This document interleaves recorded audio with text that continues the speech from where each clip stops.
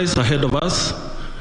We commit the chair and the commissioners before you, and all of us gathered in this room, that your will prevails, your presence overwhelms us, and this nation, oh God, will not go to the drain because you reign.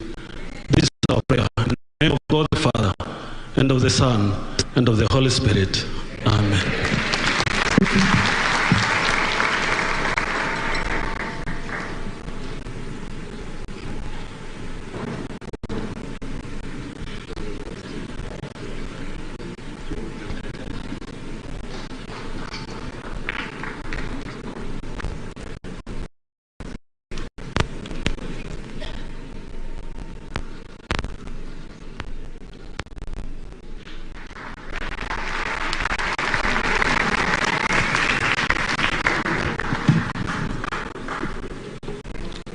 Good evening.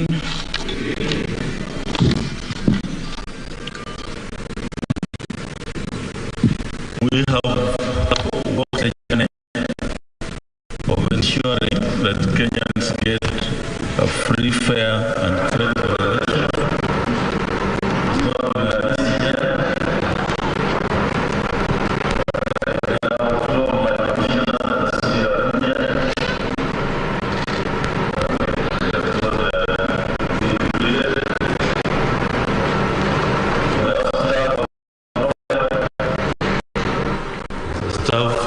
Returning officer Embakasi West, who disappeared while on duty.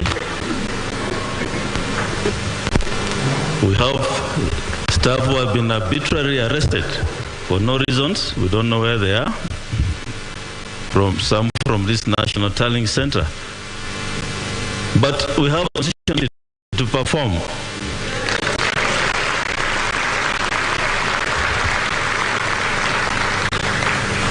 And that's why I stand before you today, despite intimidation, harassment,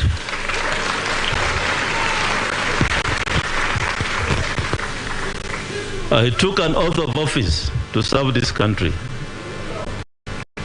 And I've done my duty in accordance with the Constitution and the laws of the land. And I feel proud that I've been given this opportunity to serve Kenyans. This, of course, will be my last election to preside over. And for those who will come, we have prepared for you what the Constitution envisaged from us, an independent electoral commission.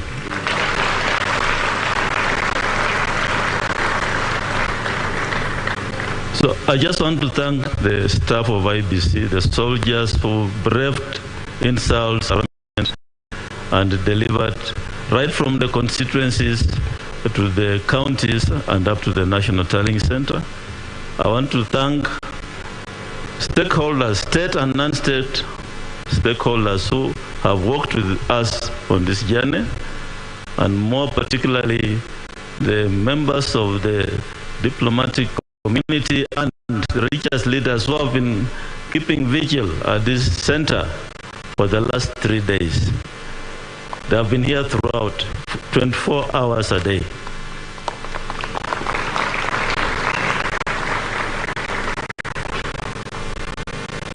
So Kenyans came out and voted on the 9th of August, and these are the results of what the will of the Kenyan people reflects. These results are in the public portal.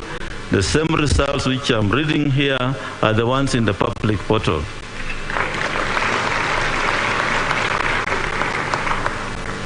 So there were 4 presidential candidates.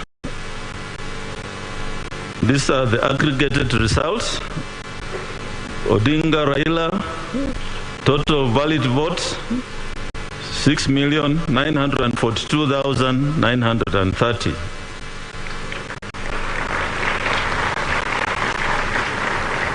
And this represents 48.85%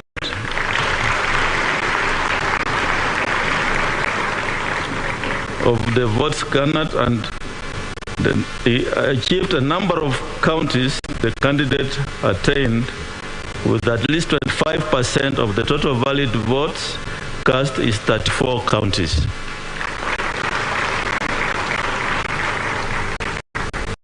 Ruto William Samoei,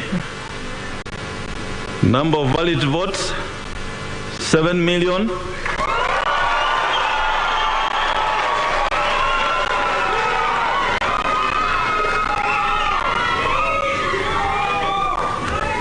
Thank you. 7,176,000.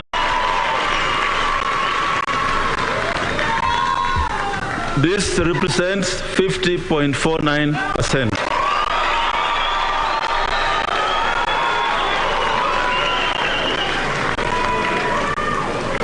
And he achieved the minimum number of 39 counties at 25%. WAIGURU David Maure, number of valid votes in figures 31,987. Luchiri, 61,969.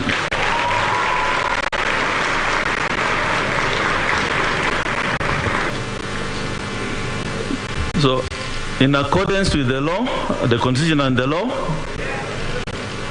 I, Wafula Chebukati, Chairperson of the Independent Election Boundaries Commission, hereby declares that Ruto William Samoei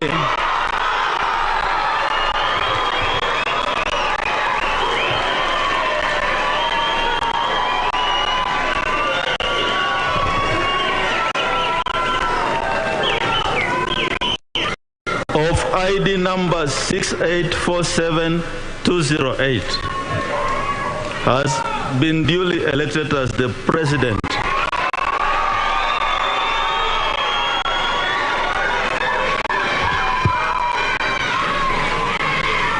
of the Republic of Kenya under the provisions of Article 130 of the Constitution in the presidential election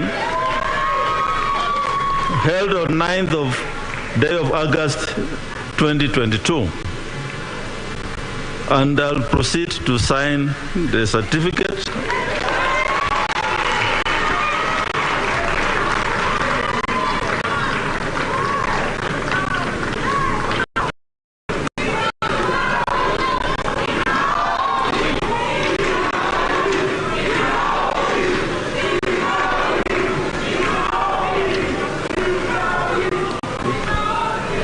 I invite the President-elect to come forward and receive his certificate.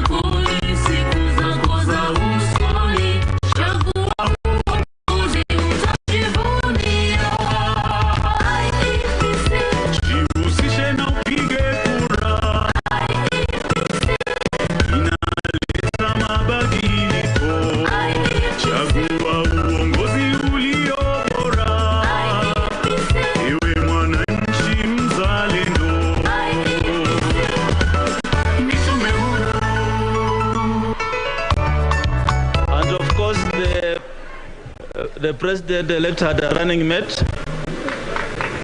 Rigathi Gachagua is the Deputy President-elect. Thank you. I invite the President-elect to make his remarks. And thank you, Kenyans, for having a peaceful election. Thank you.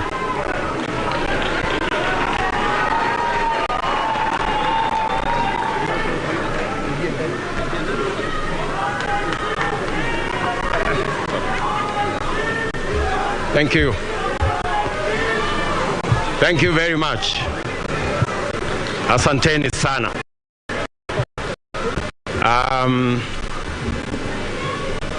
Your Excellencies, Ambassadors, and High Commissioners present, Your Lordships, the Bishops,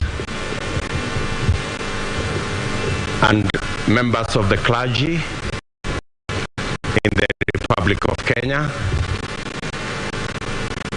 my good Deputy, Rigathi Gachagua,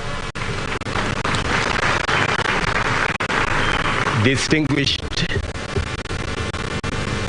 Independent Electoral and Boundaries Commission, led by Chairman Wafula Chebukati, fellow countrymen and women, good evening. It is a wonderful evening, and I want to thank God that we are here this evening to witness this momentous occasion as the people of Kenya restate what is in Article 1 of the Constitution of Kenya, that all sovereign power belong to the people.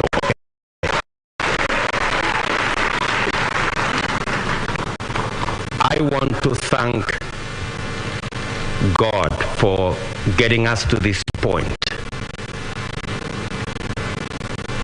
I want to thank God that today we have concluded this election.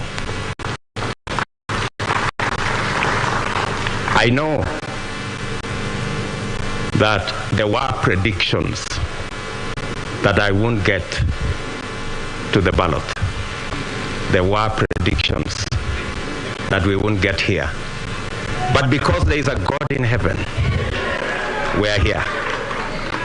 And I want to, in a very special way, say and confess that without God, we wouldn't have been here.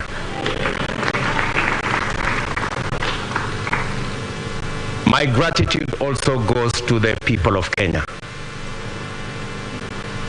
the millions who listen to us, the millions who participated in our campaigns peacefully,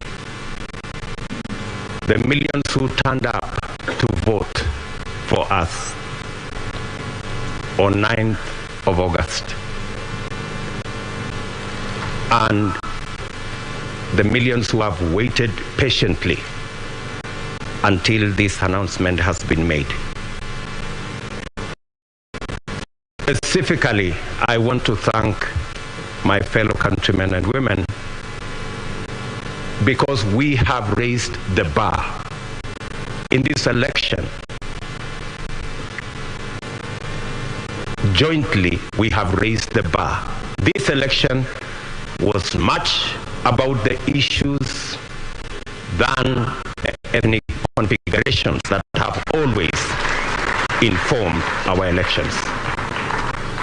Gratitude goes to the millions of Kenyans who refused to be boxed into tribal cocoons. I am a very proud Kenyan this evening that the people of Kenya have raised the bar on us who are seeking leadership in our country. Not to sell our ethnicities, but to sell our programs, our manifestos, our agenda, and our plan. Let me also say right at the start that in here and in this election, there are no losers. The people of Kenya have won because they have raised the political bar. I want to say that the people of Kenya, led by the 14 million who turned up to vote, are the biggest winners. The hero of this election is the Iebc, led by Wafula Chebukati.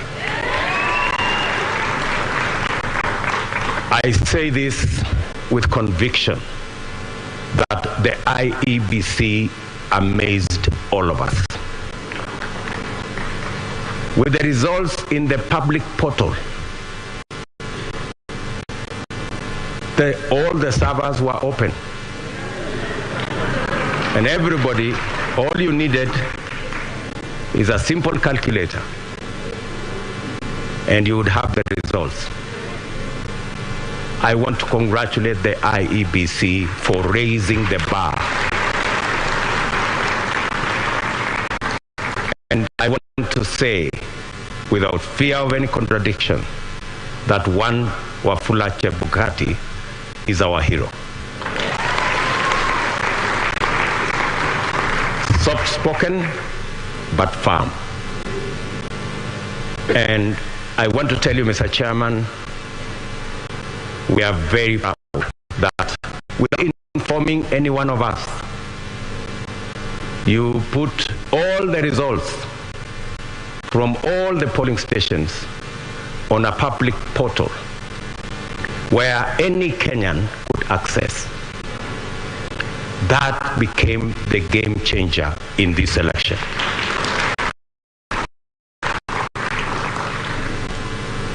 Let me also,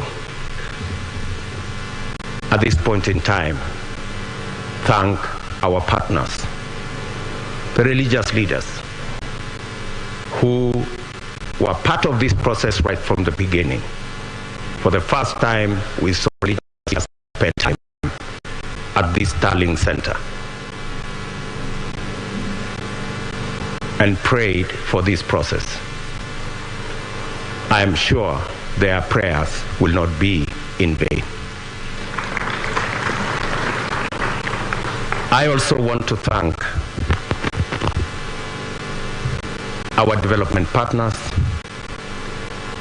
our diplomatic community, and all the observers who came in their thousands to be part and parcel of the process right from almost 2 weeks ago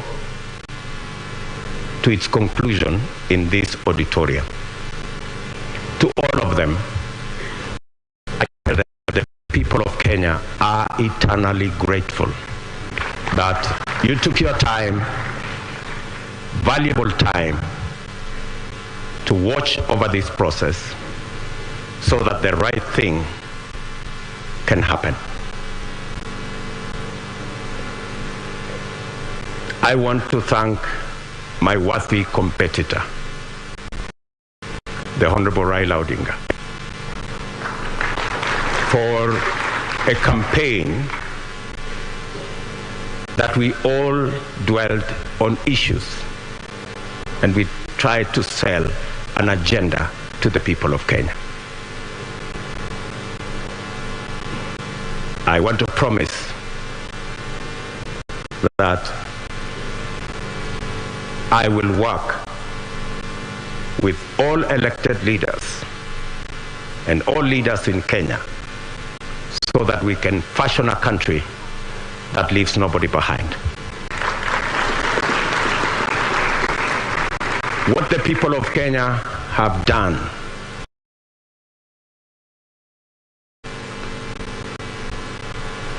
there will be those of us who will be in the executive, but there will be those of us who will oversee what we do in the executive. Both responsibilities in government and in the opposition are important for the people of Kenya.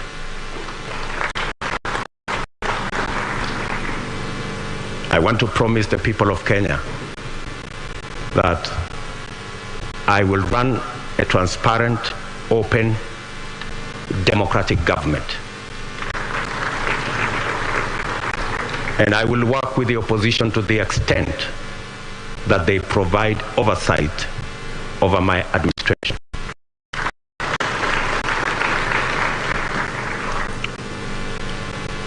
Let me also, at this point in time, acknowledge my boss, the President of the Republic of Kenya. His Excellency Uhuru Kenyatta, who worked with me over the last 10 years in various forms. And I want to commit to the people of Kenya that I will build on the foundation that President Kenyatta and I put together and take this country to the next level. I want to promise all the people of Kenya, whichever way they voted, that this will be their government. I know many, especially those who have done many things against us. I want to tell them that they have nothing to fear. There is no room. There is nothing. There is no room for violence. There is no room for looking back. We are looking into the future. I am acutely aware that our country is at a stage where we need all hands on deck to move it forward. We do not have the luxury to look back. We do not have the luxury to point fingers. We do not have the luxury to apportion blame. We must close ranks and work together for a democratic, prosperous Kenya. I want to thank the members of my team, starting with my wife and family.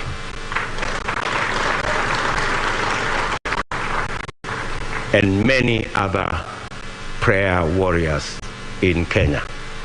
And I want to confess that I have been prayed into victory. It is not our effort. And my team knows. We were working against the odds, many odds at that, but I must confess that it is God who brought us this victory.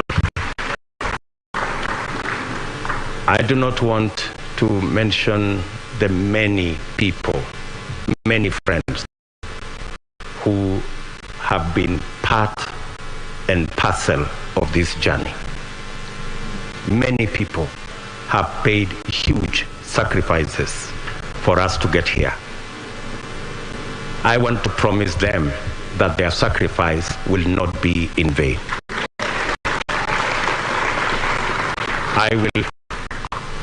I and my team and I will work very hard to make sure that we don't let the sacrifices made by many Kenyans, we don't let them down. I am very confident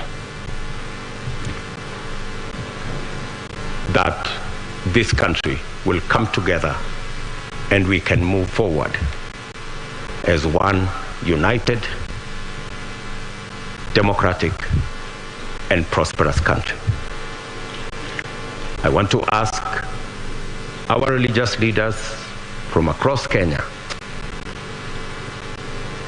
to pray for us and to pray for the unity and prosperity of our country.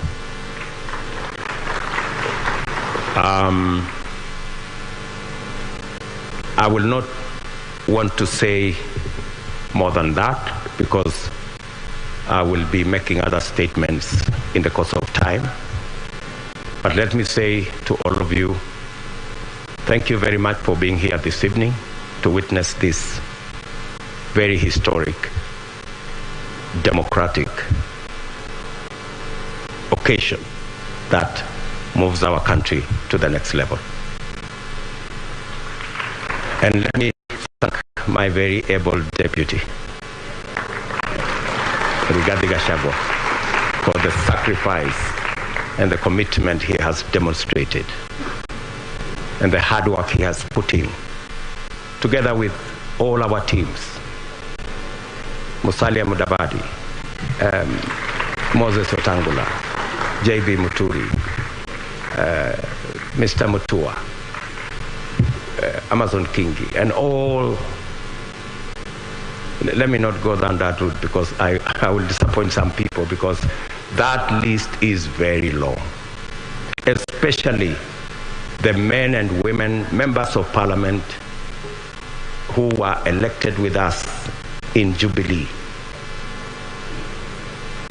And they have paid a heavy price for us to get here. Ladies and gentlemen, waheshimiwa, let me say, I owe you. You are great people. The sacrifices you made, withstanding the many incidences of blackmail and threats, I want to tell you, you have earned your place in the history of Kenya, because today we're going to form a government together to serve the people of Kenya. So with those many remarks, let me say to all the people of Kenya, I give you my word that I will work hard to make sure that this nation moves to the next level, is united and is prosperous. Asanteni sana.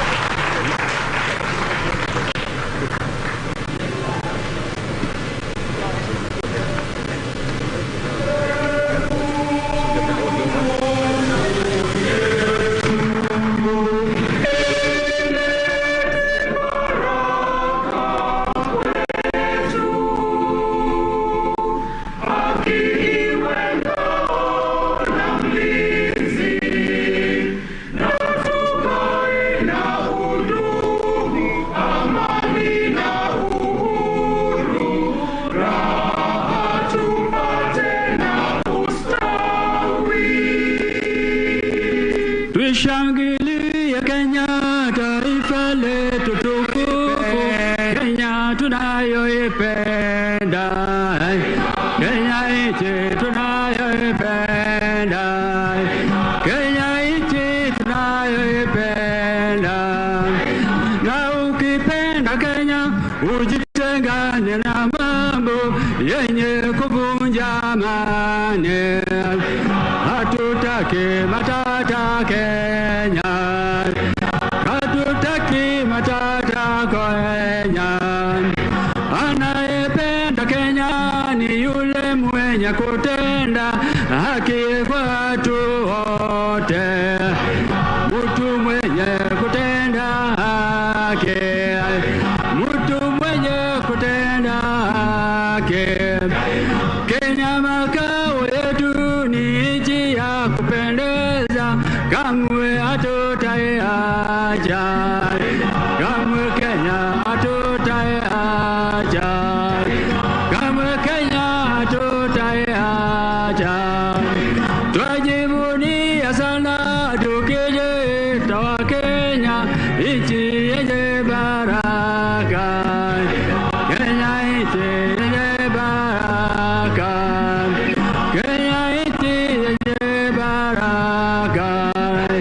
Tushangilie Tushangilie Kenya, taifa letu tukufu, Kenya tunaipenda.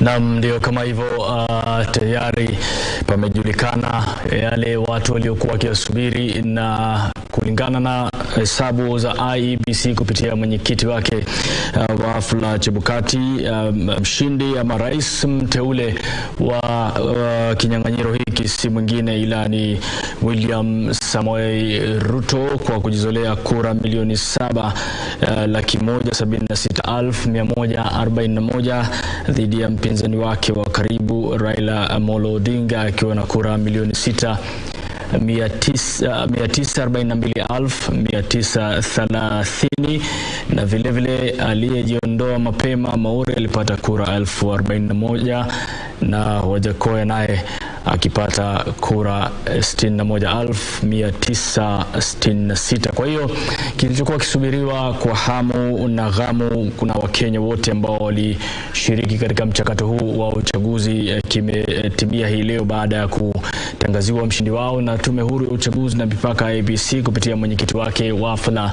Chebukati. Na katika picha unazoziona hivi sasa ni kwamba sherehe, nderemo, vifijo inaendelea katika maeneo tofauti ikiwemo kaunti ya Uasin Gishu na vile vile huko Nyeri, wakisherehekea wanachokiamini kwamba ni juhudi walizofanya katika uchaguzi ambazo zimezaa matunda siku hii ya leo kupitia tangazo rasmi la urais hapa nchini. Kwa hiyo kwa mujibu wa Iebc na tangazo ambalo ni rasmi ni kwamba amiri jeshi mkuu wa taifa la Kenya watano atakuwa William Samoei Ruto kwa kujizolea kura ambazo ni zaidi ya 50% na ile kura moja ambayo ilikuwa inahitajika kisheria kwa wagombea au mgombea kutangazwa kuwa rais. Kamche. Wanasema hayawi mwishowe huwa. Wakenya wamesubiri na hatimaye rais wa 5 wa Jamhuri ya Kenya ametangazwa hapo na mwenyekiti wa tume ya Iebc Wafula Chebukati, ambaye ndiye msimamizi wa kura za kitaifa ama katika kiwango cha kitaifa maarufu National Returning Officer, na ameweka bayana kwamba ni mgombea wa kiti hicho kwa tiketi ya UDA na muungano wa Kenya Kwanza, ambaye ni naibu rais William Ruto, ambaye kwa sasa ndiye amekuwa rais mteule wa 5 wa Jamhuri ya Kenya. Harith ametoa hotuba ndefu hapo ikiwa imesheheni kushukuru taasisi mbalimbali, kushukuru makundi mbalimbali, na pia ujumbe wake ulikuwa umejaa amani na kuzungumzia kwamba kazi itaanza mara moja. Nikinukuu tu baadhi ya shukrani ama makundi aliyoyataja kutoa shukrani kwao ni Wakenya, hasa manake Wakenya ndio walokwenda debeni. Zaidi ya Wakenya milioni 14 walikwenda debeni na kumpatia kura ambazo yeye amejikusanyia zaidi kushinda mpinzani wake wa karibu Raila Odinga. Kwa hivyo shukrani yake ya kwanza imekuwa ni ya Wakenya, akisema kwamba vile vile anashukuru makundi mbalimbali ambao wamekuwa kijihusisha nayo, akisema viongozi wa dini wamekuwa pamoja naye katika kufanya maombi ya hapa na pale katika kutafuta neema zake Mungu.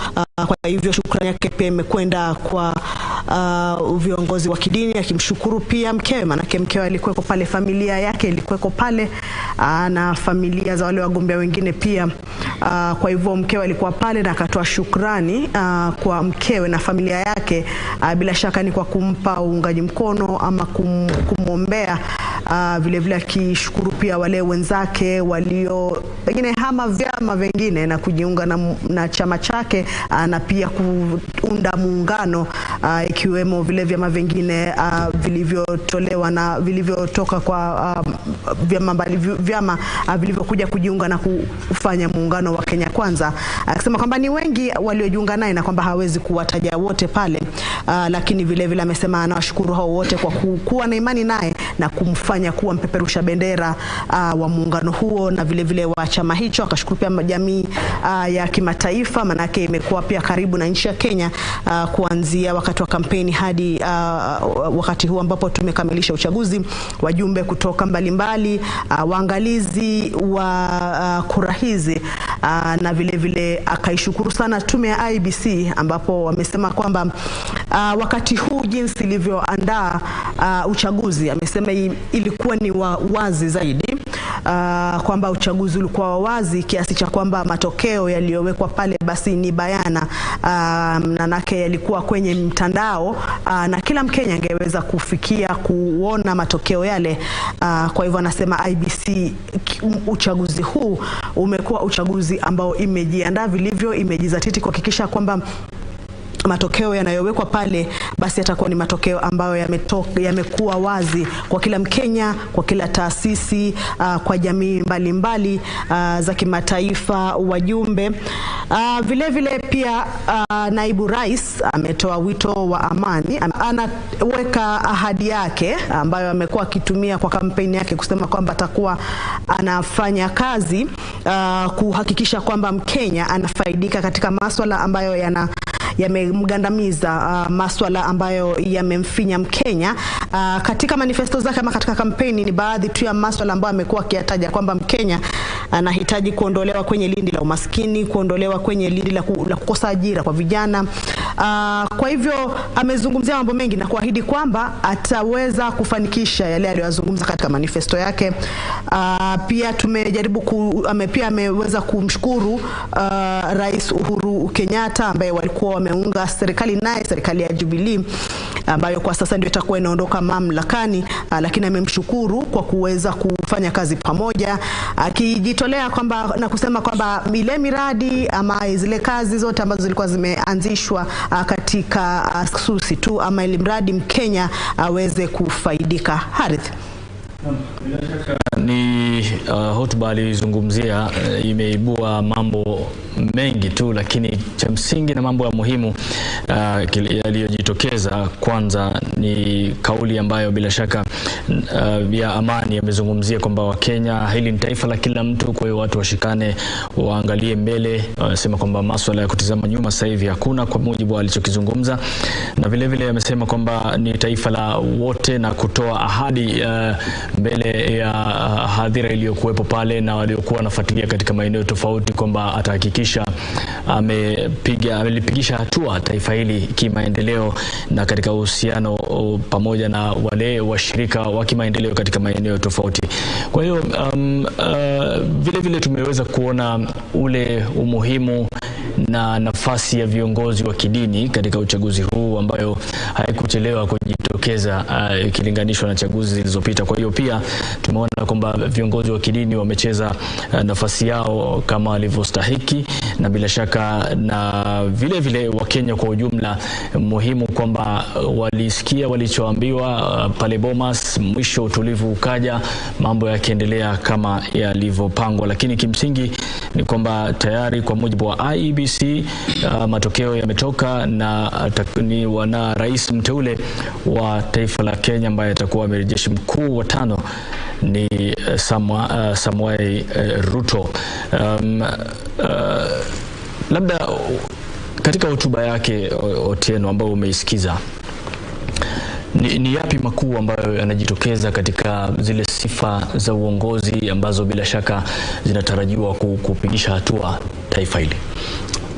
Kwanza hongera kwake rais mteule Daktari William Samoei Ruto, mjasiriamali ambaye kwa sasa kutokana na historia ambayo tumekuwa nayo, mjasiriamali ambaye ametoka katika viwango ngazi za chini hadi kuwa sasa hivi rais mteule. Naam, kabla ya kuendelea, najua tulizungumza kwamba ni historia kwa yote atakayeshinda, bila shaka ni historia, tutakuja kuizungumza. Nataka tuelekee Uasin Gishu, tuungane na mwenzetu Timothy Kipnusu. Timothy, kama unanipata kwa sasa, hebu tujuze tu ni kipi kinachoendelea kwa sasa, japokuwa tunaona kwa mbali wewe ndio uko huko. Ni kipi kinaendelea kwa sasa katika kaunti hiyo Uasin Gishu, Timothy?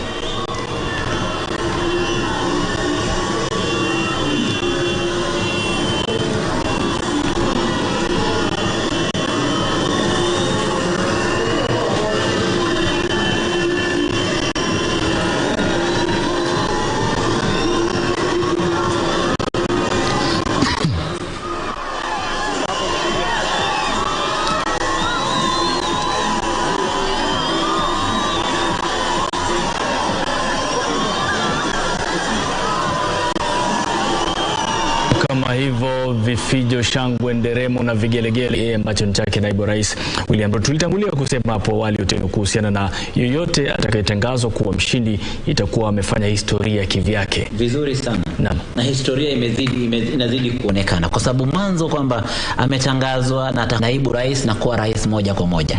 Wengine wote hawajaweza kufanikiwa kufikia kiwango hicho. Hivyo anapofanya hivyo kwa mara ya kwanza, basi ni hatua kubwa ambayo amepiga, na ni jambo ambalo linashajiisha pia wengine ambao watakuwa katika nafasi hizo kwamba linawezekana kufikia kiwango hicho. Kile ambacho kimekuwa muhimu kwangu zaidi ni kwamba ameweza pia kutoa shukrani moja kwa moja kwa mpinzani wake wa karibu ambaye ni Raila Odinga, ambaye amesema kwamba ushindani uliokuwepo ulikuwa muhimu sana na walikuwa kishindana kisera mara hii kuliko mashindano ambayo yamekuwepo hapo awali katika chaguzi za hapo awali ambazo zimekuwa zikiegemea upande mmoja masuala ya kikabila. Hivyo kwake ameridhishwa sana na jambo hilo, na akasema pia jambo fulani kwamba kuna wale ambao kwa njia moja au nyingine walikuwa wamesema na kutangaza kwamba huenda singefikia kiwango hicho mahali ambapo sasa hivi anatawazwa kuwa mshindi, lakini zaidi ya yote ametoa shukrani na akawaambia kwamba hatutaangalia nyuma, tutazidi kufanya kazi kuangalia mambo ya mbele,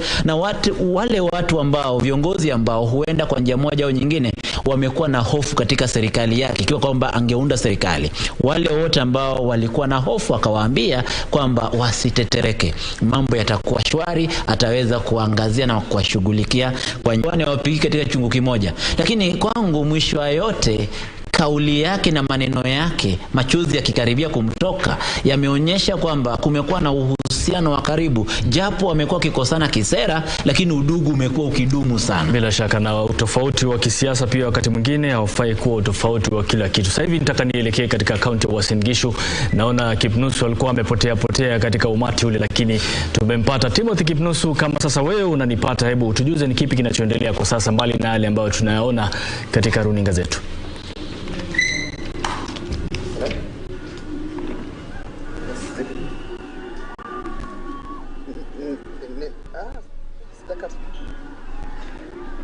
Na mtazamaji, kama unavyotizama ni mbwembwe, shamra na mahanja mnaendelea kutokota hapa katika gatuzi la Uasin Gishu. Mfuraha mpwito wakazi hapa kwenye gatuzi hili wakiwa hawaamini kwamba mtoto wa nyumbani William Samara Ruto ametangazwa kuwa rais wa 5 wa taifa hili, kwamba wamekuwa wakisubiri kwa hamu na hamumu, nyuta na mate, wakiwa wametizama runinga ambayo imetundikwa katika mji katikati mwa mji wa Aldrich kusubiri Wafula Chebukati, mwenyekiti wa tume huru ya uchaguzi na mipaka nchini IEBC, kuweka paruanja matokeo ya uchaguzi. Wamekuwa wakisubiri tu kujua ikiwa ameweza kuchukua nafasi au la, na baadhi tu ya wale ambao tayari nimezungumza nao kabla au baada tu ya Wafula Chebukati kutangaza matokeo hayo, wamerisifia tume huru ya uchaguzi na mipaka nchini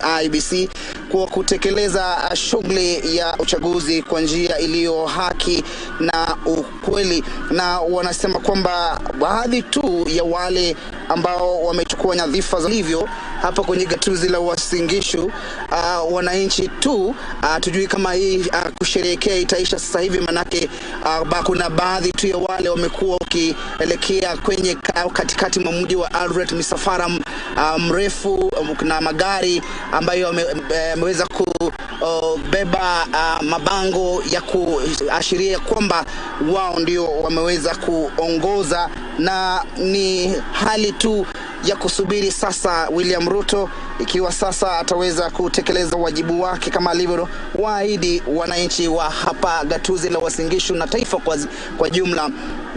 Mwenzangu Harith pamoja na Kamche, kuna tu baadhi ya viongozi wachache vile wako hapa. Nikipata fursa nitakuwa nasemezana nao, manake hapa kumejaa pomoni, hata hakuna nafasi ya kutema mate.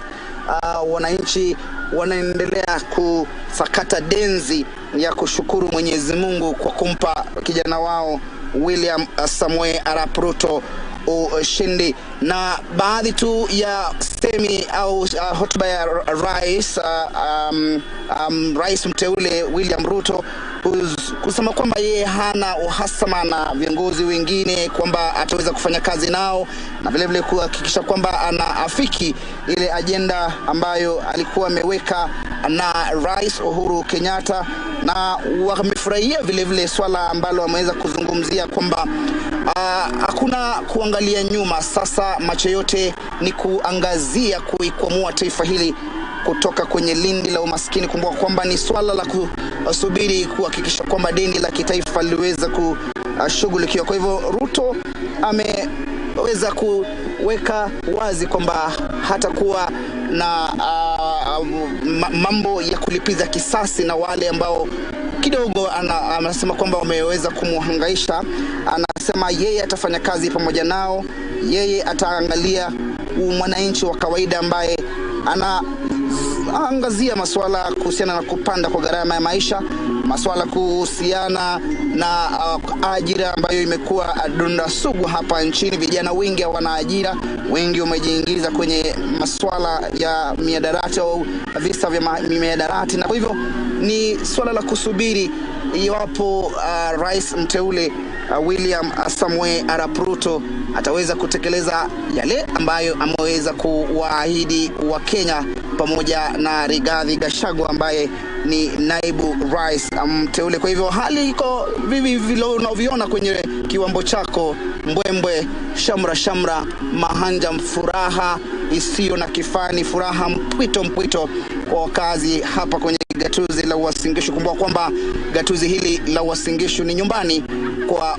William Samoei Arap Ruto, hasa eneo bunge la Tarbo. Tutakuwa tunaelekea kule Sugoi, eneo bunge la Tarbo alikozaliwa William Ruto, vile vile tupate maoni, hisia mseto kutoka kwa wananchi ambao wanafurahia mtoto wao kuweza kupewa nyadhifa ya uongozi ambayo amekuwa akitafuta zaidi William Samoei Arap Ruto. Kwa hivyo endelea kutizama KBC Channel 1, tutakuwa tunakuletea mambo haya moja kwa moja kutoka kule Sugoi na vile vile katikati mwa mji huu wa Eldoret. Maoni tu ya wananchi kuhusiana na Ruto kuweza kutangazwa na Tume Huru ya Uchaguzi na Mipaka nchini Iebc kuwa mshindi wa chaguzi ambao ulitamatika tarehe 9. Harith pamoja na Kamshi. Asante sana Timothy Kipnusu. Bila shaka tunaona mbwembwe, vifijo na nderemo kutoka kwa sehemu aliyotokea Ruto ama kaunti aliyotokea Daktari William Samoei Ruto, ambaye ametangazwa rasmi leo kuwa rais mteule wa taifa hili. Na bila shaka mbali na Uasin Gishu, tumeona maeneo ya Gatundu, Nyeri, pia baadhi ya wafuasi wake ambao walishughulika katika kufanya kampeni na vile vile kumpigia kura, pia nao wakijitokeza wakiimba kwa furaha na hisia ambazo wamekuwa wakisubiri kwamba mahali ama mambo yatakwenda wanavyotarajia wao.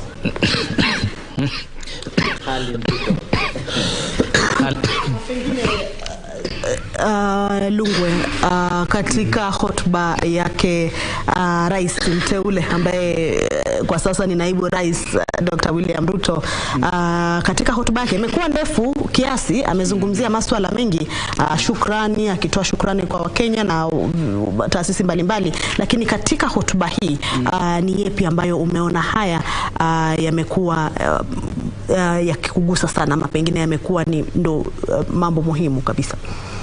Kwanza wacha niseme kwamba ni hongera kwa rais mteule Bwana William Ruto. Kinyang'anyiro hakikuwa chepesi, ameng'ang'ana na kufikia hapa, naweza sema tu hongera.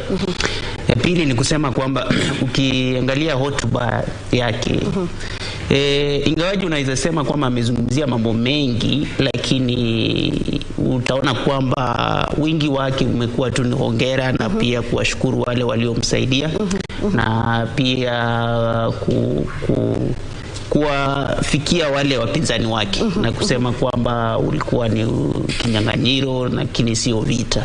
Na sasa kampeni zimeisha, uchaguzi umeisha, wananchi wameamua sasa ni wakati wa sisi kuja pamoja kama taifa na kutembea pamoja, kufanya kazi pamoja ili tuweze kuhakikisha kwamba yale mambo ambayo yamefanya achaguliwe yametimia. Na Mkenya pia ambaye anapata matatizo hapa na pale kwamba hoja zao ama yale ambayo yanawakandamiza yaweze kwenda kushughulikiwa.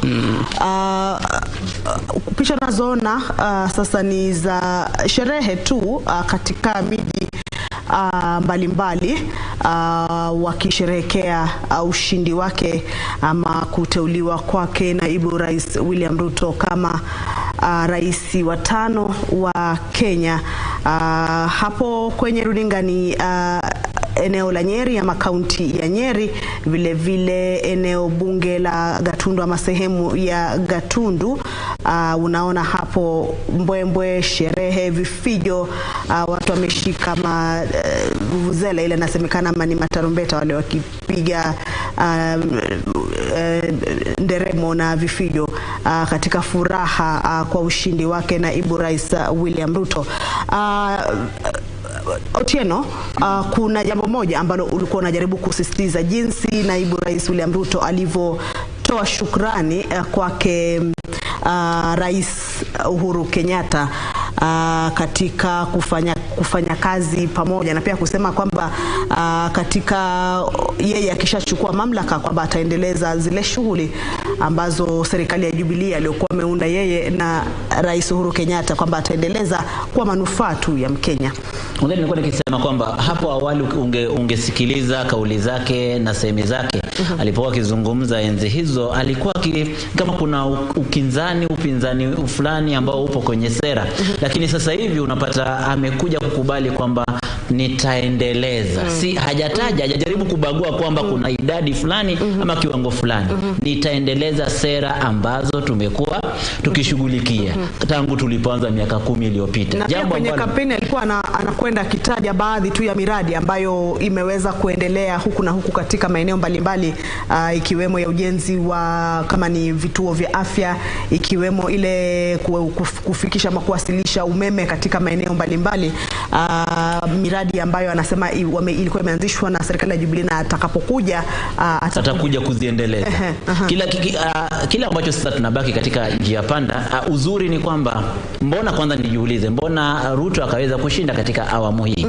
Kuna mambo ambayo yanajitokeza wazi, na hapa tofauti zilizokuwepo baina yake yeye na Rais Kenyatta ni kati ya mambo ambayo huenda yaliweza kumpa nafasi ya kuchupa juu na kuweza manake watu wakamuona kama mtu ambaye kwa njia moja au nyingine anajaribu kudhalilishwa, anajaribu kupigwa. Hivyo basi akapokea that sympathy ambayo inajitokeza kwa wengi ambao waliweza kumpigia kura. Alafu la pili hapa, nafasi ya vijana. Manake nilikuwa nikisema kwamba ikiwa yule ambaye angeshinda lazima kungetokea mbona akashinda huyu Ruto kushinda, basi nafasi ya vijana imechangia sana. Manake alitoka na mikakati na sera. Unakumbuka strategy yake ya bottom up, unakumbuka namna ambavyo amekuwa akizungumza kuhusu hasla, lugha ambayo unajua communication strategies ambazo zimeenda na kulandana na matumaini na kuwapa vijana wenyewe matumaini ya kuona kwamba kumbe hapa mbele mambo yatakuwa. Na ukilinganisha zaidi na sera zake ambazo amekuwa akizungumzia pamoja na historia yake, basi vijana wakaona kwamba hii ndio picha halisi, namna ambavyo Harris hupenda kusema picha halisi, mfano halisia wa yale ambayo yanafanyika pale. Zaidi ya yote kuzungumzia haya yote ni kwamba kuna sehemu hii ya kampeni za mapema. Nadhani kampeni za mapema pia zimejaribu sana kumpa nafasi na upato ili aweze kushinda nafasi hii. Manake watu wengine walipokuwa wakija baada ya karibu zikiwa zimebaki karibu miezi 6-7, yeye tayari alikuwa ameanza mapema na watu wamejua tangu mwanzo kwamba huyu anawania nafasi ya uongozi. Hivyo basi watu wakaanza kujipanga mapema ili kwenda sawa na kasi zake. Ukweli uwe kwamba strategy, mikakati iliyowekwa na timu yake naibu rais ambaye sasa ni rais mteule zilikuwa za juu ya alama na ambazo basi huenda ndizo zimechangia sana ushindi wake katika nafasi hii. Sasa ninabaki na swali la kutakuwaje katika sekta ya elimu. Naanza na hilo kwa sababu ndipo makao yangu makuu. Sekta ya elimu, maana yake alipokuwa kizungumza, mjadala ulikuwa kwamba huenda kwamba watatoa CBC. Hilo ndilo lilikuwa kati ya yale sera zake ambazo zilikuwa zikizungumziwa. Na ukiangalia bwana Mudavadi alipokuwa kizungumza hapo awali, pia akasisitiza kwamba itabidi tuangalie CBC kwa jicho la ndani. Ujue kwamba ni CBC curriculum ambayo tayari kuna watoto ambao wanaingia katika kidato cha kwanza, kidato cha daraja la 7 mwanzo wa mwaka. Hivyo basi ikiwa ataamua kutema masuo na kuachana na kila kitu, mambo gani ambayo yataweza kufanyika katika sekta ya elimu? Manake sekta ya elimu tayari full fall. Kwa hivyo hatuwezi tukabadilisha. Hivyo tunatarajia kuona mambo mengi sana ambayo yataweza kutokea atakaposhika hatamu rasmi. Naam, ni kweli. Kuhusiana na masuala ya elimu, basi nimefikiria unazungumzia lini wanarudi shule wanafunzi. Manake ni moja kati ya mambo ambayo tumekuwa tukiyazungumzia kwa muda mrefu kwamba shughuli yote hii na kukaia kwake pia imepelekea siku za ufunguzi wa shule kusogezwa mbele. Kwa hiyo bado pia watu wasubiri labda kauli rasmi kutoka kwa wizara iliyopo ya elimu, ama bado tarehe ni ile ile. Lakini kimsingi ni kwamba mageuzi japo yakifanyika kupitia mfumo wa elimu, kwa mfano haiwezi kufanyika kwa mara moja, kutokana na labda hao watakaoingia wanaweza kuendelea na mfumo huu wasibikisha baadaye mageuzi yakifanyika tena kuwe na tofauti nyingine tena. Yani wawe ni kama hao walioko katikati ndio watakuwa wamejipata sehemu ambayo haifai. Sikutaka kutumia neno hilo, lakini wamejipata katikati ya mabadiliko ya mfumo wa elimu. Kwa sababu ule mfumo wa kawaida wa 844 alafu CBC alafu tena, iwapo watatekeleza miongoni mwa wale mambo ambao walikuwa wanayazungumza, basi itakuwa wamejikuta katika katikati ya mifumo miwili ambayo bila shaka sijui yatakuwa, lakini hakuna kitu ambacho hakina utatuzi wake. Na bila shaka wataafikia yale ambayo walikuwa wamepanga kama wizara. Mwenyewe nitaka kumuuliza wakili na maybe kuongezea kwa hilo ni kusema kwamba unajua kuna ule usemi kwa siasa wanasema kwamba kwa kizungu tunasema you campaign in poetry and govern in prose. So kitu ambacho watu wengi hawaelewi ni kuwa katika serikali ya Jubilee wakipitisha hizi mifumo zote, Mheshimiwa naibu wa rais William Ruto ambaye ni president elect alikuwa part of it. Kwa hivyo kando na zile semi zilikuwa zinajitokeza kwenye campaign, mnafaa mjiulize kwamba ni kweli alimaanisha hakuhusika na ni kweli hakuwa anaona kuna shida na CBC. Kwa sababu inafaa ieleweke kwamba ukiwa katika hali ya campaign ni lazima, ili kufurahisha wafuasi wako na pia kupata uungwaji mkono, unaangalia kile kitu ambacho ule mpinzani wako ama wale wako karibu na mpinzani wako wanajihusisha nacho kwa sana, alafu unaangalia udhaifu wake, alafu unajaribu kuelezea hao wafuasi kwamba hii tutarekebisha. Na ukiangalia kama serikali zilipokuwepo, unaona kwamba mtu alifanya kampeni alikuwa anaahidi atafanya hii kwa ile serikali ambayo ilikuweko, lakini baada ya kuchaguliwa sasa anaanza kugovern prose. Anaonekana kwamba hata yeye mwenyewe anaona kwamba itakuwa ni jambo maybe bias zaidi kuanza tena kubadilisha mfumo. Na akibadilisha hivyo, sio tu ati wale wenye kwa mfano walikuwa naunga upande ule mwingine ndio wataathirika. Hao watu wenye kwa televisheni sasa hivi wanasherehekea ushindi wake, pia wako na watoto na wako shuleni na wako na usemi. Na licha ya msimamo wake, hata wafuasi wake wanaweza mwambia hapana, tumekuwa na watoto wetu miaka 6 sasa 5 7 wamekuwa tumia mfumo. Kwa sababu kwa hivyo ukigeuza haitakuwa jambo nzuri. Na uende akawa na ile tunasema second thought. Na hiyo ni kumaanisha ya kwamba kuna mambo mingi sana wanasiasa huwa wanaahidi wakiwa kwa zile campaign na political podium. Lakini sasa ukipata uongozi, ukianza sasa kuongoza nchi, unakaa chini na wale technocrats, experts, unaona kwamba mambo mengine hayawezi yakatendeka. Unaona maneno ya porojo ni mengi sana. Kwa campaign unasema kile kitu ambacho kitakupa kura. Lakini ikifika kwa wakati sasa wa kuongoza ni unatumia akili sasa. Ahadi ni nyingi zilizotolewa kwa Wakenya kwenye manifesto, na Wakenya watakuwa ni wenye kutarajia basi yale yote walioahidiwa ama yaliyowekwa kwenye ile karatasi inayosemekana ni manifesto, basi yataweza kutimizwa kwa kiwango ambacho kitamfanya Mkenya ahisi kwamba kama hapa ndo nimefinyika, basi angalau kuna mawili matatu ama kuna kadhaa ambayo yametajwa na vile vile yalitajwa kuwa yatatusaidia, na naona yametimizwa na yametusaidia. Kuna jambo moja ambalo pia tunaweza lizungumzia hapa. Amesema kwamba hakuna kulipiza kisasi, na pia vile vile amesema kwamba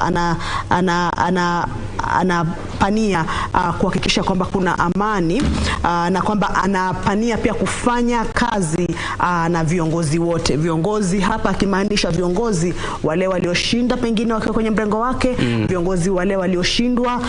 Hii inamaanisha nini kwako, Lungu? Kwangu ni kumaanisha kwamba vile nimesema earlier kufungua kwamba you campaign in poetry and you govern in prose.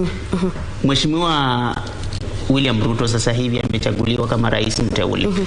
Baada kama itaenda apishwe, baada ya kuapishwa atakuwa sasa na ile tunaita kwamba challenges mpya. Na utaona kwamba hata wapinzani wake watakuwa wapi. Akianza serikali mambo yatabadilika, na zile sasa challenges zenye anafaa ashughulike nazo zitakuwa tofauti. Na sasa hivi ni mbwembwe na nderemo na watu kusherekea, lakini baada ya kazi kuanza mambo itakuwa tofauti. Na itakuwa tofauti mpaka atafikia mahali atahitaji ile ungwaji mkono wa wapinzani wake. Kwa mfano akiwa na agenda yake, unaona sasa hivi katika manifesto yake ametoa ile radical promises. Na unaona kwamba hizi ahadi zote kuna mingi ambazo zitahitaji policy reforms, kuna mingi zitahitaji legislation. Na hizi legislations hawezi pata kama hapati support ya ile upande mwingine. Kwa hivyo atahitaji kushirikiana na hao watu wenye wapinzani wake ili kuweza kusukuma gurudumu la agenda yake. Na pia kuna ile jambo ambalo tunazungumzia jana Timothy na Harith, Otieno na Harith, kuhusu pengine kama wanaweza jaribu kuchukua mawili matatu kutoka kwa manifesto ya huyu mwenzake aongezee kwake, pengine katika kuiboresha zaidi, na katika kujaribu kufanya yale mambo ambayo Wakenya wanatarajia kufanyiwa. Otieno, tukizungumzia hili swala la kwamba amezungumzia kwamba yupo tayari kufanya kazi ama anapania kufanya kazi na viongozi wote, ima umeshindwa ama umeshinda ama ima kwa mrengo wake ama uko nje, pengine tathmini yako wewe kwa hiyo ni nini? Kwangu nadhani tarajia kuona watu ambao walikuwa katika serikali ya Jubilee, wengine wakiwa katika serikali ya Kenya Kwanza. Tarajia kuona watu ambao huenda walikuwa katika mrengo wa Azimio wakijaribu kuletwa katika serikali ya Kenya Kwanza. Kile ambacho kitafanyika ni kwamba Bwana Ruto, rais mteule, anataka kujaribu kuleta sura ya Kenya na kuonesha kwamba ni yeye ambaye ana suluhu la matatizo ya Kenya. Hivyo basi atatafuta kila mbinu na kila njia za kuonesha hivyo. Na unajua njia moja itakuwa kwamba tuainishe sera zile ambazo zilikuwa upande mmoja na upande mwingine. Kwa sababu ukweli ni kuwa upande wa Azimio kulikuwa na sera zile nzuri ambazo zikiweza kuletwa katika uongozi wa serikali yake, basi sera hizi zitaweza kufaidi na kuwafaa wananchi wote. Sawa na Agano Party, bado kulikuwa na sera ambazo zilikuwa na manufaa kwa wananchi. Hivyo basi kiongozi yeyote yule ambaye yupo huru kufanya kazi na watu wote, ambaye hataki kuonesha ubinafsi, ambaye najua kwamba yeye mwenyewe hapendi ubinafsi kulingana na namna ambavyo alivyozungumza, basi tunatarajia kuona mabadiliko haya yakionekana paruanja na wazi kwa umma. Saa 1:03 saa za Afrika Mashariki. Kumbuka kwamba ni siku ambayo itakuwa ya kihistoria kutokana na matukio ya siku hii ya leo, na mbali na hayo unachokiona katika runinga yako ni sherehe katika maeneo tofauti kutokana na hatua ya mwisho ya Iebc kumtangaza mshindi katika kinyang'anyiro cha urais. Na naona tayari studio wenzetu Ahmed Jumabalo pamoja na Nancy Okware wamefika. Nafikiri itakuwa ni vyema tu pia nao kuwapa fursa kuweza kuendeleza pale tulipoachia kwa siku hii ya leo. Kamche. Kwa niaba basi ya wageni wetu waliofika studioni kuweza kutusaidia katika kuchanganua mawili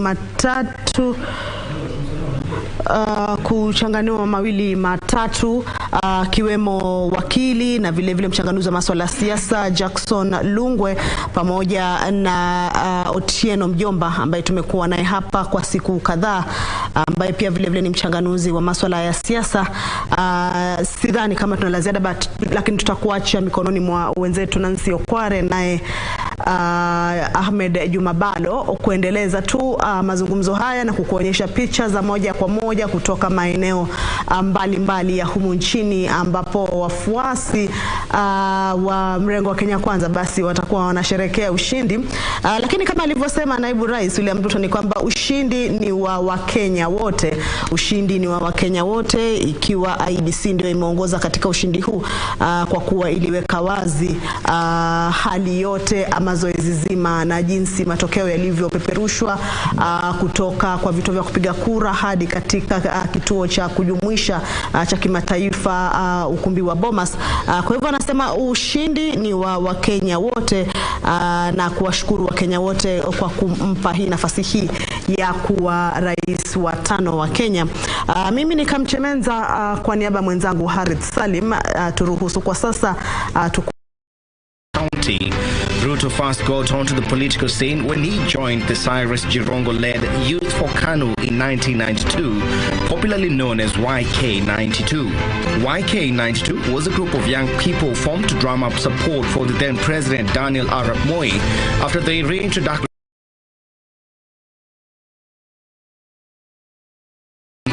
controversial group. In 1997, Ruto vied for the Eldoret North parliamentary seat and won against Ruben Tesire, a seasoned politician. After KANU won the elections, President Moi appointed Ruto assistant minister in the office of the president in 1998. He made history as the only ever assistant minister to ever attend cabinet meetings. Ahead of the 2002 general election, Ruto briefly served as Minister for Home Affairs.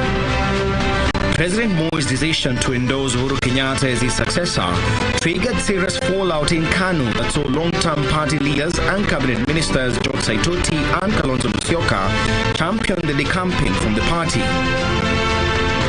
Raila Odinga, whose National Democratic Party had merged with KANU in 2001, also left. They formed the Liberal Democratic Party, which joined forces with the National Alliance Party of Kenya to form the National Rainbow Coalition NARC and picked Mwai Kibaki as the presidential candidate, winning the 2002 elections. Ruto recaptured the Eldoret North parliamentary seat and remained loyal to KANU despite the party losing the presidential election, becoming the party secretary general in 2005. During the 2005 constitutional referendum, Ruto spearheaded the anti-change team with orange as the symbol, alongside Raila Odinga, who had fallen out with President Mwai Kibaki over failure to honor a pre-election memorandum of understanding where Raila Odinga would have become Prime Minister of Kenya. The orange team won against Kibaki's banana side. The win gave birth to the Raila Odinga-led Orange Democratic Movement. In 2006, Ruto announced his ambition to vie for the presidency in the elections that were scheduled for the following year, but Khan quickly dismissed his plans. He decamped to ODM and participated in the party's presidential nominations, coming in third after Musalia Mudavadi and the eventual winner Raila Odinga. He campaigned for Raila Odinga in the 2007 polls. Ruto was re-elected for the third time to represent Eldoret North constituency. In the Grand Coalition government that followed the disputed 2007 presidential election, Ruto was appointed to head the Agriculture Ministry in 2008, where he served until 2010 when he was fired over a maize scandal. A failed no-confidence motion against Ruto would see him back in the government, this time as the Minister for Higher Education.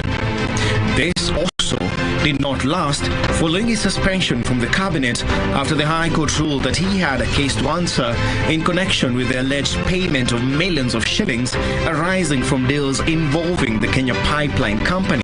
Despite Ruto and Uhuru Kenyatta being cited by the International Criminal Court ICC for crimes against humanity in the chaos emanating from the 2007 general election, the duo would merge their parties, Ruto's United Republican Party URP and Uhuru's the National Alliance Party, to form the Jubilee Coalition. Under the coalition, they would successfully vie for the presidency in the 2013 general election, with Uhuru Kenyatta becoming the president while Ruto became the country's deputy president. Ruto, alongside Uhuru, would retain the presidency in August 2017, this time under a unified Jubilee Party. Despite the Supreme Court nullifying the results, they emerged victorious in the repeat election months later. Ruto would then fall out with his boss, President Kenyatta, and Jubilee Party declaring to vie for the presidency in August 2022 on the United Democratic Alliance under the Kenya Kwanza Alliance. On 15th May 2022, Ruto named Madeira Member of Parliament Rigathi Gachagua as his running mate.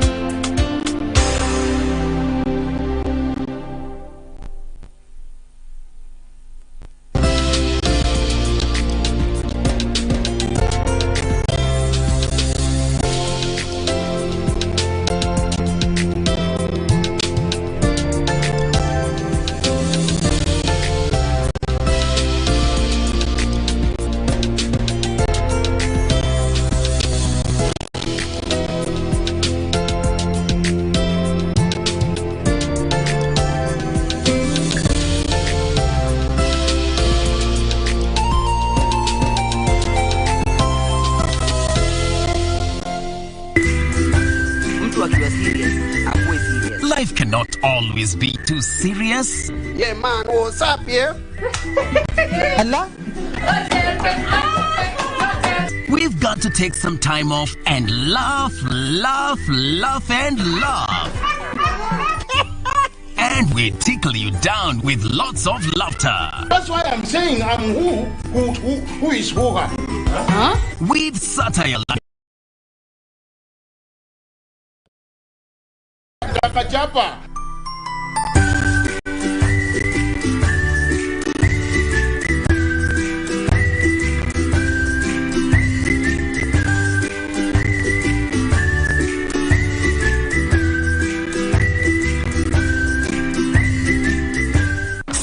Songea tukupashe na zile ambavyo vitakupa tabasamu tosha. Hana mapenzi wala mahaba, mtoto mbaya sana huyu. What did you just say? Sio tamthilia tu. And why you're saying that yeah.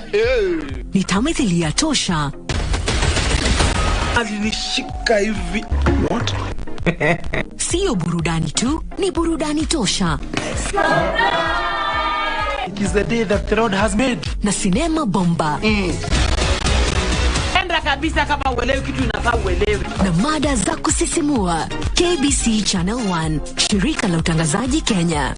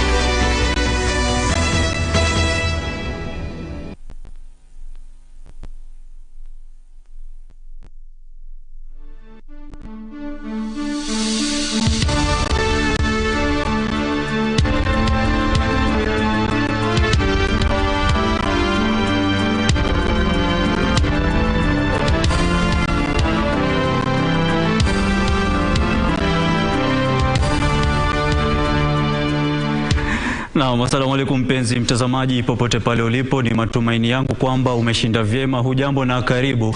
Bila shaka ile ngoja ambayo tumekuwa nayo kwa takriban siku 6 hatimaye imefikia kikomo, na sasa tushamjua kiongozi wa 5 wa taifa hili ni nani. Karibu kwenye taarifa tuliyokuandalia siku hii ya leo, lakini siko peke yangu. Acha ni mtambulishe mwenzangu upande wa pili wa studio.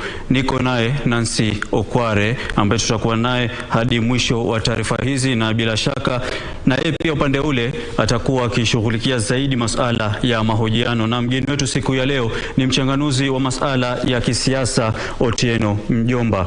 Bila shaka mtazamaji, kwanza tuangazie ile taarifa kuu na yale ambayo tuliyopatia kipaumbele siku ya leo, alafu hapo baadaye tutakupeleka upande ule kwa mwenzangu Nancy na mgeni wetu siku hii ya leo.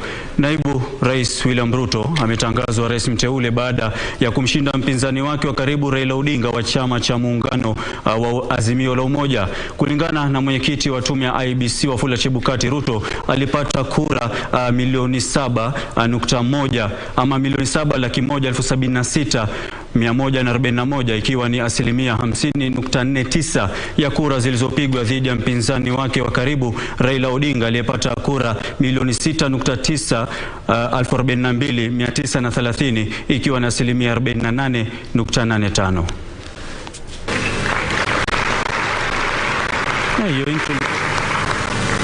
So there were 4 presidential candidates.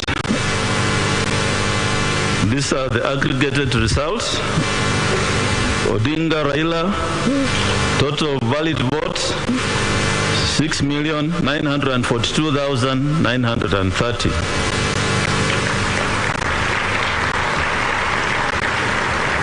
And this represents 48.85%. Ruto William Samoei, number of valid votes 7 million.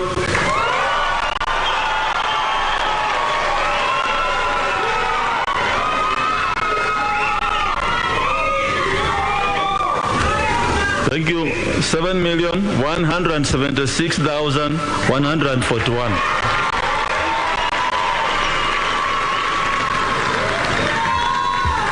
This represents 50.49%.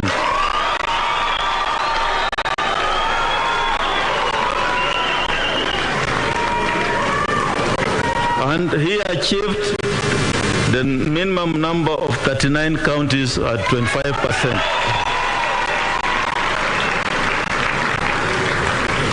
In accordance with the law, the Constitution and the law,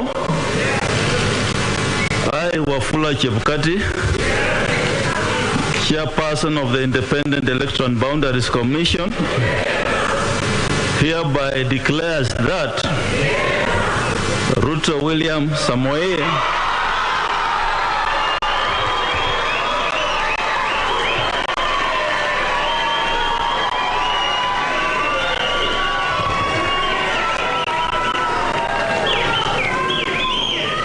of ID number 6847208 has been duly elected as the President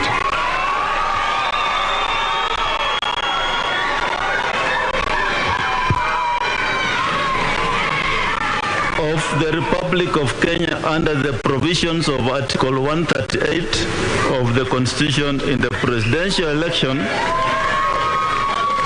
held on 9th of day of August 2022.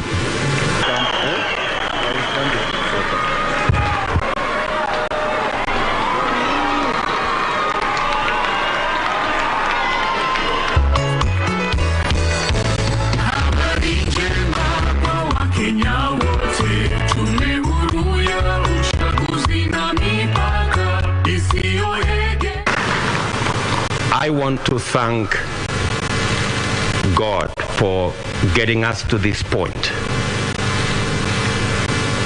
I want to thank God that today we have concluded this election. I want to congratulate the IEBC for raising the bar. And I want to say, without fear of any contradiction, that one Wafula Chebukati is our hero. I want to promise that I will work with all elected leaders and all leaders in Kenya so that we can fashion a country that leaves nobody behind. I want to promise the people of Kenya that I will run a transparent, open, democratic government. And I will work with the opposition to the extent that they provide oversight over my administration.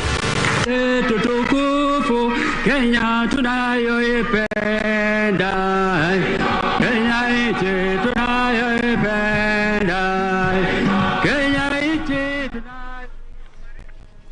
Na mtazamaji, ni tangazo ambalo kwa kweli limesitisha ngoja ambao Wakenya wamekuwa nayo kwa takriban siku 6 baada ya kuelekea debeni, na hivyo basi ningependa tuelekee moja kwa moja katika kaunti ya Uasin Gishu tuangalie tu jinsi hali ilivyo, ambapo wananchi pale tu ama wakazi wa eneo hilo wanasherekea kufuatia tangazo hilo ya kwamba William Ruto ndiye rais mteule. Kumbuka ya kwamba lile ndilo eneo ambalo anatoka, na hivyo basi pale tu tunaona picha za moja kwa moja wakazi wa eneo hilo wakiwa wanasherekea, na vilevile katika upande wa pili tunaona picha za moja kwa moja kutoka katika eneo la Gatundu, wananchi pale tu wakisherekea wakiwa wamebeba mabango yaliyo nayo picha ya rais mteule William Samoei Ruto ambaye ametangazwa muda mfupi uliopita na mwenyekiti wa tume ya IEBC Wafula Chebukati ya kwamba ameibuka mshindi katika kinyang'anyiro hicho cha Agosti 9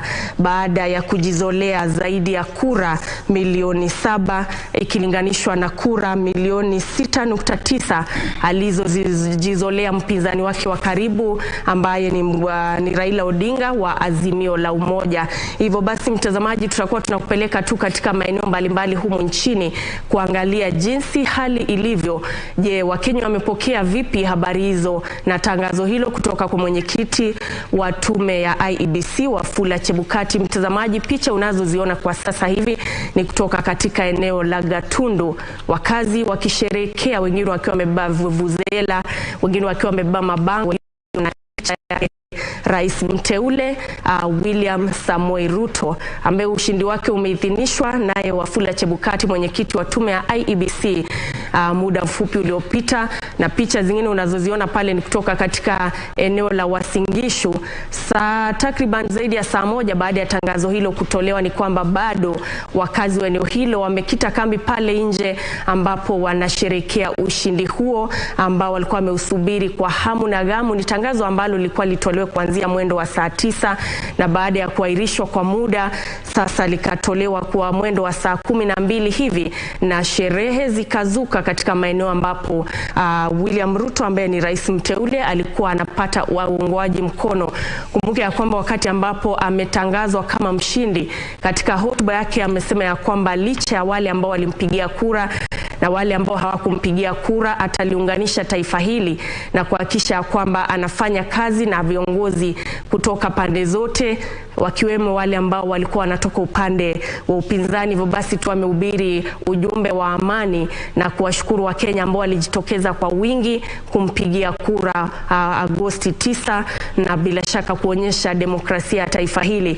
Hivyo basi mtazamaji, picha hizo tutakuwa tunazidi tu kukuletea, na kumbuka ya kwamba tunaye mwanahabari wetu Timothy Kipnusu ambaye yuko katika eneo la Uasin Gishu na vilevile Kevin Washira yuko pale katika eneo la Gatundu, na watakuwa natupa tu maelezo baada ya muda usiokuwa mrefu, na pengine tu kuzungumza na baadhi ya wananchi kuwaeleza je, wanahisi vipi baada ya matangazo haya kutolewa rasmi na mwenyekiti wa tume ya IEBC Wafula Chebukati. Kumbuka ya kwamba kulingana na katiba ni kwamba mwenyekiti wa IEBC alikuwa na takriban siku 7 baada ya ule uchaguzi kuhakikisha kwamba tangazo hilo limetolewa rasmi, na sasa hivi Wakenya ngoja imekamilika na ni rasmi ya kwamba William Ruto ndiye rais mteule katika taifa hili letu la Kenya, ambaye alijizolea 50% 99.49 ya kura ambazo zilipigwa, kumaanisha ya kwamba amemshinda mpinzani wake wa karibu sana Raila Odinga ambaye alijizolea asilimia 48 zaidi ya asilimia 48 ya kura ambazo zilipigwa. Na vile vile mtazamaji, ni kwamba George Wajakoya wa upande wa Roots Party vile vile aliibuka watatu, akifuatwa naye Waiga David Mwaure ambaye alikuwa ni wanne. Kumbuke ya kwamba hapo jana Mwaure mwenyewe alisema ya kwamba amekubali kushindwa kabla hata yale matokeo kutangazwa. Mtazamaji, sasa hivi hizo picha ni za moja kwa moja pale katika eneo la Gatundu. Wakazi tu wanasherehekea, imekuwa zaidi ya saa moja baada ya tangazo hilo kutolewa.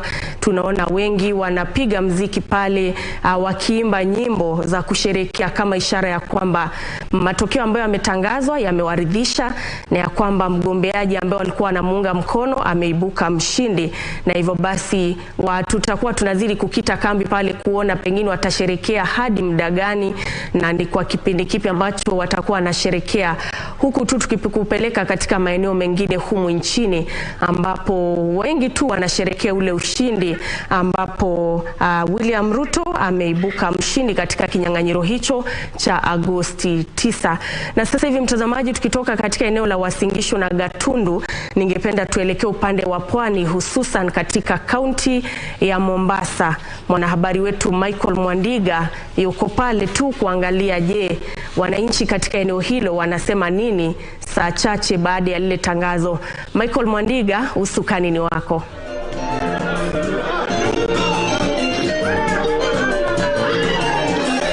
Asante kabisa, shukrani sana. Tunakuja moja kwa moja tukiwa katika maeneo ya Nyali ambayo ni makazi rasmi ya mgombea ugavana katika kaunti ya Mombasa chini ya chama cha UDA ambaye ni Hassan Omar Sarai. Na muda ambao si mrefu uliopita ameweza kuzungumza na wanahabari hapa na kuweza kueleza bayana kwamba wanafurahia ushindi wake William Samoei Ruto wa kura zaidi ya milioni 7.1 na huku wa pili akiwa ni Raila Amolo Odinga akiwa na jumla ya kura jumla ya milioni 6 na laki 9. Na moja kwa moja ni kwamba tunakuja kutoka katika eneo hili ambalo ni eneo la Nyali, ikiwa ni makazi rasmi yake yake Hassan Omar Sarai. Na alipokueleza awali ni kwamba ameeleza bayana kwamba kwa sasa ni kwamba kura za ugavana katika kaunti ya Mombasa hazikuwa zimepigwa, ziliweza kuahirishwa. Kila kaeleza bayana ya kwamba wakati zitakapopigwa hizi kura na kuweza kupata nafasi ya kuwa gavana kaunti ya Mombasa, atafanya kazi na kila mmoja ama wale ambao waweza kuchaguliwa katika anga ama katika nyadhifa zile za MCA ama kupenda uwakilishi wadi. Na vile vile ameweza kuwataka wananchi kuwa watulivu na kusherehekea katika njia sio ya kukwaza mtu yote, bali kuweza kukaa katika njia ambayo ni ya upendo na kukubaliana. Na awali ni kwamba baada ya Iebc kuweza kutangaza rasmi ya kwamba William Samoei Ruto ndiye mshindi katika kura hizi zilizopigwa mnamo 9 mwezi wa Agosti, ni kwamba tumeshuhudia hali ya utulivu hapa katika kaunti ya Mombasa.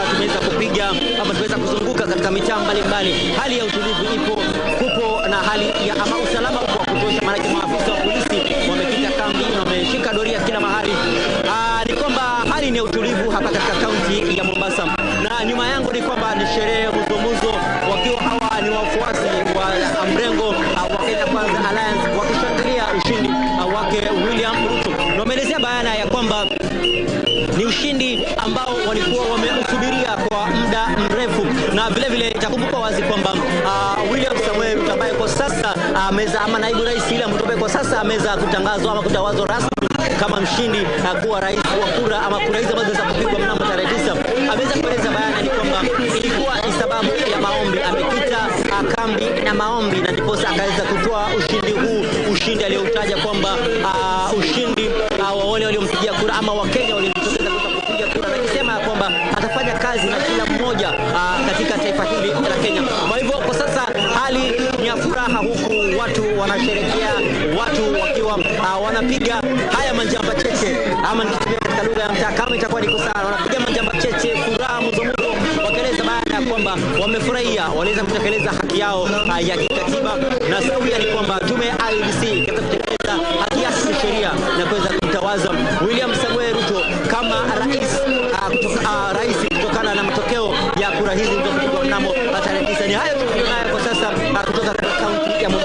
kutua katika makazi rasmi yake mgombea ugavana kaunti ya Mombasa chini ya chama cha UDA ambaye ni Hassan Omar Sarai. Kwenu studio. Na shukran sana Michael Mwandiga. Mtazamaji, huyu amekuwa ni mwanahabari wetu ambaye anatukujia kwa njia moja kwa moja kutoka katika kaunti ya Mombasa, hususan katika makazi ya mgombeaji wa UDA kwa kiti cha ugavana katika kaunti hiyo, Hassan Omar Sarai. Kumbuka ya kwamba katika kaunti hiyo ya Mombasa kinyang'anyiro cha ugavana kura hazikupigwa kutokana na kuahirishwa na tume ya IEBC kutokana na makosa yaliyokuwepo kwenye zile karatasi za kupiga kura. Lakini cha mno tu ambacho ametueleza ni kwamba wakazi pale wamekuwa wakisherehekea tangu tangazo hilo lilipotolewa rasmi. Wamekita kambi pale kwa densi na nyimbo za kumsifia William Samoei Ruto ambaye amechaguliwa na kutangazwa rasmi kama rais mteule katika taifa hili letu la Kenya. Ni tangazo ambalo walikuwa wamelisubiri kwa hamu na gamu, na sasa hivi tunatarajia kwamba sherehe hizi zitaendelea tu hadi hapo baadaye, ambapo si katika kaunti ya Mombasa tu pekee ambapo sherehe zinaendelea, ila ni katika maeneo mbalimbali humu nchini. Na wanahabari wetu ambao wamekita kambi kote watakuwa wanahakikisha kwamba hakuna kile ambacho kinakupita, na kwamba kadri yote yanapojiri tutakuwa tunakupeleka pale kupata matangazo hayo kwa njia ya moja kwa moja. Lakini kumbuka tu ya kwamba wakati ambapo tangazo hilo lilikuwa likitolewa na mwenyekiti wa IEBC Wafula Chebukati pale katika majengo ya Bomas, ni ya kwamba tu alisema ya kwamba yale ambayo ametangaza ni yale matangazo ambayo yalikuwepo katika ile portal ya tume ya IEBC. Hivyo basi kusema ya kwamba matangazo ambayo yametolewa yameashiria sauti ya Mkenya na sauti ya mpiga kura ambaye alielekea debeni Agosti 9 na kufanya uamuzi wake. Na hivyo basi akasema tu ya kwamba matokeo hayo anapoyatoa ni ya kwamba Wakenya wafahamu ni matokeo halisi. Kwa upande wake rais mteule William Ruto alisisitiza tu ya kwamba haijalishi umempigia kura nani, haijalishi unatoka katika eneo gani humu nchini, na ni ya kwamba kama rais atahakikisha anafanya kazi na kila mmoja, na ya kwamba ushindi ambao alipata si ushindi wake tu, si ushindi wa Kenya kwanza pekee, ila ni ushindi wa Mkenya. Hivyo basi ni cha muhimu kudhibitisha ama kufahamu tu ya kwamba viongozi wametakiwa na hata Wakenya kudumisha amani wakati huu ambapo taifa linajiandaa kwa mabadiliko katika uongozi, na kuhakikisha kwamba shughuli hiyo inaenda bila tashwishi yoyote. Na vile vile William Ruto rais mteule alikuwa ameandamana tu na viongozi mbalimbali kutoka katika eneo ama mrengo wa Kenya kwanza. Na basi mtazamaji, sasa hivi ningependa tuelekee katika eneo la Gatundu ambapo namuona mwenzangu Beatrice Gatonye Ngetich yuko pale kutueleza hali ikoje. Gatonye, naona ya kwamba kuna densi ambazo zinaendelea hapo nyuma yako, pengine tueleze hali ikoje hapo Gatundu kufikia sasa kufuatia lile tangazo.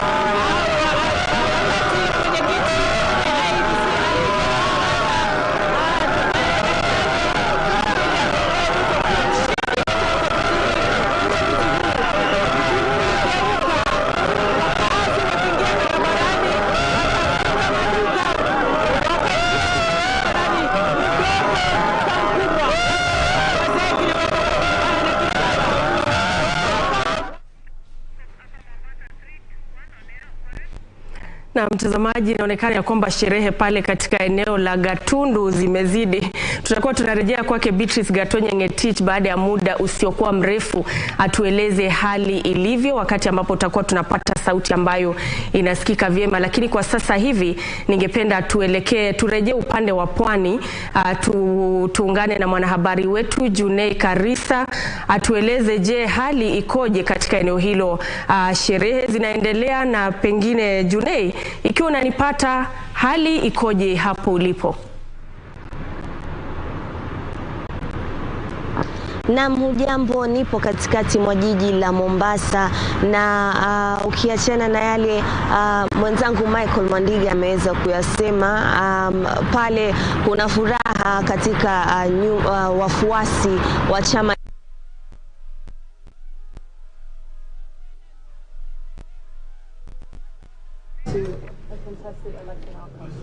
Mtazamaji utatuia radhi, lakini tutakuwa tunarejea kwake Junei Karisa baada ya muda usiokuwa mrefu, na vile Beatrice Gatonye Ngeticha ambaye yuko katika eneo la Gatundu. Lakini kama tulivyoona kwenye picha ambazo Junei Karisa ametuletea pale kutoka katikati mwa jiji la Mombasa, ni kwamba kufikia sasa hivi ni kana kwamba hali tu ni ya utulivu, na hivyo basi tutakuwa tunarejea kwake baada ya muda usiokuwa mrefu. Lakini sasa hivi, mtazamaji, hebu tuelekee tumsikize Rais mteule William Ruto anachosema. The same way all other elections of MCAs, of members of parliament, of governors, they are declared by the returning officer for that election. The returning officer for the presidential election is the chairman of the IEBC, Wafula Chebukati, in this case. And Wafula Chebukati has discharged his constitutional responsibility and declared the results of the presidential election. Any person with issues about this election, they know what to do. It will not be the first time. We are a democratic country.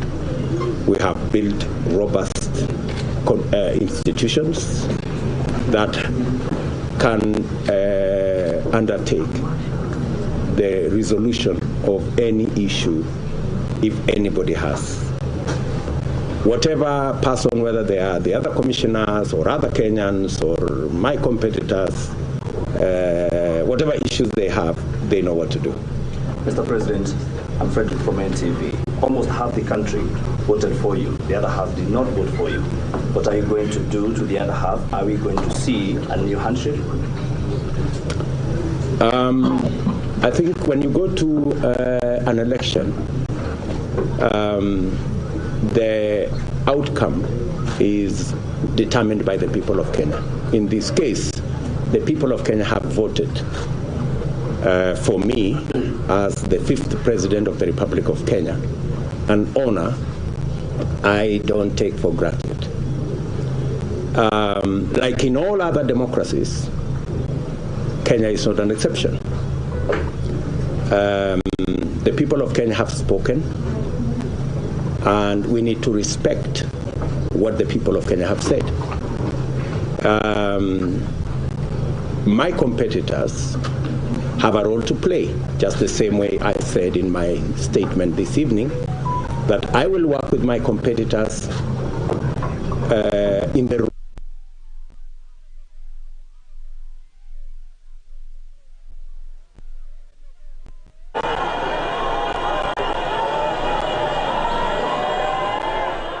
Na mtazamaji, hizo ni picha za moja kwa moja kutoka katika majengo ya Bomas, ambapo rais mteule Daktari William Samoei Ruto anazungumza tu na wananchi wanahabari muda mfupi baada ya kuthibitishwa na kuidhinishwa kwamba yeye ndiye mshindi katika uchaguzi huu wa Agosti 9, na yale ambayo mtazamaji, turejee pale tumsikize.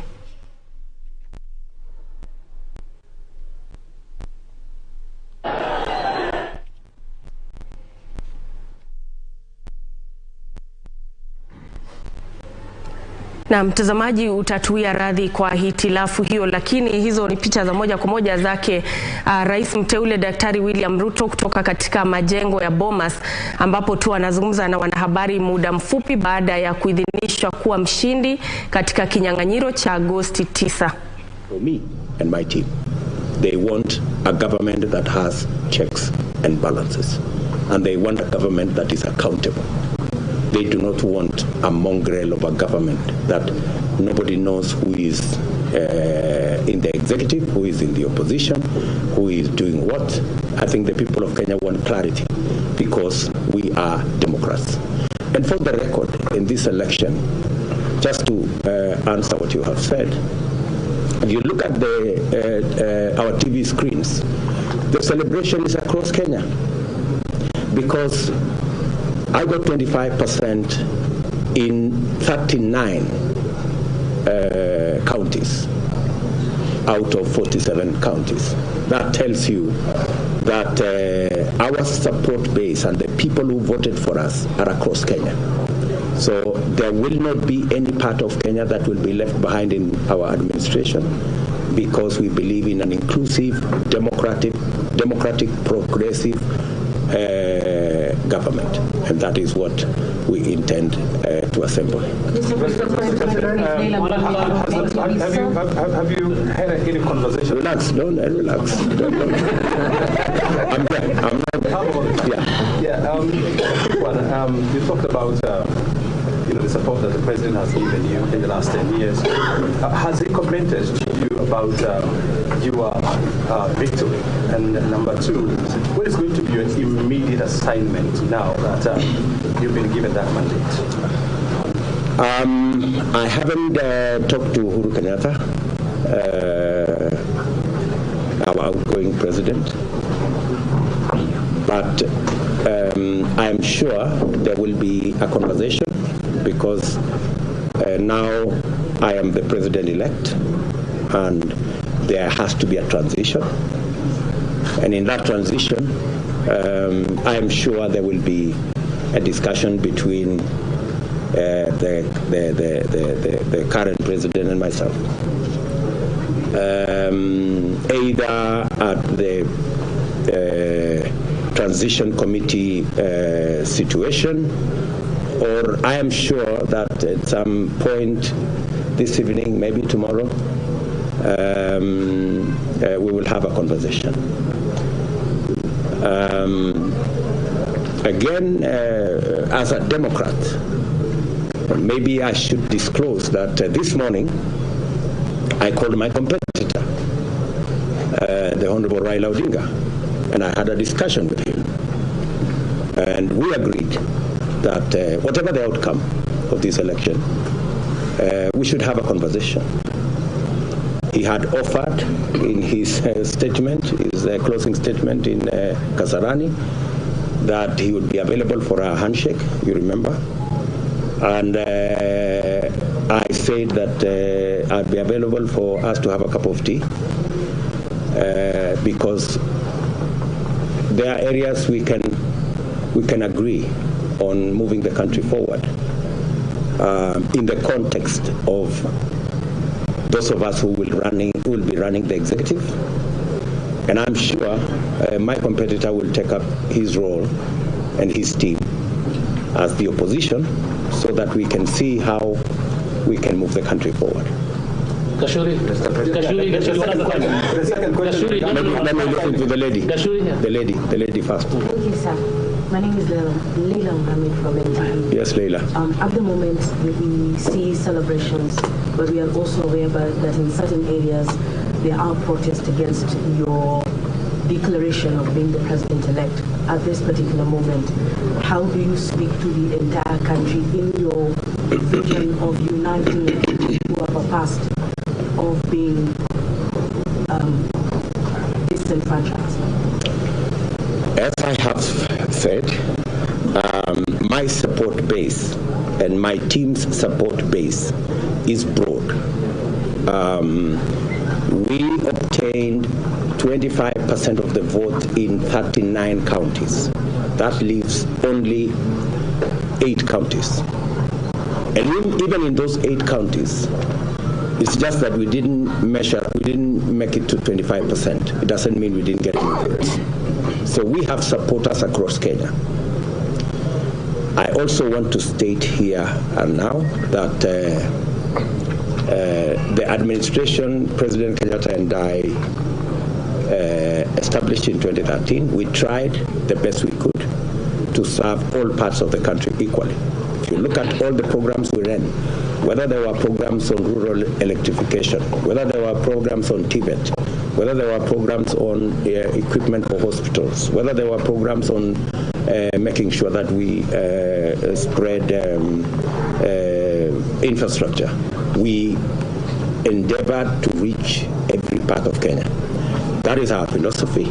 As I have said, we believe in an inclusive government, and in any case, the people of Kenya have spoken very loudly in this election, and they have spoken against negative ethnicity. In fact, in this election, the people of Kenya have raised the bar on leadership of Kenya. The people of Kenya have voted for a plan, as we christened it, or a manifesto, or an agenda for that matter. And if you had the discussion in the campaign, it was our issues versus our competitors' issues. And we intend to keep it that way. And for your information, if you looked at my position, about 3 years ago, I actually made the declaration to the people of Kenya that this election, we are going to make it not about leaders, but about the people. Not about power sharing, but about empowerment. And not about positions for us as leaders, but about jobs for ordinary people. If you go back my tweet, I think in maybe 2019 or 2020, that was my position. And I am very proud that we have managed to elevate the contest in Kenya to the level of issues. And because we have elevated that conversation, it is my belief, my commitment, and my undertaking to the people of Kenya that we will have an all-inclusive government by way of representation and by way of making sure that we roll out our programs across Kenya. President, you take over a government at a time when people are hungry. Some people are angry. The cost of living is high. We're coming from the COVID-19 pandemic. So what is your priority right now? What do you tell the many people who cannot put food on the table? What do you tell the young jobless people who queue to vote for you? That's why I said in my acceptance speech that I am acutely aware of the situation where we are as a country. I am aware of the cost of living. I am aware of the situation with the young people of our country. And that is why I made those very pertinent issues part of my campaign and part of my platform and part of what we intend to do as an administration. These are issues that are dear to the people of Kenya.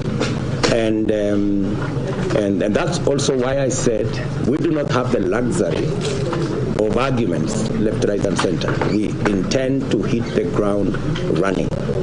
I am preparing myself that on day one of swearing in as president, when I have the legal power to do things, I have lined up a couple of executive orders on what I intend to do to get the country moving and to get the situation in the country under control.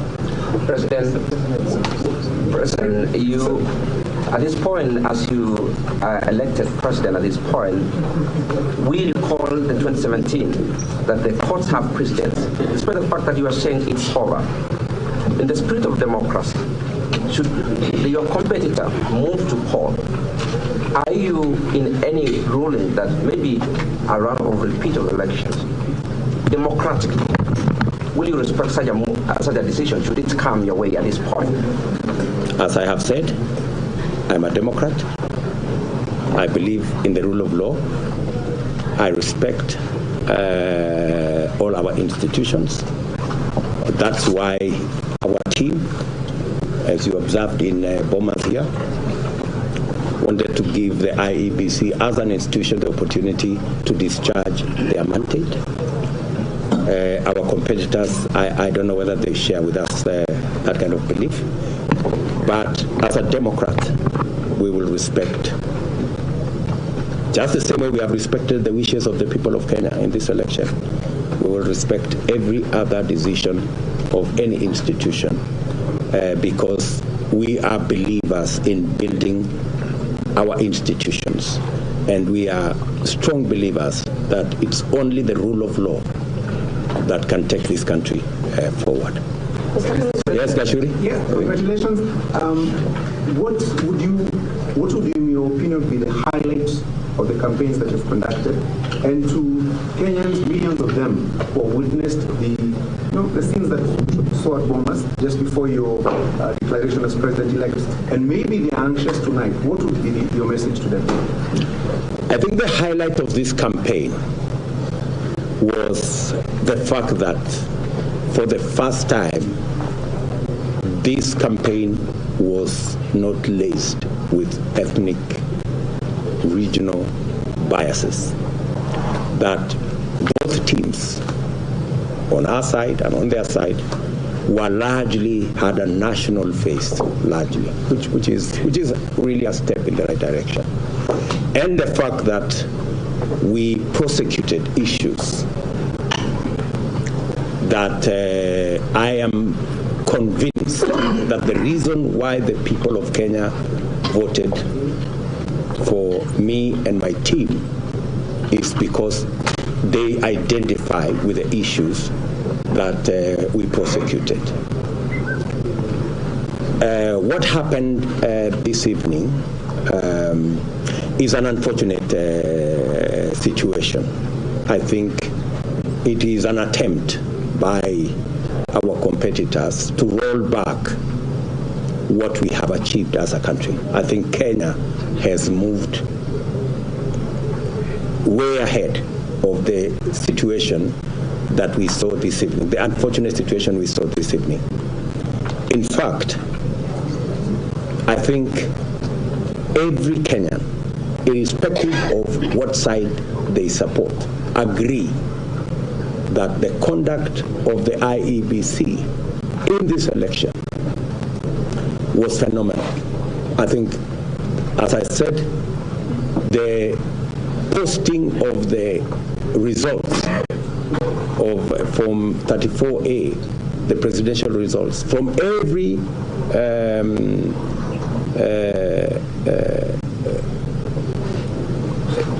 place, every polling station, every polling station, the posting of those results from every polling station was a stroke of a genius. Because I think within six hours of the counting of the votes, I think almost 80% of the results were available on that portal. And I am yet to come across anybody who says that what they saw in the portal is not what was declared at the polling station.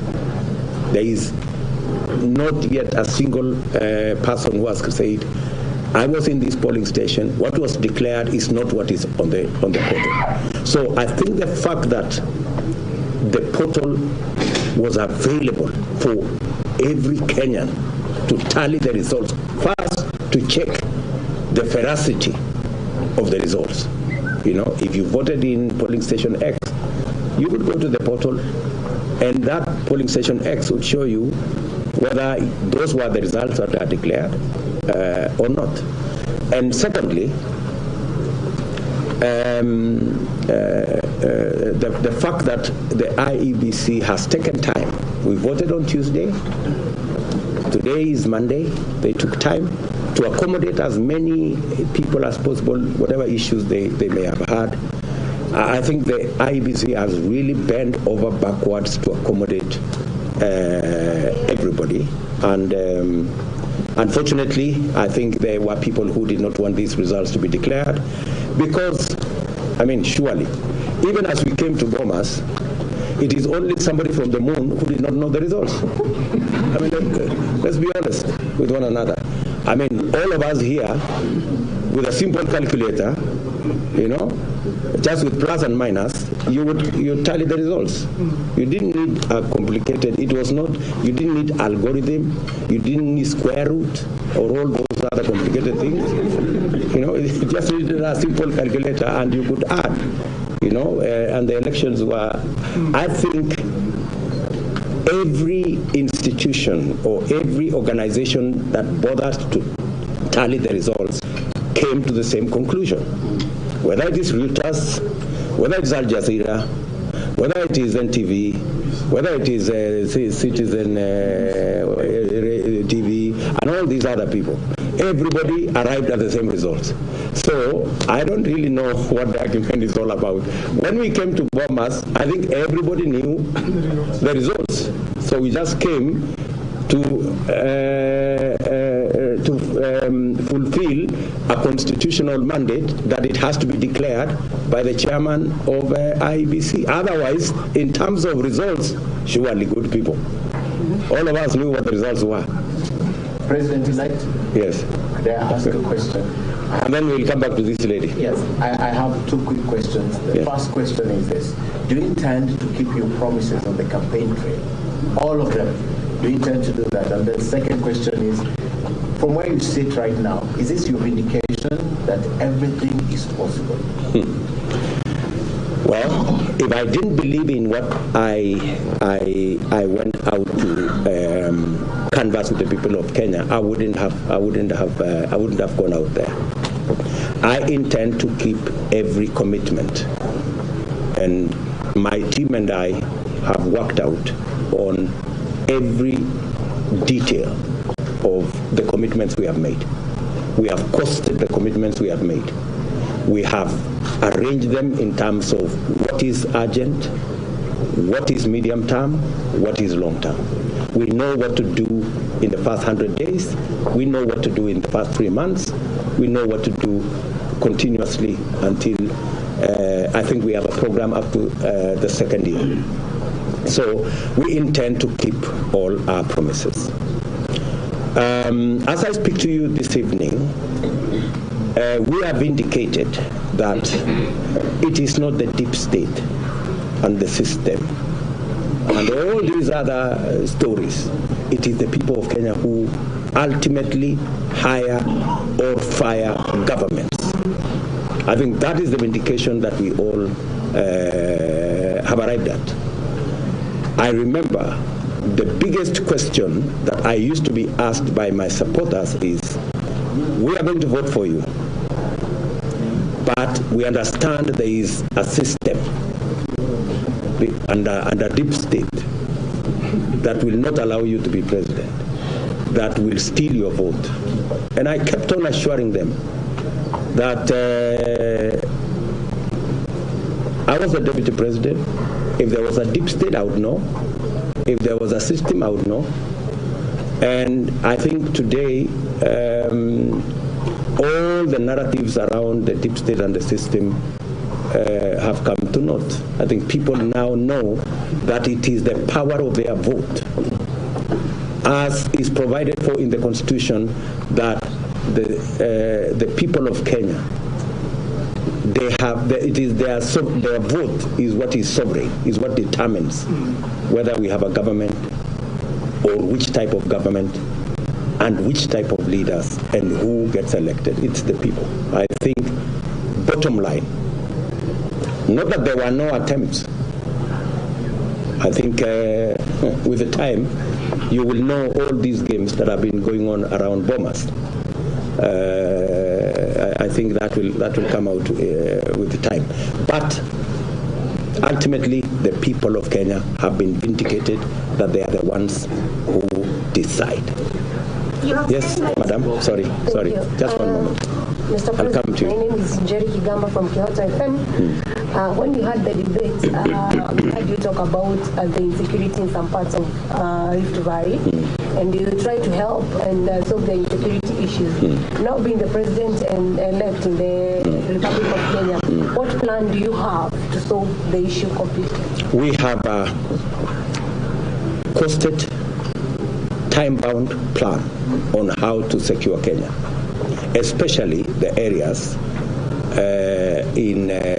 along the Kerio Valley, between Baringo, West Pokot, Elgeyo Marakwet, Samburu, Turkana, which are the real hotspots, if you allow me to call it. We have a clear plan on what we need to do in that area. And as I have told you, We have arranged them in terms of what is immediate, what can be done now, and what can be done further down the road. And we will shortly be letting the country know the steps we are going to do to keep our commitment to the people of Kenya and, of course, secure the lives and property of Kenyans. That lady has been just one. Sorry. You have said that the conduct of the Electoral Commission was phenomenal. But we have seen this evening that 4 commissioners have dissolved the outcome of the presidential election. They say that the process was okay towards the end. What do you make of that? And how do you feel being declared president-elect in the environment that we witnessed in that electoral today? This election, to the best of my knowledge, and I believe a majority, the largest majority of Kenyans, know that there was no other outcome of this election. It didn't matter who was looking at it. And maybe we encourage those commissioners and even other Kenyans who have issues with the election. They know what to do. They need to follow the constitutionally provided legal channels of addressing their concerns. So what I am very happy about is that this election was the most transparent ever conducted in the Republic of Kenya. And I believe the majority of Kenyans share those views with me. I think even, as I said, even as we came to Bomas, I mean, everybody knew what the result was. You know? Maybe the people who are disappointed this evening is the people who erroneously believed in the deep state or the so-called system, and they erroneously believe that the results could be changed. Unfortunately, it's not possible to change the results, and it's not possible to change the will of the people of Kenya. Some final question from Declan, then we can close. Okay. Just to follow on that and with the New York Times, the statement by these 4 election commissioners who form a majority of the Iebc, do you think that places any legal question mark on your declaration as president-elect? And you mentioned that you think that the scenes of chaos we saw this evening were designed to roll back your victory. Can you explain to us how do you think, what do you think the intention of those scenes were that they might force you to roll back this election victory? No, I said that the scenes you saw this evening is not a rollback of my victory, because my victory is in the public domain. I want to roll back our progress as a country. You know, since we slipped in 2007, we have made a lot of progress as a country. In 2013, in 2017, in 2022, I think we made huge strides in the right direction. And so I think it was an attempt to try and take us back to where we came from. The people of Kenya made a commitment that we won't go back. And I am persuaded that we will not go back. We will go forwards from where we are today. The 4 commissioners, when you say they are a majority, the people of Kenya voted. The commissioners are not supposed to vote. They are just supposed to declare the results. And it's not the commissioners to declare the results. It is the returning officer. So legally, constitutionally, the 4 commissioners pose no threat at all to the legality of the declaration, because the Constitution is very clear. The returning officer declares the results. The returning officer this evening, Wafula Chebukati, declared the results in accordance with the Constitution, in accordance with the law. Any other thing is a sideshow. Your closing Can you remarks. tell us something about the economy? Maybe I can listen to this lady one. Yeah, my name is Erin Wangu from Capital Uganda. You've accused media of being biased. You've accused... Let us not go there. Yeah, what I wanted to ask, the fear by the losers is that you'll be vindictive. Some have said they will flee this nation, you'll become the president of this nation. What assurance do you have that you'll not be vindictive? I think those are figment of imaginations of people who are running away from their own shadows. As I have said, we do not have space and time to go backwards. We want to move the country forwards. We have huge responsibilities. We have 5 million young people out of school, out of college. They don't have jobs.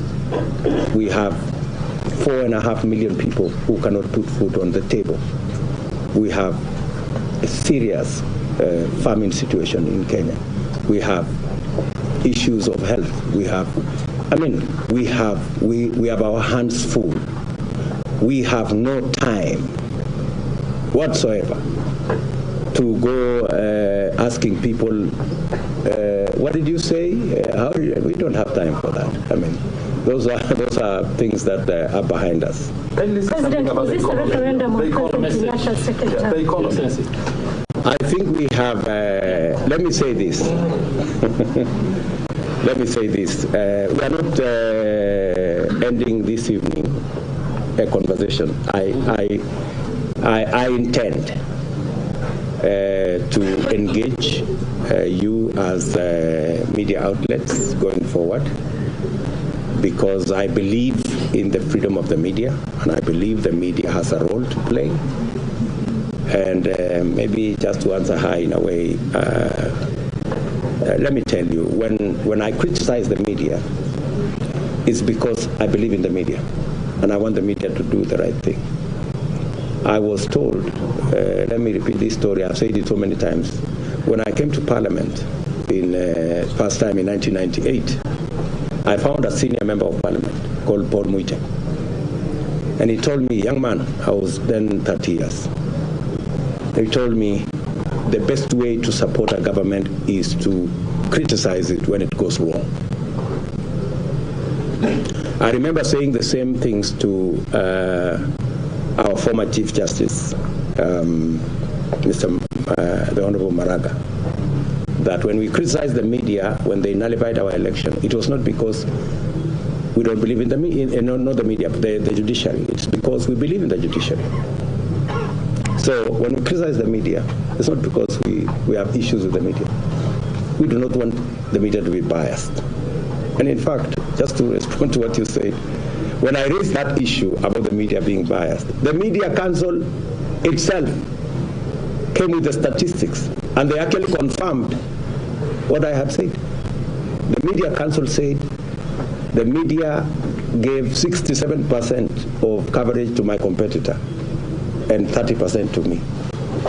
That's bias. That's all I'll say. You know, so, and I think there has been some measure of improvement. I want to encourage you to keep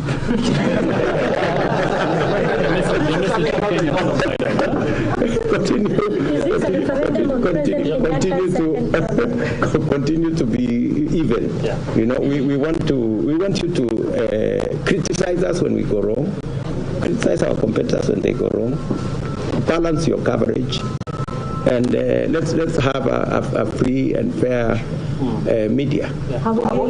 My message to the great people of Kenya this evening is that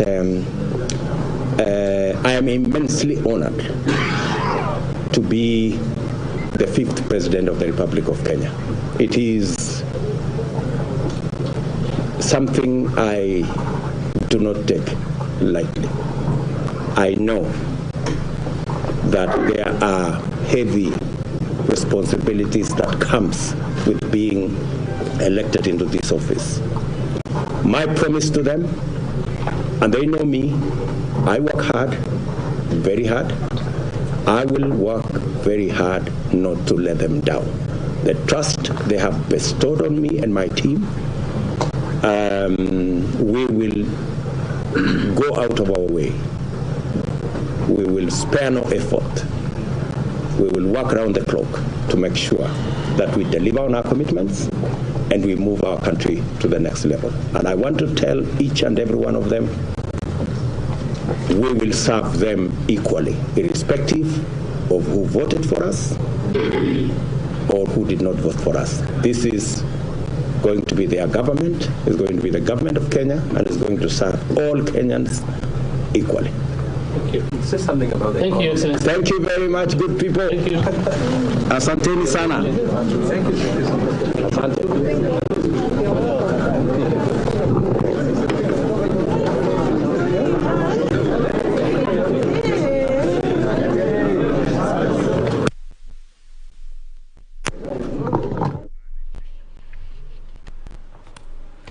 Na mtazamaji, hizo zimekuwa picha za moja kwa moja kutoka katika majengo ya Bomas ambapo rais mteule Daktari William Ruto alikuwa tu anazungumza na wanahabari kuhusiana na jinsi ambavyo anahisi muda mfupi baada ya kuteuliwa ama kutangazwa kuwa aliyechaguliwa rasmi na mwenyekiti wa tume ya IEBC Wafula Chebukati. Na basi mtazamaji, nyuma yangu kunazo picha ambapo tunaona bado wa Kenya katika maeneo mbalimbali humu nchini wanazidi kusherehekea, na namuona mwenzangu Timothy Kipnusu anajiandaa kutoka katika eneo la Uasin Gishu ambapo atakuwa anatueleza takriban saa 2 baada ya tangazo hilo kutolewa hali ikoje pale katika eneo hilo, wakazi wanasemaje, manake tumeshuhudia wengi tu wakisherehekea katika maeneo mbalimbali. Namuona anazidi tu kujiandaa, na atakapokuwa tayari tutakuwa tunajiunga naye tujuze tu hali ilivyo katika eneo hilo la Uasin Gishu, ikizingatiwa kwamba ni mojawapo ya ngome na vile vile nyumbani kwake rais mteule Daktari William Samoei Ruto ambaye ametangazwa rasmi kama rais wa taifa hili, rais mteule. Naarifiwa kwamba sasa Timothy Kipnusi uko tayari. Timothy, hujambo? Tueleze ni kipi ambacho kinaendelea hapo nyuma yako tangu tangazo hilo kutolewa, hali imekuwa vipi?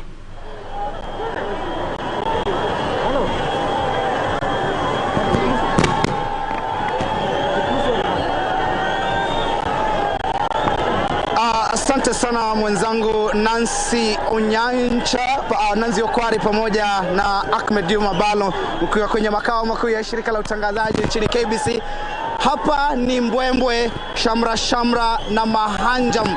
Wakazi kama unavyotizama nyumba yangu wanaendelea kusherehekea ushindi wa William Samoei Arap Ruto baada ya mwenyekiti wa tume huru ya uchaguzi na mipaka nchini IEBC Wafula Chebukati kumtangaza rasmi kama rais mteule, na ni sherehe ambayo huenda haitaisha sasa hivi, manake barabara ya kutoka kuelekea chuo cha Eldoret na vile vile kuelekea eneo la Kitale na Nairobi, barabara hiyo imefungwa kwa sasa. Watu wamejaa pomoni wakiendelea kubeba mabango wakisherehekea ushindi wa William Samoei Arap Ruto. Baadhi tu ya wale vile vile wanafanya tambiko kuhakikisha kwamba wanasherehekea kwa njia tofauti ushindi wa naibu wa rais ambao sasa ni rais mteule William Samoei Arap Ruto. Kumbuka kwamba hapa ni nyumbani au kaunti hii ni kaunti alikozaliwa William Samoei Arap Ruto, na ni hapa ambapo nyota yake ya siasa ilianza kung'aa wakati ambapo alichukua hatamu za uongozi kama mbunge wa Eldoret Kaskazini mwaka 1997, na ameweza kufikia upeo wa juu katika siasa baada tu ya kutangazwa rasmi hii leo na Wafula Chebukati. Kwa hivyo kama unavyotizama ni kama sherehe hii mwenzangu Okware pamoja na Balo haiwezi kuisha sasa hivi, manake kuna baadhi tu ya wale wengine ambao wako kwenye katikati ya mji wa Eldoret wanaendelea kufanya sherehe, na wasafiri wamekuwa na hali ngumu kuweza kusafiri, wale wenye magari kupita barabara ya katikati mwa jiji la Nairobi, jiji la Eldoret, na imekuwa ni patashika tu kutokana na ile kusherehekea ushindi wa William Samoei Arap Ruto. Kumbuka kwamba eneo hili vile vile ni eneo ambalo limeweza kuchangamkia sana kilimo, na baadhi tu ya wale wakulima wameweza kufika hapa kwa kauli moja kuweza kutizama wakati ambapo Wafula Chebukati anatoa tangazo rasmi kwamba William Ruto ndiye rais mteule wa taifa hili, na nilipo hapa ambapo nimesimama kuna runinga kubwa ambapo wananchi walikuwa wakisubiria zaidi, kama kuanzia mwendo wa saa 7 walikuwa hapa tayari wakiwa na matumaini kwamba huenda mtoto wao au mzaliwa wao na kiongozi wao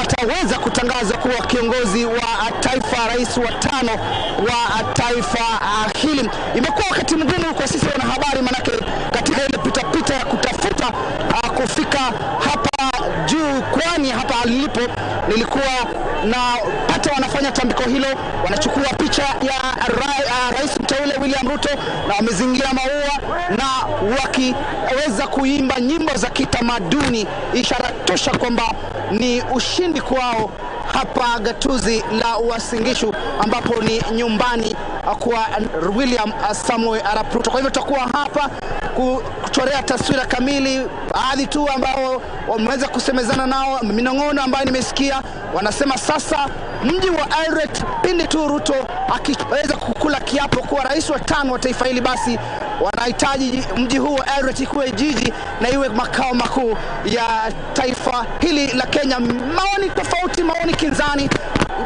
furaha mpwito kutoka kwa hao wananchi kutoka hapa mjini Eldoret. Baadaye tutakuwa tunaelekea nyumbani kwake William Samoei Arap Ruto, eneo la Sugoi, eneo ambalo limekuwa likimulikwa kwa mara si moja na viongozi kadha wa kadha, ili kuweza kuchorea taswira wale ambao ni wazaliwa na wale ambao wamemfahamu tangia akiwa utotoni, alipokwenda katika shule ya Wareng, kaenda shule ya Kapsabet, na pale eneo la Kamagut kote tutakuwa kule, ili wao waweze kutueleza hisia zao ni zipi William Ruto kuwa rais mteule au rais wa 5 wa taifa hili. Kwako Okware pamoja na Balo. Naam, asante sana mtazamaji. Huyo amekuwa ni mwanahabari wetu Timothy Kipnusu, ambaye anatukujia kwa njia moja kwa moja kutoka katika eneo la Uasin Gishu, akitueleza tu ya kwamba kwa sasa kile ambacho kinaendelea ni ya kwamba wananchi pale, wakazi wa eneo hilo, wanazidi tu kusherehekea ushindi wake Daktari William Samoei Ruto ambaye ametangazwa kama rais mteule wa taifa hili. Na sasa kutoka Uasin Gishu tayari namuona mwenzangu Gladys Mongai yuko tayari kutoka katika kaunti ya Kirinyaga. Mungai, hujambo na hali ikoje katika kaunti hiyo ya Kirinyaga?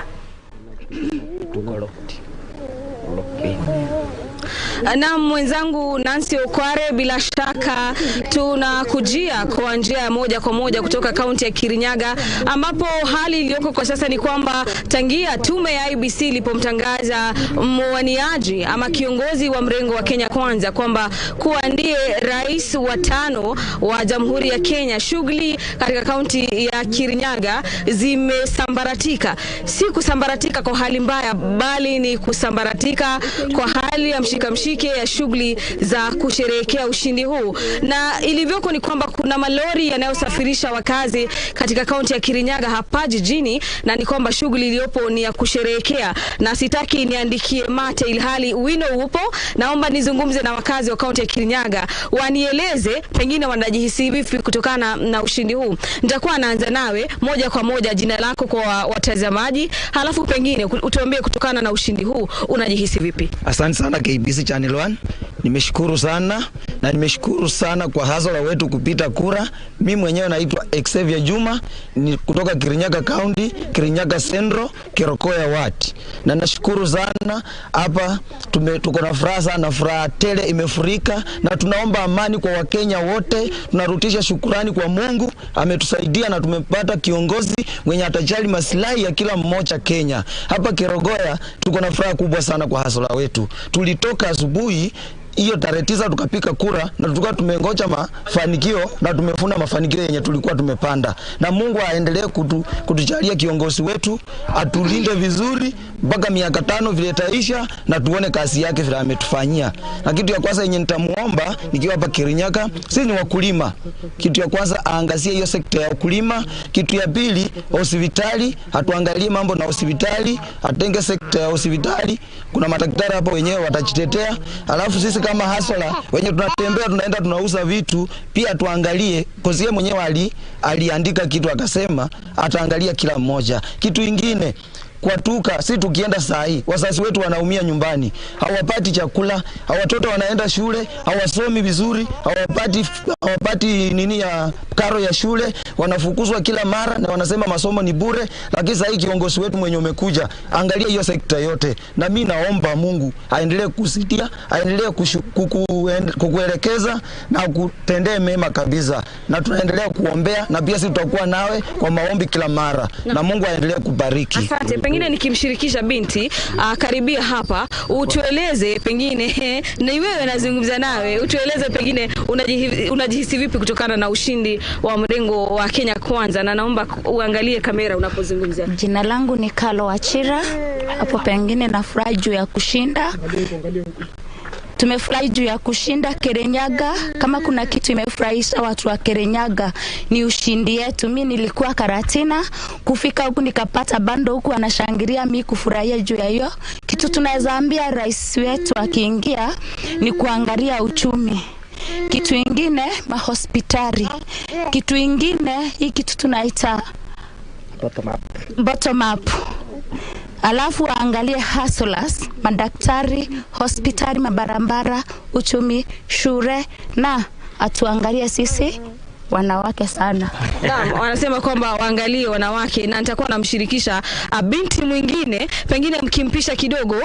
Mtazamaji, huyu binti alibahatika kwa njia moja ama nyingine wakati ambapo naibu wa rais William Ruto alipokuwa anafanya kampeni zake katika kaunti ya Kirinyaga, anakuwa akiwa anazungumza na mwanawe japo kwamba bado ni mchanga, na katika kampeni hizo akasema kwamba serikali yake itakuwa inajali maslahi ya wote kuanzia umri mdogo hadi umri mkubwa. Pengine utueleze kutokana, ni wakati ambapo unajivunia kutokana na hali hiyo, mtazamo wako ni upi kutokana na pengine matangazo ya leo? Mimi nimefurahia sana kwa matangazo ya leo.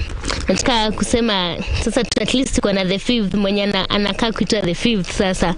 Na vile tu alikuja hapa Kerogoya na tukamwahidi tutamchagua na tumemchagua.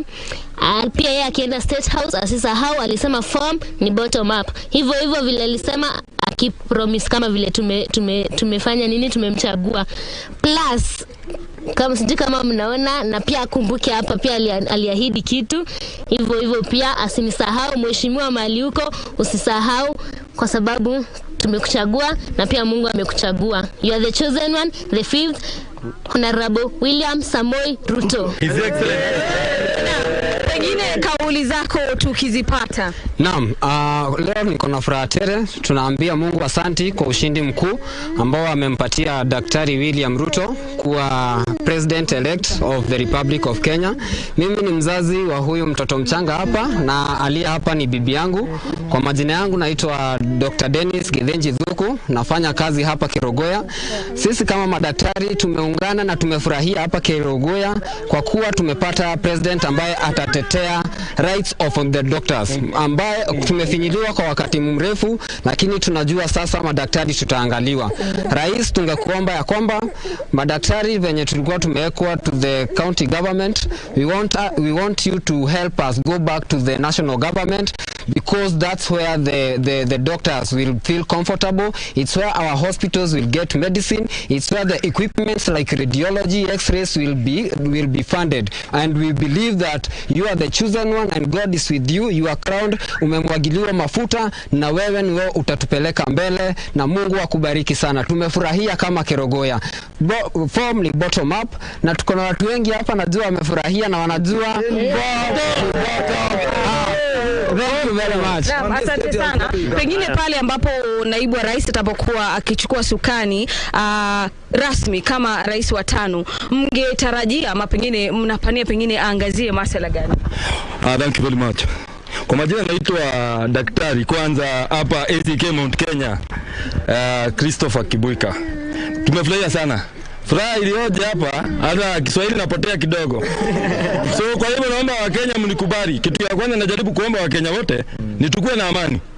Kwa sababu huu uchaguzi ulikuwa na umoto zaidi. Kila mtu hapa anafahamu, pia hapa Kerogoya ambapo sisi ni wakaaji wa hapa Central, tulikuwa pia na wasiwasi. Hapo Chebukati alipokuja, alafu akaenda, sisi tulipata wasiwasi. Juu sisi tulijua His Excellency William Samuel Ruto ni yeye alikuwa anapaswa na Mungu alikuwa amemchagua. Maombi tumeomba, makanisa yote tumetembea tukimjaribia kumpigia campaign William Samuel Ruto. Huyo mtoto mdogo ambaye mnamuona hapa, huyu mtoto amebarikiwa, ameguza president wa Kenya wa 5. Huyu kitu moja naweza tuomba mheshimiwa William Samuel Ruto ni akumbuke huyu mtoto. Kwa sababu mtoto huku Kilogoya, huyu mtoto ametrend bwana. Watu wote wa Kilogoya wamemjua. Na watu wote walipoona hii kitu ni yellow hii, inakaa tu Ruto hii kitu. So kwa hivyo president wetu tunakuomba sana tuanzie kazi na wewe. Sisi kama madaktari utuangalie sana. Tunakuomba madaktari wote wa Kilogoya tumesimama na tutasimama na wewe na tulikupatia even and WAIGURU kama gavana wetu. WAIGURU ambapo ulipo tunakuomba kitu moja. Hospitali hii ambayo ulianzia kazi ambayo uliopatiwa, hii kazi ifunguliwe, madaktari wapate kazi. We have so many people in this county ambao wanatrack bado watu wanatafuta kazi. So tunakuomba sana utuajilie madaktari, hospitali iletwe vifaa ambavyo vinapaswa kuwa umo ndani, wagonjwa wetu waanze kutibiwa vizuri. Na hapo kwa chakula kwanza tuangazie sana. Our deputy president, we are hungry. Gachagua Aligadhi, His Excellency Honorable Gachagua kutoka hapa Kalatina hapa juu. Utakapokuja hapa Kilogoya, nataka nikuwe na wakati ambapo tutaweza kuongea na wewe kwa hii state house ambayo tulikujengea hapa. This is your new state road. Ukikuja hapa uko na boma ya kukaa. Samuel Ruto ukitoka Eldoret, Kenya yote ni yako. Na sisi hapa uko na malazi, utakuja na utalala hapa na utakula. Gachagua ukuje na nyama na mchele. Umesha kusikia hapo mtazamaji, hizo ni kauli za wakazi wa kaunti ya Kirinyaga wakisema tu yale ambayo wangetaka yatimizwe na serikali ya naibu rais pale ambapo itakapokuwa inachukua usukani. Okware, naomba sasa uniruhusu niangalie mtaani jijini wanaendelea vipi na sherehe zao, na kwa sasa naomba nikurejeshe kwako studio.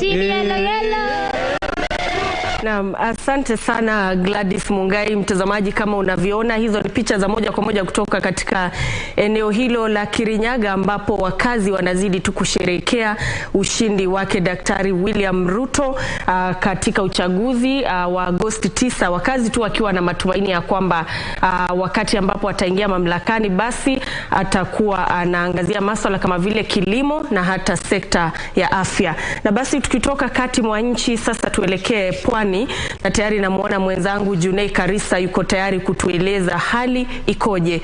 Hujambo Junei, usukani ni wako. Naam, hujambo Kware, na kuja kwako kutoka katikati mwa jiji la Mombasa. Waswahili wasema kwamba kinywa kingi kina mshindo, na mshinda huu upo katika katikati mwa jiji la Mombasa. Hapo awali mwenzangu Michael Mandiga amekujia mubashara kutoka makazi ama ofisi ya anayewania kiti cha ugavana hapa katika kaunti ya Mombasa, Hassan Omar, na tikiti ya UDA, ambapo pale sherehe zimeweza kusheheni, ila ukitoka tu nje tu unapofika nje taswira ni tofauti. Hali si sawia na ile ni kwa hapa katikati mwa jiji la Mombasa. Usalama umeweza kuimarishwa vilivyo.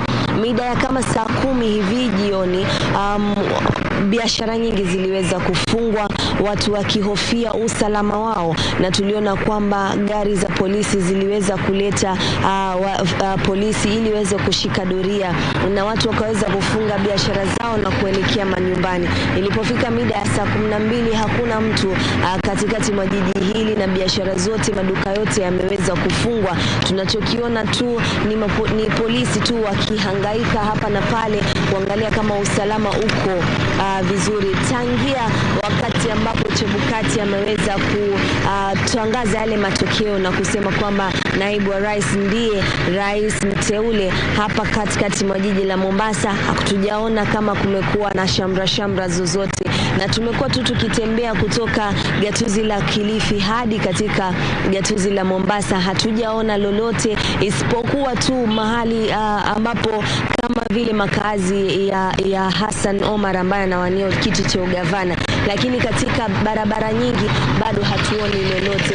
Hii ilitarajiwa kwa sababu kama ulivyoona wakati wa siasa, hili ni ngome la Azimio ama chama cha ODM, na tungeona kwamba ingelikuwa ni Rais Amolo Odinga ameweza kutangazwa hivi leo na Wafula Chebukati, basi mambo yangelikuwa ni mengine. Lakini hapa katikati tumetembea mpaka mwisho wa Chuda, tukielekea mpaka hapa katikati hakuna lolote ambalo linaweza kufanyika. Watu tu wanashikwa na hofu kuona kwamba usalama umeweza kuimarishwa, lakini sisi tumeweza kutembea kila mahali, tunaona hali iko sawa tu. Wafanyi biashara wa matatu wanaendelea na kazi zao. Hapo awali tulikuwa tunaona matatu moja ama mbili, lakini kwa sasa tunaona idadi imeweza kuongezeka, kuona kwamba hali iko sawa kuanzia hapa katikati mpaka kuelekea Mtwapa. Nimetoka katika siku nzima tumeshinda katika gatuzi la Kilifi. Kule Kilifi ukilinganisha na kaunti ya Mombasa hakuna lolote lililofanyika. Biashara iliweza kuendelea kama kawaida tu, na watu kadhaa tu kama bodaboda waliweza kusherehekea ushindi wa rais mteule William Ruto, na biashara hazikufungwa ukilinganisha na hapa katika gatuzi la Mombasa, na biashara ziliendelea kama kawaida na watu waliendelea na sherehe zao. Lakini hapa katika gatuzi la Mombasa sio sawa. Huwezi jua kama ni majonzi ama umepokeleaje. Tumeongea tu na wakazi moja baada wengine, wanasema wanasubiri kusikia kauli ya anayepeperusha bendera ya Azimio Raila Odinga, kuona atawaambia nini baada ya uchaguzi huo, baada ya matokeo hayo. Je, anakubali matokeo yale ama kuna njia gani ambayo itakayofuata? Ndivyo wanavyosubiri hawa wakazi wa Mombasa. Lakini kwa sisi tumeangalia tu, kulikuwa na hofu, sintofahamu zilikuwa nyingi. Watu wanauliza je itakuwaje, je kutakuwaje, lakini na wahakikishie wanaotutizama kuwa kaunti ya Mombasa imeweza kulindwa vilivyo, na kila mahali, katika kila kona, katika kila barabara, katika kila kichochoro kuna polisi ambaye amesimama pale kuona kwamba usalama wa mtu yoyote imeweza kuwa pale. Na hivi tunaona kwamba ni hali ya kukua utu uzima katika gatuzi hili, kuona kwamba hakuna fujo yote imeweza kutoka, bali tunaona kwamba watu wameweza kulipokea wakisubiri kauli ya yule ambaye wangependa angechaguliwa, ambaye ni Raila Amolo Odinga. Kwa hivyo sisi tunaendelea tu kuangalia katika maeneo Jomvu. Hapo awali kama mida ya saa 12 watu walikuwa wameziba barabara na matairi walikuwa wamewasha moto, lakini polisi waliweza kufika pale na wakayaondoa yale matairi pale barabarani ili uchukuzi uweze kuendelea kama kawaida. Lakini sisi hapa tulipo katikati mwa jiji la Mombasa tuko shwari. Ni kweli kimya kingi kina mshindo, lakini mshindo huu unasubiriwa tu Raila Odinga aweze kutamka neno lolote ndio jiji hili liweze kufufuka. Lakini kwa sasa wamekomaa kisiasa, tuseme hivyo, na hakuna lolote ambalo limeweza kuonekana kama hali ya hofu ama sintofahamu. Kwa hivyo Nancy, mimi nakurudisha kwako, tukiendelea tu kupiga darubini. Je, kuna wale ambao wamelipokea? Manake hatuwezi sema ni kila mtu ambaye alikuwa anaegemea upande wa Raila Odinga. Wapo ambao wanafurahia matokeo hayo. Sisi tunaenda tu kuwatafuta, kuangalia wanapokea vipi matokeo hayo na ya naibu rais kuteuliwa kama rais mteule. Kwa hivyo sisi tunakurudisha kwako Nancy, sisi tukiendelea na mahangaiko yetu hapa katikati mwa mji wa Mombasa. Swadakta. Shukran sana. Mtazamaji, huyu amekuwa ni mwanahabari wetu Junei Karisa, ambaye anatukujia moja kwa moja kutoka katika kaunti ya Mombasa, hususan katikati mwa jiji la Mombasa, na anatuarifu tu ya kwamba kwa sasa hivi kama unavyoona ni kwamba utulivu umeshamiri pale, ukilinganishwa na hali ilivyokuwa katika maeneo mengine humu nchini. Hakuna sherehe ambazo zinashuhudiwa pale. Kwa sasa kuna ule tu utulivu, na ni ya kwamba anatueleza biashara pale zilikuwa zimefungwa kuanzia mwendo wa saa 12 watu wakielekea tu nyumbani wakati ambapo tangazo hilo lilikuwa likitolewa, na ya kwamba wengi ambao wanaonekana katika mji wa Mombasa ni wale tu maafisa ambao wa polisi ambao wameshika doria pale kuimarisha usalama, na ni ya kwamba watazidi tu kuzunguka na kuona ikiwa pengine kuna mahali ambapo hali ni tofauti.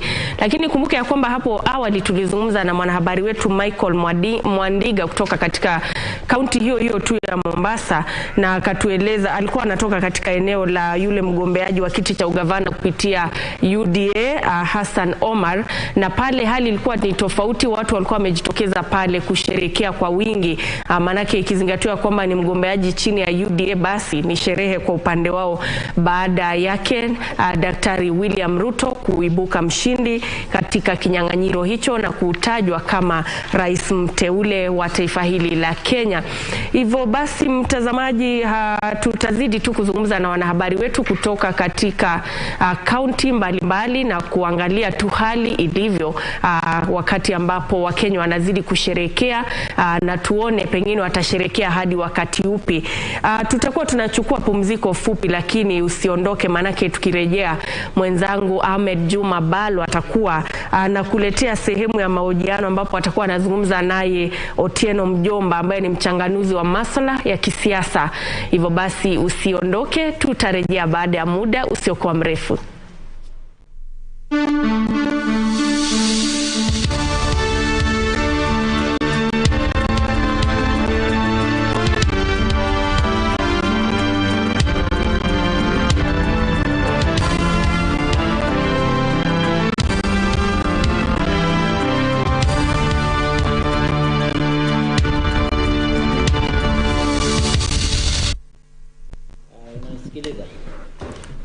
Na mtazamaji, baada ya mwenzangu Nancy Okware kulisukuma gurudumu la taarifa pamoja na yale yaliyojiri katika maeneo tofauti ya humu nchini, sasa ni wakati wangu AJB kumalizia pale palipobakia. Karibu kwenye sehemu ya mahojiano. Mimi naitwa Ahmed Juma Balo na nimetangulia kusema pia naitwa AJB, na ndani ya studio niko naye mchanganuzi wa masuala ya kisiasa na vile vile ni mwalimu bwana Otieno Mjomba. Karibu sana.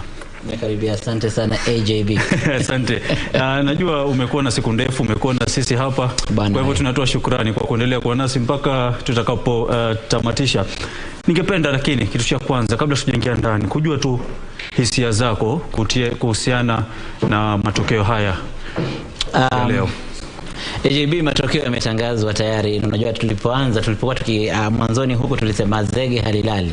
Hivyo basi lazima pangetokea matokeo kutangazwa, na zaidi ya kwamba uchaguzi tulienda uchaguzi tarehe 9 mwezi huu, na lazima kulingana na mujibu wa sheria lazima zingetangazwa kabla ya kufikia ama ifikapo siku ya kesho. Hivyo basi tulikuwa na matarajio. Kuna wale ambao walikuwa na matarajio tofauti na yale ambayo yametangazwa, lakini unajua mwisho wa yote lazima ukubali, yakija yapokee. Bila shaka, manake katika kila mashindano lazima kuwe na mshindi na ule mshindwa. Naam. Sasa wengi wamekuwa kijiuliza baba ama Raila Odinga yuko wapi?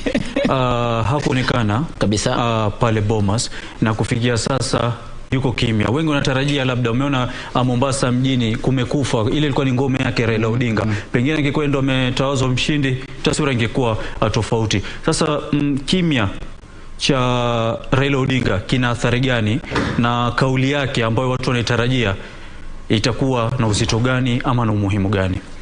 Unajua Raila kwa kutozungumza sasa hivi kuna wale ambao wanataka kujua zaidi atasema nini, manake atakachosema ndicho kitakuwa na uzito zaidi.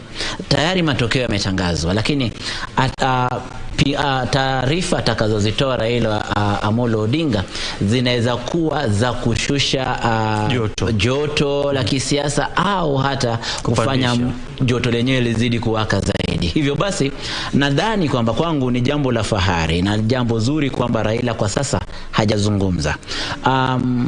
Ombi langu pia lingekuwa kwamba wanaomshughulikia rais mteule wangehakikisha kwamba hata asingezungumza leo kwenye vyombo vya habari baada ya kutawazwa. Manake anapozungumza, unajua amezungumza, ukimwangalia wacha nimuite sasa mteule, rais mteule, alipozungumza alipokuwa akipokea cheti na alivyozungumza baada ya kupokea cheti ni watu wawili tofauti. Wakati ule mwingine alikuwa kileta mambo ya maridhiano, utaifa na kuleta watu pamoja. Lakini huu mwingine umekuwa hali ya ukakamavu wake. Ndio unafaa kuwa mkakamavu, ushindi ni wako, lakini unafaa kujua kwamba 48% hivi haikuenda upande wako. Hivyo basi unafaa kutafuta maneno ambayo yataweza kuleta Wakenya wote pamoja. Kwa hivyo kipindi hiki kuanzia leo hadi karibu siku 2 zijazo, Bwana Ruto tungempata kwamba hazungumzi mahali popote, na kama ni kuzungumza ni kutoa shukrani na kujaribu kuleta sura ya utaifa kwamba Wakenya wote walionichagua na wale ambao walikosa kunichagua wote ni Wakenya, na hivyo basi tukubaliane, tuungane pamoja ili tusonge mbele. Lakini ukiangalia kauli zake, nilikuwa nikijaribu kunakili kauli zake. Kauli ya kwanza ilikuwa kwamba yeyote yule ambaye anakanusha ama anapinga uchaguzi wake kama rais basi aende mahakamani. Jambo ambalo ni wazi kwamba huenda kukatokea jambo kama hilo. Sasa hivi mawakili wapo mbioni, wamefurahi kweli. Pesa inakuja. Alafu akasema washindani wangu wana nafasi ya kutekeleza katika uongozi. Na hapo akasema kwamba japo wana nafasi ya kutekeleza katika uongozi wa kitaifa, hajakubali na amekataa kwamba mambo ya namna tulivyoona na Uhuru Kenyatta kwamba tumezoea Kenya siku hizi handshake, ushirikiano, hiyo hatuhitaji kwa sasa. Kila yule ambaye ameshindwa, ambaye sasa hivi ni Raila Amolo Odinga, anafaa kushughulikia nafasi yake upinzani ili kumjaribu kuhakiki serikali yake, kiasi cha kwamba serikali yake ionekane kwamba inafanya kazi, ikosoe serikali yake vizuri. Na akasema pia hajazungumza na rais anayeondoka. Unajua, japo alizungumza na Raila Amolo Odinga asubuhi, amesema hivyo, lakini hajazungumza na rais ambaye anafaa kumpa mamlaka, uwezo. Sasa huo tayari ashapewa uwezo na raia, lakini rais mwenyewe ambaye sasa anafaa kumkabidhi baton hajaweza kuzungumza naye. Unajua, inajaribu kuleta maswali tofauti kuhusiana na naibu rais ambaye sasa hivi ni rais mteule. Mambo fulani sasa hivi, chochote anachokisema rais mteule kinafaa kudhibitiwa sana. Tunafaa kuona sura ya Ruto ambaye ana ushirikiano mwema na rais, japo hata kama moyoni sivyo. Ruto ambaye ana uhusiano mwema na upinzani. Kwa hivyo haikuwa na haja ya kusema kwamba hata sijazungumza na rais. Sasa hivi hakufai maneno kama hayo. Maana yake itaonesha kwamba kweli hapa kuna hali ya chuki bado inaendelea. Kuna chuki ambayo inaendelea. Na tayari taifa ni kama imegawanya, iko katika njia panda. Hatufai kuona maneno kama hayo ikiwa tuna nia ya kuleta maridhiano katika taifa. Maana jukumu lake Ruto la kwanza apishwa rasmi ni kuhakikisha kwamba kuna uwiano, kuleta taifa pamoja. Manake ile 48% na nukta ngapi nimesahau, lakini ama hiyo idadi ya milioni 6.9 sio idadi ndogo na sio ya kudharauliwa. 48.85. Hawa ni watu milioni 6,942,930. Watu wa kupuzwa, ni watu wengi. Unajua, ukifanya hesabu za kupunguza utapata kwamba ni karibu chini ya 200,000. Chini ya 200,000. Kwa hivyo japo wewe umetangazwa mshindi, umetangazwa mshindi kwa watu 200,000 hivi ambao wamefanya ukashinda. Hivyo basi nafaa kuhakikisha kwamba umewaleta hawa milioni 6.9 pamoja, ili tuende sote, watu milioni 14 waliopiga kura wahisi kwamba kweli Kenya ni yetu sote. Kenya si ya watu fulani. Kwa hivyo haikuwa hata haja pia ya kutoa matamshi kama hayo kwamba walioshindwa waende kwenye upinzani, sisi tuendelee kazi ya serikali. Sasa hivi kwangu binafsi, na najua kuna wengi ambao wanaona hivyo pia, kwamba handlers wa rais mteule sasa hivi wanafaa kuwa makini sana na maneno anayoyasema. Hata pia na naibu rais mtarajiwa chochote anachosema, hata ana mahali atakapokwenda. Sasa hivi anafaa kuwa inashughulikiwa, inapimwa vizuri. Akisema chochote iwe ni on script, vizuri scripted, jambo hili tunalisema na baada ya hapo tunaondoka. Unaona, aliruhusu nafasi ya wanahabari kuwepo wengi kumuuliza maswali. Na katika hali hiyo moja kwa moja atajaribu kuulizwa maswali ambayo huenda yasiwe sawa, lakini ni kutaka kujua hisia zake. Hayo yanafaa kudhibitiwa na communication, I think director wake ambaye ni Hussein Mohamed anafaa kudhibiti hayo sana.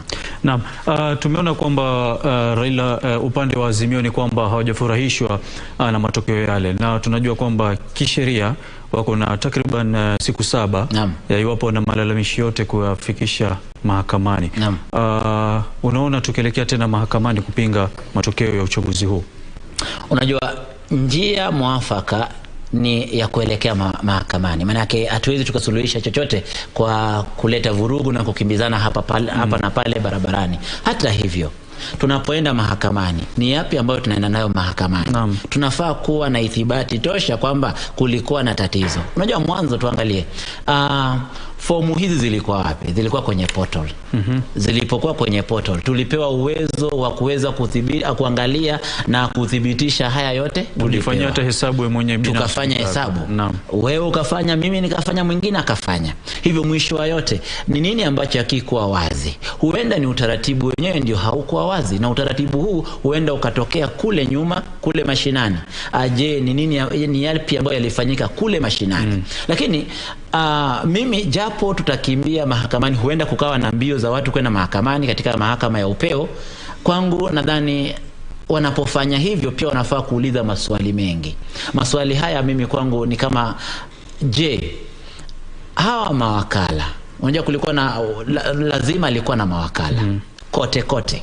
Kama hakuwa na mawakala kote, basi hapo pana tatizo.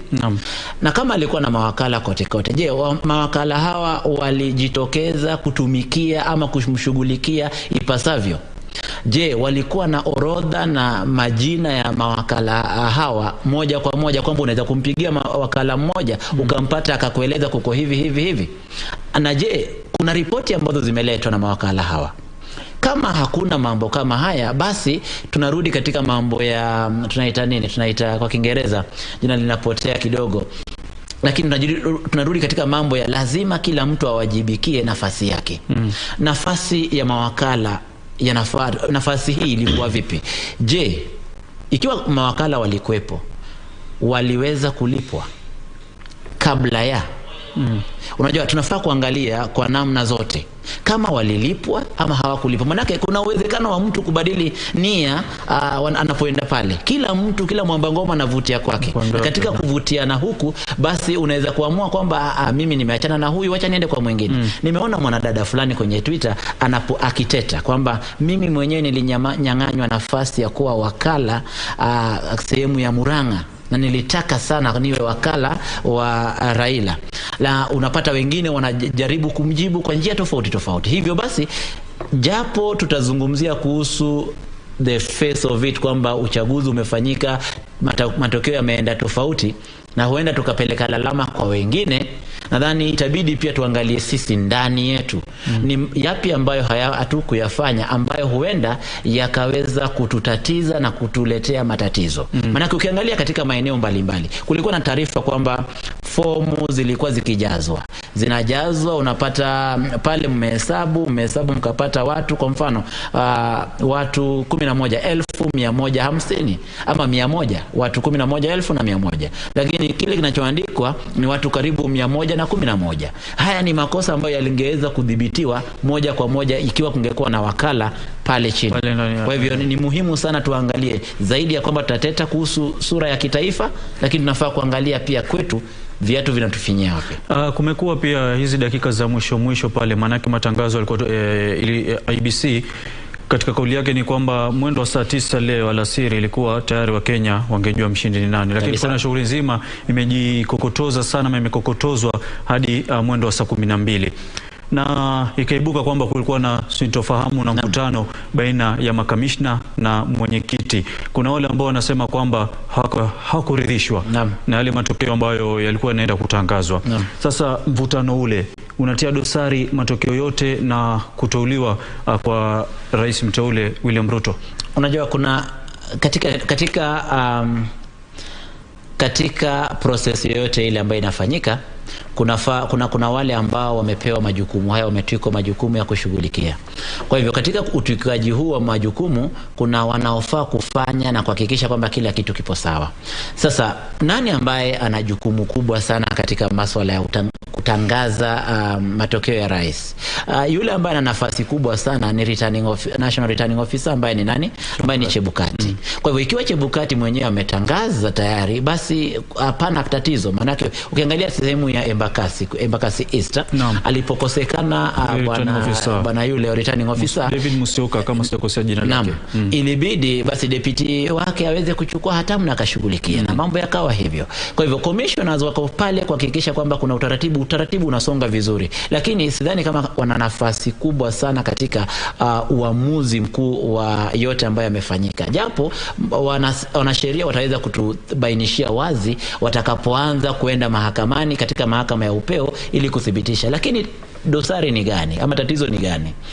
Watu hawa tulikuwa katika at the heat ya kutaka kutangaziwa, alafu ghafla tunaona tangazo la kwamba wanne wameondoka wanaelekea Serena kutoa taarifa zao. Wamebaki wangapi? Watatu. Japo kisheria watatu wanapopatikana pale tangazo linatolewa, lakini hawa wanne wanajaribu kutoa sura gani? Unajua umetumia neno ambalo sasa hivi lina trend la opaque. Na inatoa picha tofauti. Hawakuwa wamesema kwamba utaratibu uliokuwa ukiendelea pale haukuwa utaratibu ambao ulikuwa kuridhisha. Manake ni kama kuna mambo ambayo yalikuwa yamewekwa fiche, hawakuwa kijua yanayoendelea. Na hivyo kwa kusema hivyo basi wanaridhisha nyoyo za wafuasi wake Raila Odinga na wengine wote ambao wameshindwa. Wataanza kujiuliza maswali kuhusu ni nini kilichofanyika. Hivyo basi mimi kwangu naona ikiwa kungekuwa na jambo ama tatizo, watu hawa walikuwa na nafasi ya kutosha, wangekubaliana, wangeangalia tatizo linatokea wapi. Na hata hivyo basi ingefanya hata tuahirishe matangazo kufanyika leo ili yaweze kutangazwa kesho, manake bado tulikuwa na siku moja. Lakini kujitokeza hivyo lakini wa Kenya nao pia walikuwa wengi washachoka kusubiri hadi kesho. Lakini unajua sasa tatizo ni gani? Afadhali moja kwa moja wasingetuma media invite kwamba saa 9 kutakuwa na tangazo. Manake ili watu hawa wakubaliane leo hii wanne wote kwamba hatujaridhishwa na uamuzi, basi ni jambo ambalo limekuwepo kwa kipindi fulani. Wamekuwa wakifuatilia, huenda wamekuwa kilalamika na malalamishi yao hayajakuwa yakitiliwa manani. Hivyo basi ikafika mahali pa maji yamezidi unga, wakaamua basi wacha tuende zetu. Na siku zote wamekuwa pale ndani ya Iebc kama ulivyokuwa umesema, dakika ya mwisho kajitokeza, na nilikuwa nikifuatilia yale walikuwa wanazungumza, lakini nilipata dakika za mwisho, na isitoshe ni kama hawakupeana tuseme details ama maelezo zaidi. Kwa hivyo tutarajie labda katika siku za mbeleni watajitokeza waeleze zaidi kinagobaga kwa nini hakuridhishwa. Wamesema kwanza kwamba detailed report itatokea baadaye. Kwa hivyo inamaanisha hawajaridhika, na lakini kile ambacho kilifanya wakakosa kuridhika hawajatuwekea wazi. Hivyo basi itabidi tusubiri tuone ni yapi ambayo yatatokea pale baadaye. Hiyo ni kweli kwamba itabidi tusubiri, na hawa ambao wamebaki ndani pia utaona kesho, utashangaa kwamba na wao pia wametoka na ripoti ya kumuunga mkono naibu mwenyekiti pale ndani. Naam. Hapo awali ilikuwa tumezungumzia kuhusu kimya cha Raila Odinga na athari zake. Maana tumeona biashara kwa mfano mjini Mombasa na maeneo yote ambayo anaungwaji mkono mkubwa zimefifia ama hakuna ile hali ya kawaida. Na ukazungumzia kuhusu naibu rais, ungesema kama ni wewe la ungekuwa ni mshauri wake ungemwambia kwa sasa asizungumze na vyombo vya habari, aseme lolote. Je, kuhusu umesema angetua hata kama ni siku mbili kabla ya kuzungumza. Tukirudi kwa Raila Odinga, hichi kimya chake labda asipitishe muda gani? Maana kimya kingi nacho pia vyovyote bado ina kishindo, na bado watu wengi watakuwa na ile waka. Nadhani kwa sasa hivi nina uhakika kwamba huenda Raila kazungumza kesho.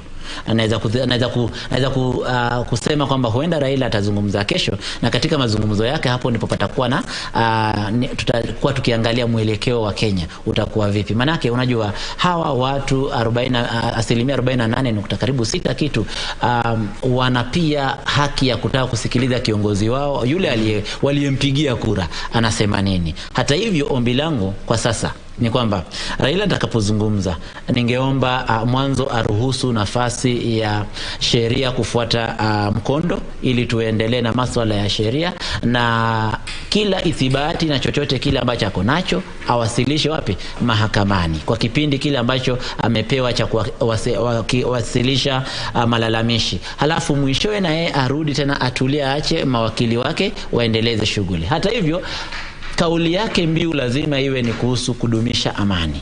Manake ukiangalia tumetoka katika masuala ya COVID ambayo bado japo ipo kwa 1% kitu, lakini imeweza kutuletea matatizo sana ya kiuchumi. Na ukiangalia ikiwa rudi na kutoa kauli ambazo huenda zisiwe za kufuata njia za mahakamani, basi tutakuwa tumemaliza mwaka huu wote. Shughuli zitakuwa zimeharibika zaidi katika elimu, shughuli za kilimo, shughuli za usalama. Mambo haya yote yatakuwa yametatizika kwa njia moja au nyingine. Hivyo mimi naomba kwamba kuzungumza kwake ndio anaweza kuzungumza kesho. Ni vizuri asizungumze leo. Anajua huenda asizungumze leo. Lakini kama ni kuzungumza, zungumze kesho, na kizungumza kesho azungumze kuhusu rai ya kutaka uwiano katika taifa, zaidi ya kwamba tukubali kufuata sheria na kufuata hatua za mahakama kuamua mambo haya yote. Naam, kwa haraka sana tumeona kwamba katika bunge la kitaifa Azimio ina viti vingi vya ubunge. Naam. Kushinda mrengo wa Kenya Kwanza, lakini Kenya UDA ya naibu rais mteule ambayo iko chini ya Kenya Kwanza ina wabunge wengi kushinda kile chama cha ODM ambacho ni cha Raila Odinga wa Azimio.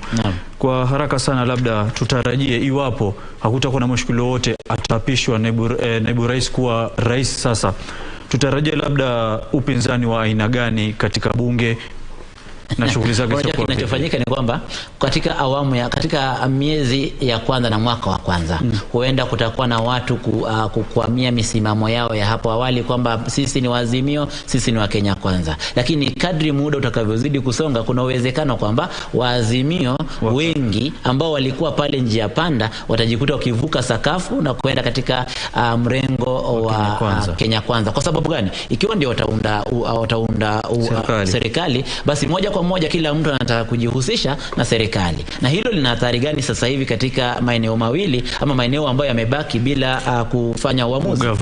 Ugavana Mombasa na ugavana Kakamega, na maeneo yale mengine nadhani maeneo 9 ama 7 kwa jumla. Maeneo haya kuna uwezekano kwamba Kenya Kwanza huenda ikashinda uchaguzi katika maeneo haya, Mombasa na Kakamega. Kisa na maana tayari watu washaona kwamba mkondo, maji yanafuata mkondo, yanaelekea upande huu mwingine. Kwa hivyo ukiangalia pale Sarai Mombasa, kuna watu ambao wataona kumbe huku ndiko, tuende na huko, tuende na serikali. Kila mtu anataka kuwa ndani ya serikali, hivyo kutakuwa na changamoto sana. Hata hivyo ningependa kuzungumzia changamoto ambazo zinamkabili naibu rais ambaye sasa ni rais. Kwa sana naarifiwa muda umetupatia kidogo. Changamoto hapa lazima shughulikie swala la usalama.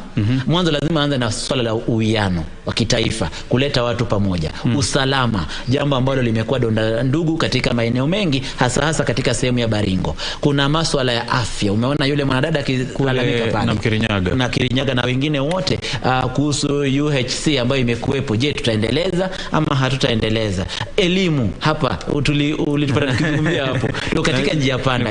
Nilikuwa nasubiri utataja elimu sanga kwa maana Kenya mwalimu. Naomba ama ni 844. Naomba tumalizie hapo. Asante sana. Shukrani sana mchanganuzi wangu siku hii ya leo, Otieno Mjomba. Na mtazamaji, kufikia hapo sina la ziada. Umefikia wakati wangu wa kutoka ndani ya studio na kupeleka hivi sasa moja kwa moja kwenye taarifa kwa lugha ya Kimombo. Utakuwa naye Tomboya. Mimi naitwa Ahmed Jumabalo, kwa niaba ya wote waliofanikisha taarifa hizi na matangazo haya, akiwemo Nancy Okware. Tukutane wakati mwingine aridhi hapo Maulana inshallah. Assalamu alaikum.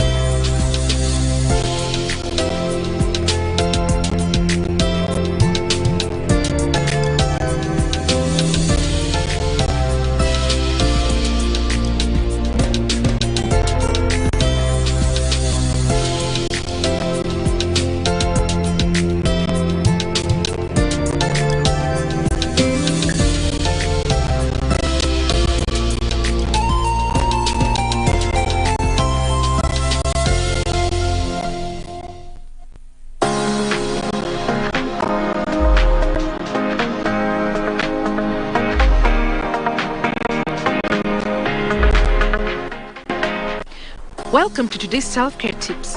And today we're going to look at it from a very somber point of view, because self-care is more than just taking care of yourself. It also entails taking care of your country during this pre- and post-election period. I am Irene Joroge.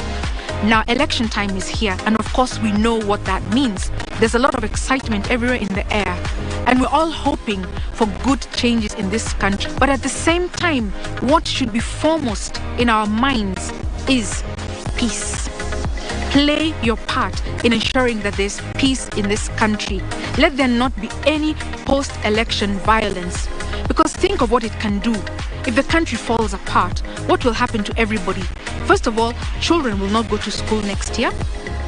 They'll end up repeating. That's another whole year wasted. Not forgetting there was that year of COVID that ended up like that. Businesses will collapse. Workplaces, everything takes a standstill, and we are all affected.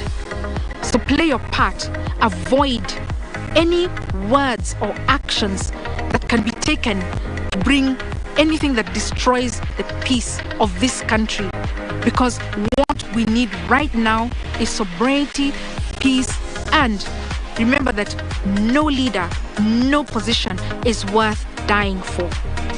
There are very many ways to keep the peace, and one of them is to avoid getting into political arguments. For example, right now, your vote is your secret. Don't discuss. Another thing is to avoid rallies where there are threats of violence. This issue of scrambling for small amounts of cash can lead to trouble. People are getting injured, and right now the insecurity is at an alarming level. Another thing we need to think about is the prospect of becoming a refugee or an IDP. It is not funny, it is not amusing. These are things that have happened in the past, and we really don't want to go back into that deep, dark history. This has been self-care tips on how to keep safe and how to maintain the peace during this post-election period.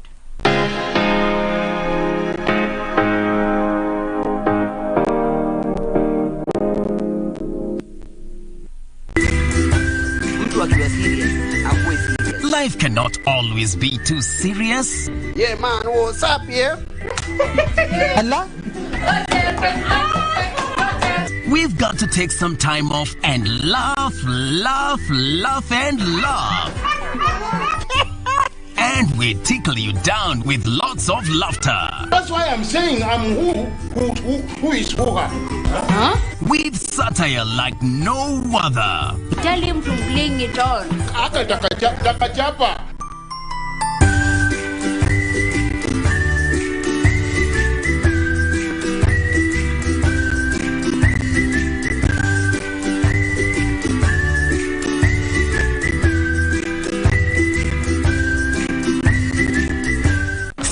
Songea tukupashe na zile ambavyo vitakupa tabasamu tosha. Hana mapenzi wala mahaba, mtoto mbaya sana huyu. What did you just say? Sio tamthilia tu. And why you are saying that ni tamthilia tosha. Alinishika hivi. What? Sio burudani tu, ni burudani tosha. It is the day that the Lord has made. Na sinema bomba. Kabisa kama uelewi kitu inafaa uelewe. Na mada za kusisimua. KBC Channel 1, shirika la utangazaji Kenya.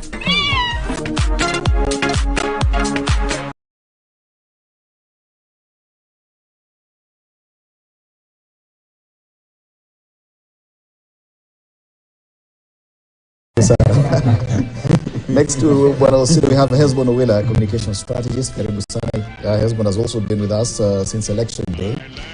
And Rafael Obonyo has also been with us since election day, public policy analyst. Good afternoon, gentlemen. Karibuni sana. It's about an hour and a quarter to the time that we are all waiting for. And it's a pleasure to have you in studio. It is also an honor for me to be on air during such a momentous occasion. Rafael, are you sharing in the excitement that everyone else is feeling?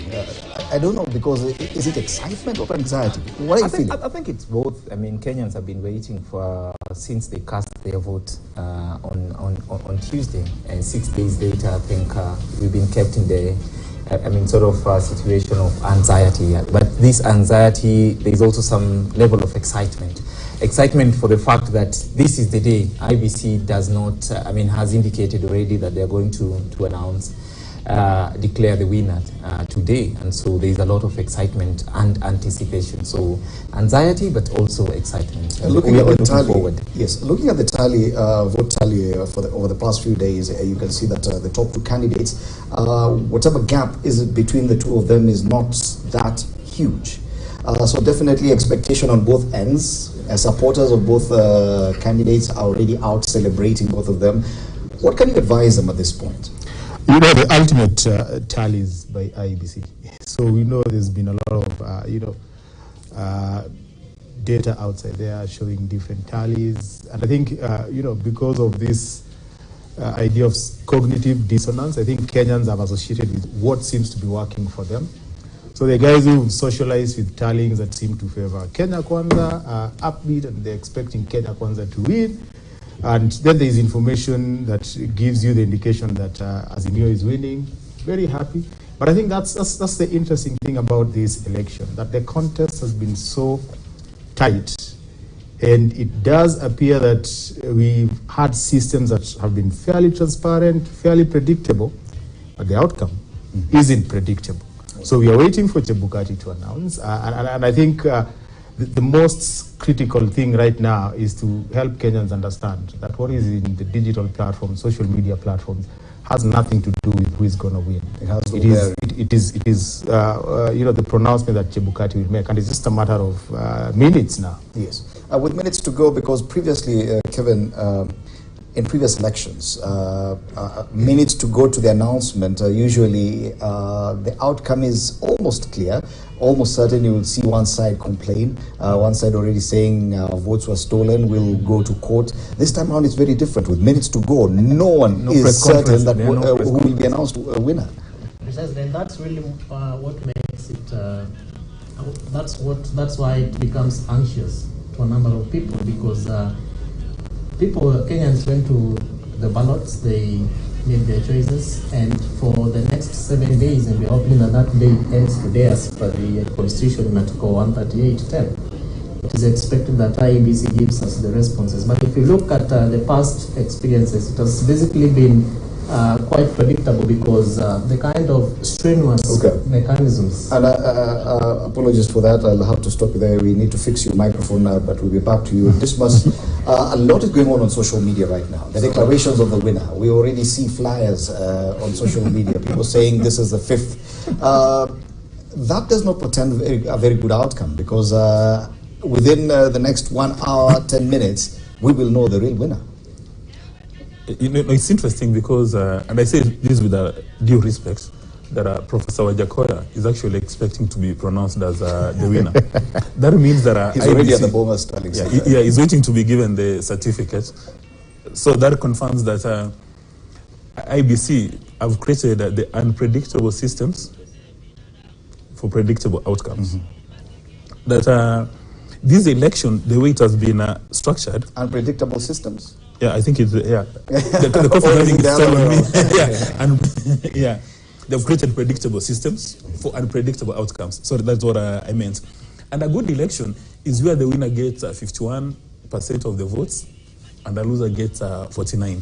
The fact that nobody in Kenya right now can predict who the winner is, can predict who the loser is, seems we've had a very good election. You see the faces at Bomas. All of them seem to be very excited. The Kenya Kwanza guys are taking their coffee and juice and tea, saying that our candidate is winning. The same is the case for Azimio. So everybody seems to be very excited. And I think for the first time, Wafula Chebukati has done his job very well. The only thing that one fails to understand is what are those choirs doing at Bomas? And how come it's only Christian music? Because Kenya is a secular nation. So one would have expected that they play music which reflects the face of Kenya. I think that was a major challenge. Now for people who are engaged in convenient reasoning are the ones who are happy with the social media activities. There are many guys who are pushing the agenda for William Samuel Ruto, saying he's already been sworn in, rather is the president-elect. And then the same thing is for Azimio la Umoja. But I think any rational human being, any rational Kenyan must treat those kind of forwards or that kind of content with the highest level of content. Because Chebukati has demonstrated to us there are nobody in Kenya outside him has good capacity to do the tallying. Because all these results are in that portal, which is open to the public. The 47,000 thereabouts forms, but nobody has done the tallying. Nobody has done the verification. They also claim on social media, especially, that they've done their tally, and they're the same ones who are declaring winners and president-elect. But the possibilities or the scenarios, given the outcome that we're expecting, could be different. There's a possibility of a runoff, especially because the race so far has been what you'd call too close to call.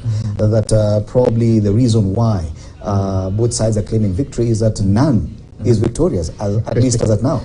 Don't you think that people should be aware of this fact? Yeah. I think, first of all, one of the good things that has happened this time is that we have the public portal, which is really, really great. So any one of us, individuals, but also agencies, media, and various other institutions can access primary data from that portal. But perhaps there is certain expertise that we also need to be able to do the tallying, which perhaps many agencies or individuals might not have that capacity. For example, how to interpret what a rejected ballot is or something like that. There seems to be some methodology that perhaps people who are outside IBC are still missing. And that perhaps could explain beyond, of course, disinformation and misinformation that, of course, different individuals and political formations would want to advance. There is a possibility that on the methodology, perhaps we are not getting it right, and that's why we are arriving at different figures. But I'm thinking that moving forward, subsequent elections, we will see people will be aware of who is the possible winner a lot earlier than what we've seen this time. I'm informed that we can now bring in Bwana Osido back into the conversation. Apologies for that.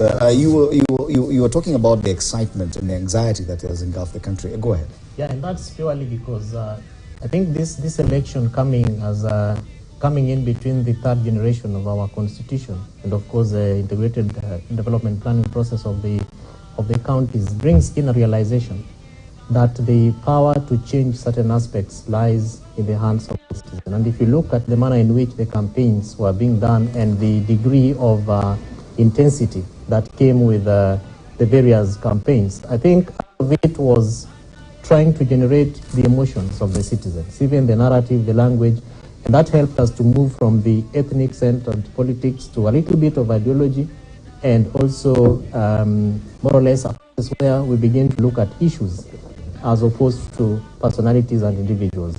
And so people are excited to probably listen to whether the gentleman that had the best out of the ideology or ideas is a person who is going to be declared as president-elect, and then the degree of merger of ideas, whether there are opportunities, so much such that whether it is a first call election or it's going to be a rerun or a runoff, is going to be an exciting thing to Kenyans. And for me, I think that the second thing that probably is raising these emotions and anxiety is the fact that IEBC opened up its servers, if I could say that. And they said that the 2017 petition had certain calls, including the expectation that the servers were going to be open, and that was not done. And for the next 5 years, IEBC has been working and trying to improve systems. And one of those is purely the fact that they opened up the portal where any individual will then be able to go out there and tally and access the forms and be able to pick the data. And so people have been trying to do that. It's a strenuous exercise because we have tried downloading those forms. By the time you do 34, 35, because you have to tally both of them on either sides, sometimes you get tired. And because Kenyans had that data on the portal, then it therefore gives them an upper hand. And when you realize that your candidate is winning, there's some bit of happiness and also joy that comes with it. When you realize at some point your candidate is losing, then you become quite disturbed, discouraged, anxious. And so what we are looking forward to getting from IEBC, because either of the sides of the coalitions know that they're either winning or losing. But that is a word that purely... If you ask any of them right now, they're both winning. We are all winning. I'm just saying. So And you can see from the screens, they are all joyful, and that's a word that Kenyans are waiting. That could change in the next hour, 65 minutes or so. But back to Hesbon, because the issue of the IEBC and the perception that appears to have changed with regard to its processes is something that really needs to be talked about. But is it simply a perception, or is it reality? The fact that now people appear not to have questioned the process so far, that even the complaints by the politicians were around what was happening at the National Tallying Center and what had happened up to that point. Do you still foresee a possibility of someone going to court? And if so, after the declaration, what would be their complaint? Well, I think the possibility of someone going to court is sort of 100%, and it's a good process. I mean, it's part of acceptance that you have lost, and you're exhausting all the avenues that are there. Of course, we've seen a number of things. Yeah, we've seen a number of anomalies in the build-up to the process, and if you look at the legacy of the 2017 Supreme Court ruling, any side of the political divide will be very keen on the process and not necessarily the outcome. And credit to IEBC. I mean, we've taken all this long simply because the legacy of the 2017 Supreme Court ruling was very clear on the process. I want to believe that IEBC has been very, very rigorous with the process. From what we've been getting from Bomas, you can actually tell that there were individuals who are, intent on infusing some level of mischief for whatever gain they wanted. So if you look at all this, there is a possibility that anyone would go to court. But the key thing is, even if someone goes to court, it's the question of, was the election credible enough? Was the process credible enough to have given us the outcome? And I don't think there's an absolute answer to that. If there was an absolute answer of either yes or no, then you'd be worried if you're the winner, going into the Supreme Court. But I can tell you from what we are seeing, the dancing that we are seeing, I think we can just celebrate as Kenyans that we've reached a point where there's going to be a winner, and both sides of the political divide believe that they are winning. Mm-hmm. So what does that tell us? It basically tells us that because they've been part of the tallying process, maybe they strongly believe in the tallying process. Mm-hmm. But I wouldn't stop anyone from going to court. There has been this narrative that, because of the illegalities and irregularities from the Supreme Court ruling in 2017, then the threshold for vacating the election is very low. I don't think it is. The Supreme Court can run away from its ruling, So the critical question that probably would inform anyone who is thinking of challenging the victory is, how credible is the process, to give us the outcome that you're going to get in a few minutes. Yet we've not seen any complaints about the transmission of results, which I think was highly indicted back in 2017, especially in that ruling by the Supreme Court. The fact that issues of how the results were transmitted from the constituency level or the polling station level to the tallying center and how that happened, questions were raised about that. But this time around, everyone appears to be content with the process so far and is waiting on what will happen at the Bomas of Kenya. What is your assessment of the process so far? When you've created those predictable systems and they're transparent for every single Kenyan to look at the systems, even others who want to, they can actually touch the system. So everything seems to be bulletproof for several reasons. Number one, if you run a flawed election, you are a threat to our national security. Then number two, 2017, essentially the Supreme Court declared IEBC and the commissioners as incompetent because of the illegalities and irregularities. I don't think Chebukati wants to be found or declared incompetent for the second time.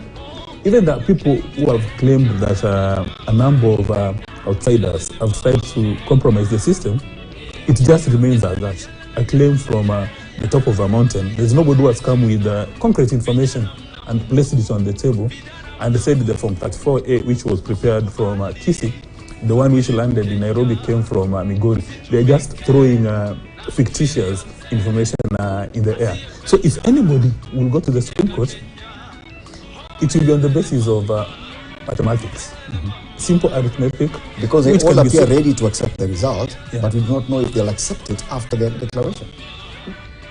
Well, again, in my view, they must really not accept the results. they need to appreciate that the process has been credible. Accepting, I think, is a personal responsibility of the agents and the candidates. Because Kenyans, majority of them have seen this process. Even not just Kenyans, everybody from the entire world. Because this information is online. Anybody from Nigeria, from Congo, from the US, all of them have socialized with the results. So actually, if somebody loses this election and then they go to court or they want people to engage in demonstrations, people may be very reluctant. Because right now, the only thing, and I've seen people being interviewed by a channel across Kenya, the only thing Kenyans are saying, Mr. Chebukati, give us the results. Nobody's complaining about anything else.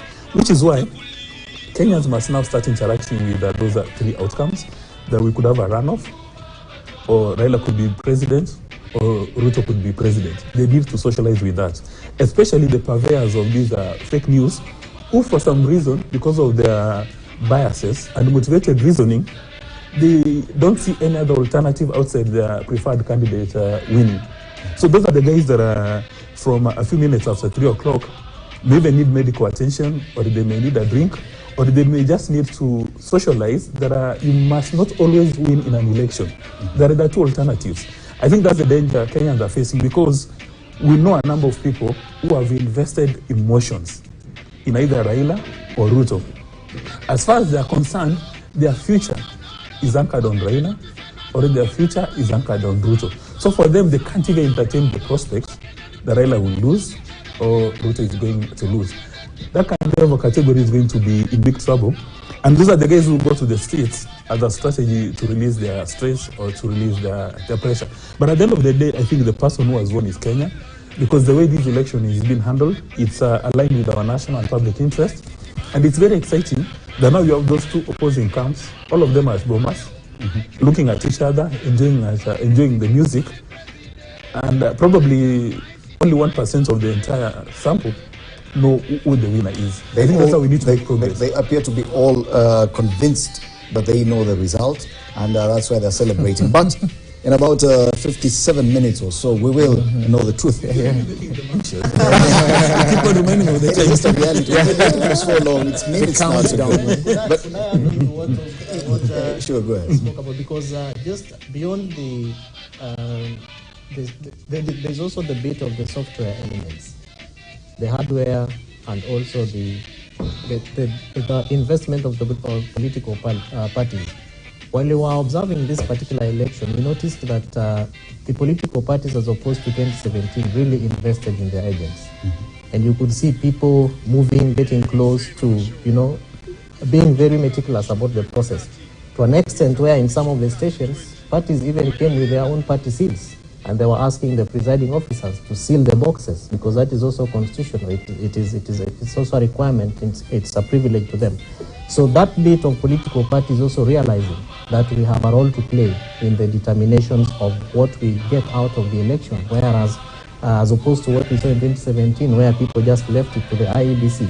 So much such that even when it came to the process of the tallying, and the counting, and then the tallying, and the signing of the forms, all these forms, we don't see a lot of complaints, as we saw in 2017, where people are saying our agents were sent away, that's not the form that we sent.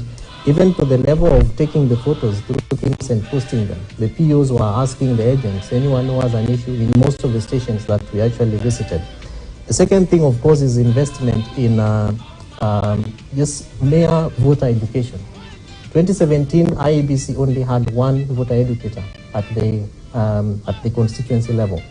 But in this election, 2022, we've had 2 people deployed per ward.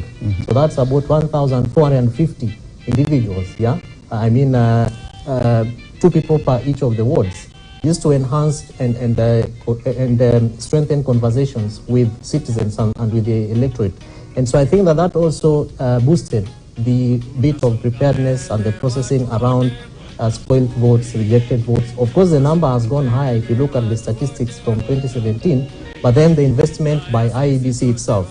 Then, of course, the third thing is just looking at the civil society, religious leaders' investment insofar as pushing the candidates to accept the results. And I think that's probably part of the reasons why both sides, even at Bomas, are rejoicing. And we have seen that coming up from the grassroots as well. in a number of places where we probably thought that people were going to reject the results, we have seen them conceding and accepting to work with their biggest contenders. So I think that Kenyans realize that this election is not just about political parties and is not about individuals, that they also have a very critical and clear role to play in terms of strengthening the democratic aspects and also the electoral processes. Okay, and even as they continue to celebrate, waiting for the declaration, there is, because yes, it could go either way. Raila Odinga may be declared president-elect, William Ruto may also be declared president-elect, but there's a third scenario where none of them is declared president-elect. Let's look at that now. The celebrations may have to be postponed for another 30 days plus. But it is a real possibility, Rafa. Yeah, I mean, it's a real possibility that we could have sort of a runoff. That's a real possibility because the Constitution provides that if neither of the candidates gets 50 plus 1, it means that we have to go for a runoff, and that's a possibility that all of us need to prepare for.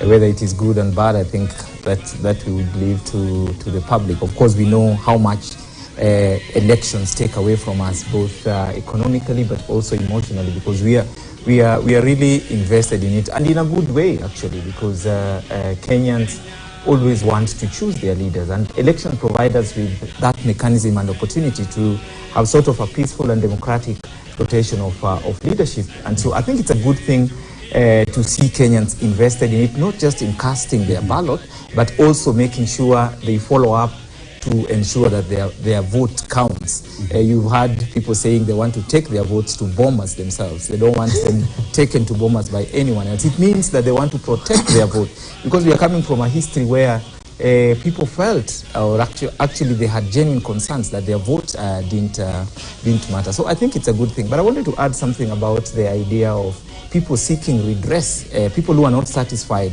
with the process, seeking redress the due process in terms of maybe going to Supreme Court. I don't think we should demonize it. I think it's a good thing. If someone is not satisfied with the process, I think he should seek redress, for example, as the Constitution provides, at the Supreme Court. Because remember, we are where we are now, not because IBC really wanted to engage in this process in the way we've seen, but it is because this election was supposed to be held in line with the Constitution, election laws, but most importantly, in line with the 2017 Supreme Court ruling. I'm sure IBC, if you ask them to do verification, they wouldn't want to spend so many days doing verification. They would have wanted to do the administrative bit of just receiving the papers, checking on them.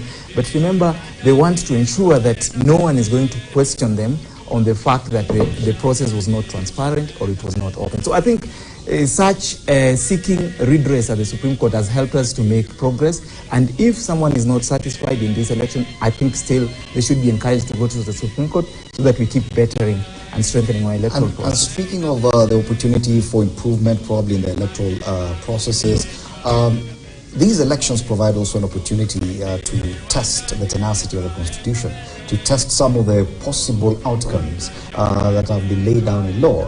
The last election, for example, gave us the possibility, made Kenya see the possibility of actually an election being nullified by the court, and Kenya has been forced to go back for a repeat election. And it happened.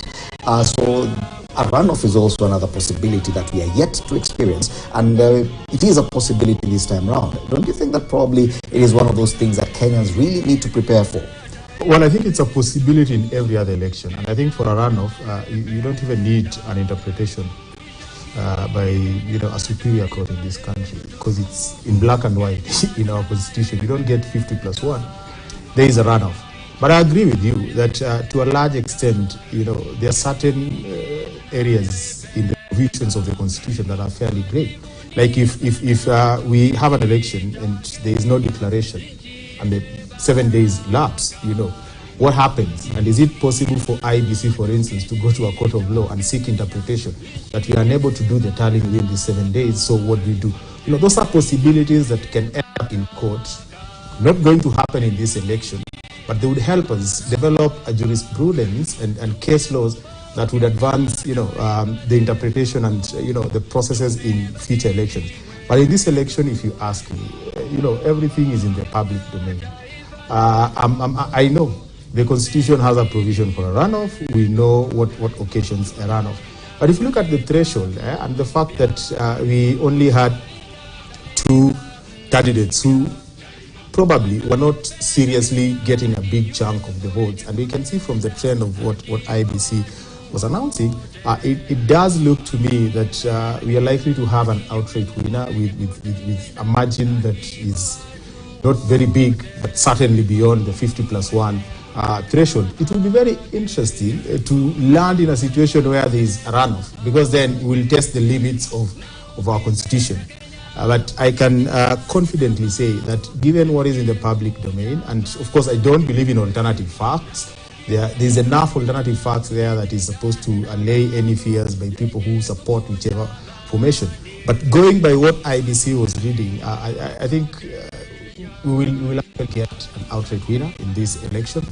And I just want to believe that, whoever is declared, we will move on as brothers. Kenya is bigger than all of us combined, whether you supported the deputy president or Raila Amolo Odinga. We need to have closure on this. It's been a very exciting electioneering period. We've seen, a situation where both the presidential candidates have gone all over this country.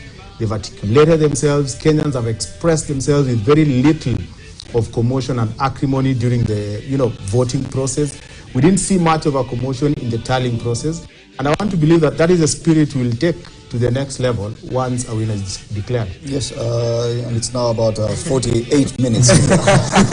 But allow me to dwell on this issue of a possible runoff for a while now, because it is a possibility, and it's one of those possibilities that it could become a reality within the next 3/4 of an hour or so.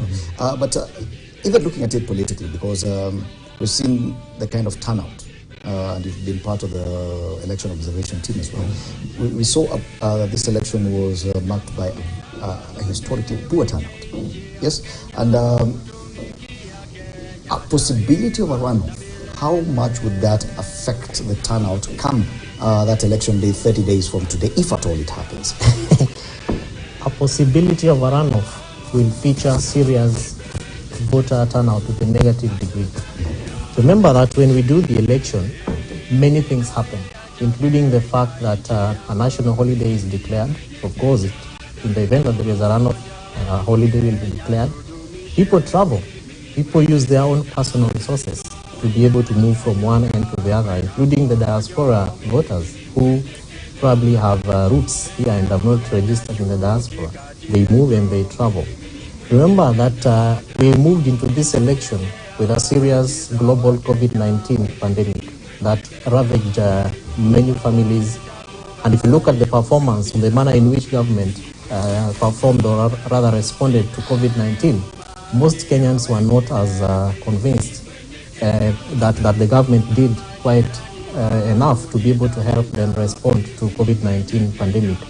The degree and the number of joblessness, number of companies that were closed. And so if you bring in all these compelling factors to a runoff, then the question to that would be, what is it that the two main contenders will be able to do to excite people to turn up and go and vote? And that notwithstanding, we also have about 9 other places, 9 areas, including Kakamega and Mombasa, that will be having a by-election on August 23rd. Of course, the runoff comes about 90 days after the pronouncement by IEBC. But then in between, you still have a number of elections that are happening.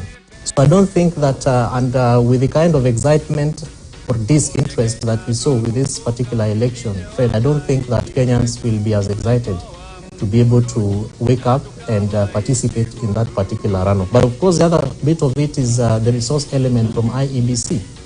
The resources, the money that was given to IEBC, about 44 to 46 billion Kenya shillings, did it feature the possibility of risk management from a runoff perspective? Is IEBC prepared to be able to take Kenyans to that extent, even as much as the Constitution expects that in the event that you don't meet the 50% plus 1, then a runoff is supposed to be called for. So a number of factors, therefore, will be able to to be looked at when we call for runoff. But of course, democracy is quite expensive, and so we look at the degree of growth that participating in that particular runoff, the investment by political parties. Of course, now we know that it will only be 2 people contending.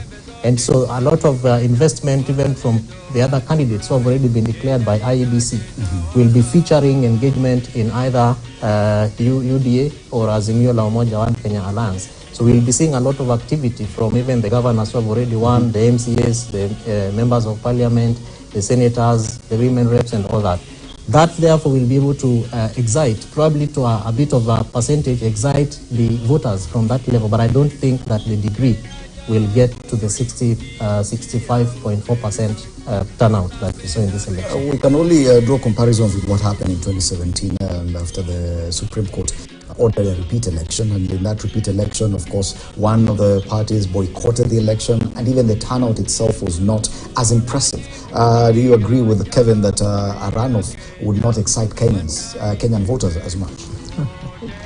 What Kevin has captured is the thinking of a rational voter, because he has described the economic issues about employment, inflation, company closing, but the Kenyan voter tends to be emotional and irrational.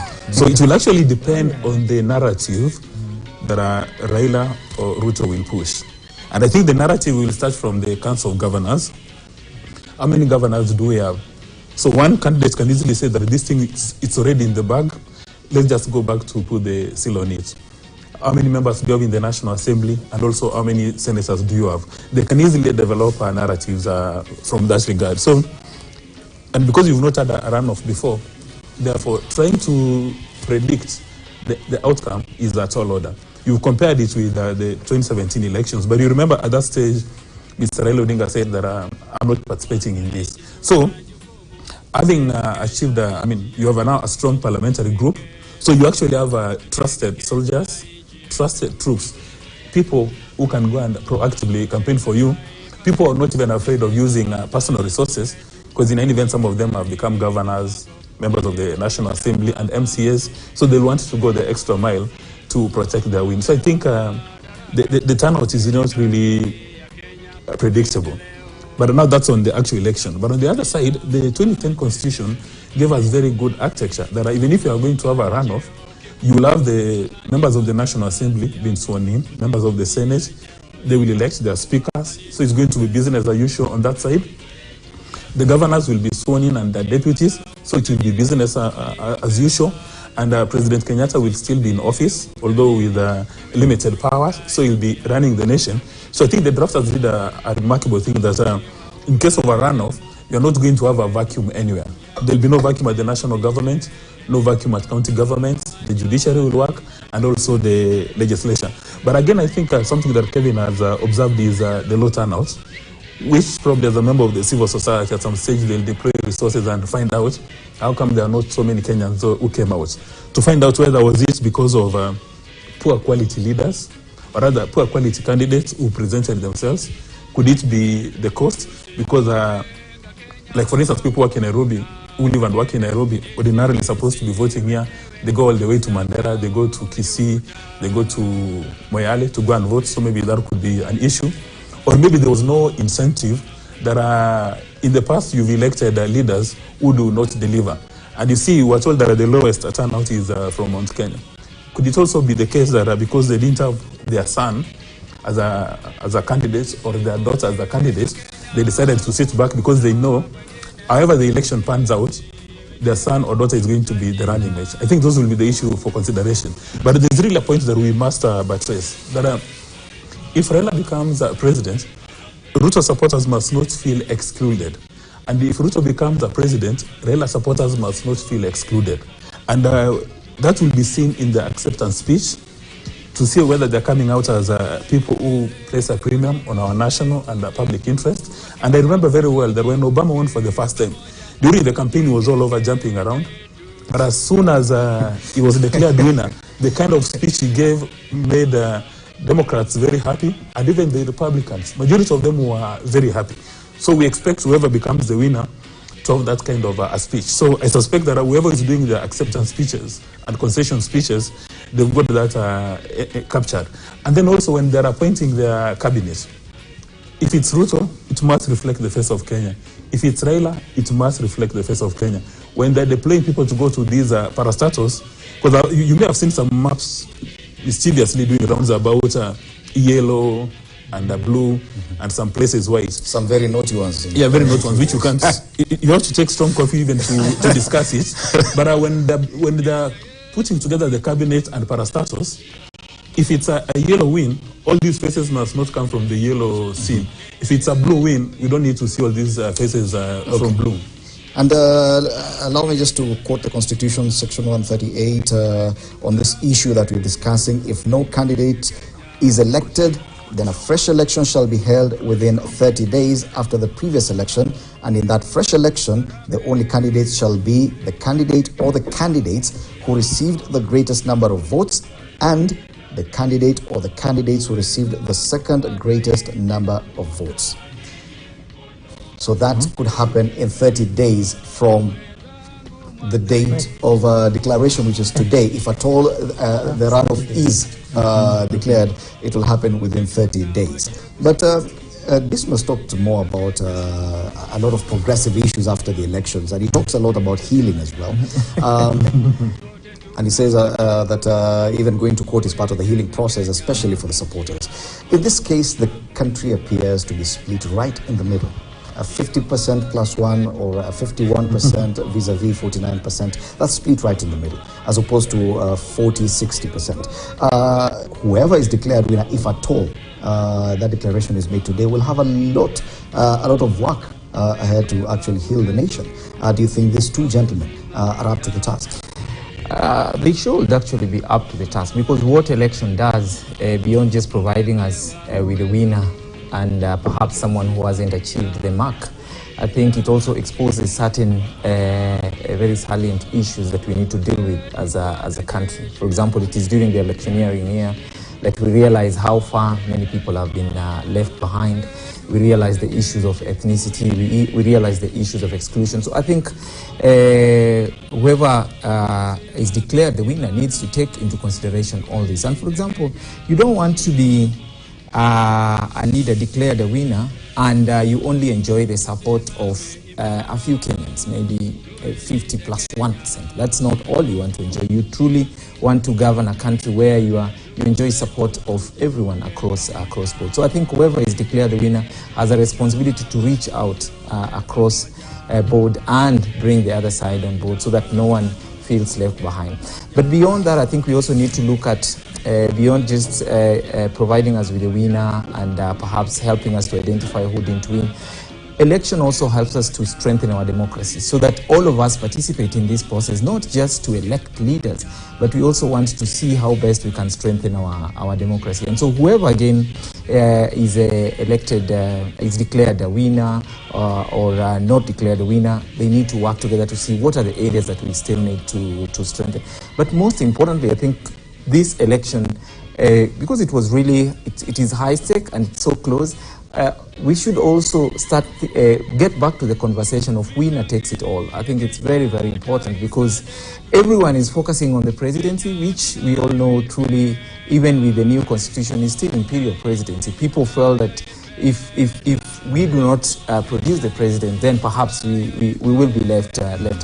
And so we need to really go back on the and discuss this question of winner takes it all. How do you make sure that people who win and people who not win still are able to feel like they are part of it? Of course, is a demonstration by the various leaders, but beyond that, I think we need an architecture, a legal architecture that helps us to bring everyone on board. For example, this constitution does not provide for the office of the official opposition, yes. And so whoever loses will be out of parliament, for example, and that becomes a big problem. And in the absence of that legal structure that you talk about, to widen the executive probably and create more positions, of course, we've seen that leaders have tried to adopt different kinds of remedies for this, and in 2008, It was that grand coalition government. In 2018, after the second election, President Uhuru Kenyatta opted for the handshake, and that changes a lot of the game, but it does help to probably heal the cracks that were created by a very competitive election. Do you foresee something like that happening after this election, especially given that the fact that, yes, the country appears to be split right in the middle? Yeah, I mean, I foresee that. I foresee that. Those are very critical conversations, and it doesn't matter who wins. You know, we've had the 2010 constitution. This is the third election. But then what we are seeing is that the contest for the presidency is so acrimonious that it divides the country. And it doesn't divide the country because politicians want. It simply divides the country simply because our democracy is such that if you don't have the wherewithal, you won't go for the presidency, because then there is no fallback. So you'll go for other seats. So what does it do? It leaves two very strong contenders to contest for the president. And that is what we've seen. We saw that in 2013, in 2017, and in 2022. So whoever is going to win the election, for instance, will win by 50.17 or whatever, and the person who loses the election will have 49 point something or even 48. So that tells you that even the person who is losing the election is not a loser, because there are 48% of Kenyans who cast their votes, for instance, who believe, who anchor their aspirations on this person. But then you look at the framing of our constitution, this person has no fallback plan. This person is, in the words of the deputy president, will be uko kwa msituni. You know, that is how they described, you know, the loser in the 2013 general election. And you see, that is what makes the contest very ferocious, because you have supporters who are almost half of the country believing in you. And then there's a country where it seems like election balkanizes us. So you have people from a certain region believe in a certain presidential candidate, and when he loses, the entire region feels like they are disenfranchised. So to cure that, and of course to deal with the messes that we've seen in the tallying process where everyone is anxious, there has to be a framework. And I think the office of the official opposition leader that is provided for in the constitution, funded by the government, would offer a reprieve. That guys will feel that we gave candidate B power to represent us. Candidate B got 46%, and we are so many. So the candidate B is not in government, but the official opposition leader position would give them that sense that, you know, we may not be running the executive, but we have the wherewithal to anchor our aspirations on this office, so that whatever the executive is doing is also attending to our interests. And I think that is a very critical conversation. Now, to just put it in perspective, we know that there was a process called the BBI. It was supported by a certain side of the political divide. They provided for that.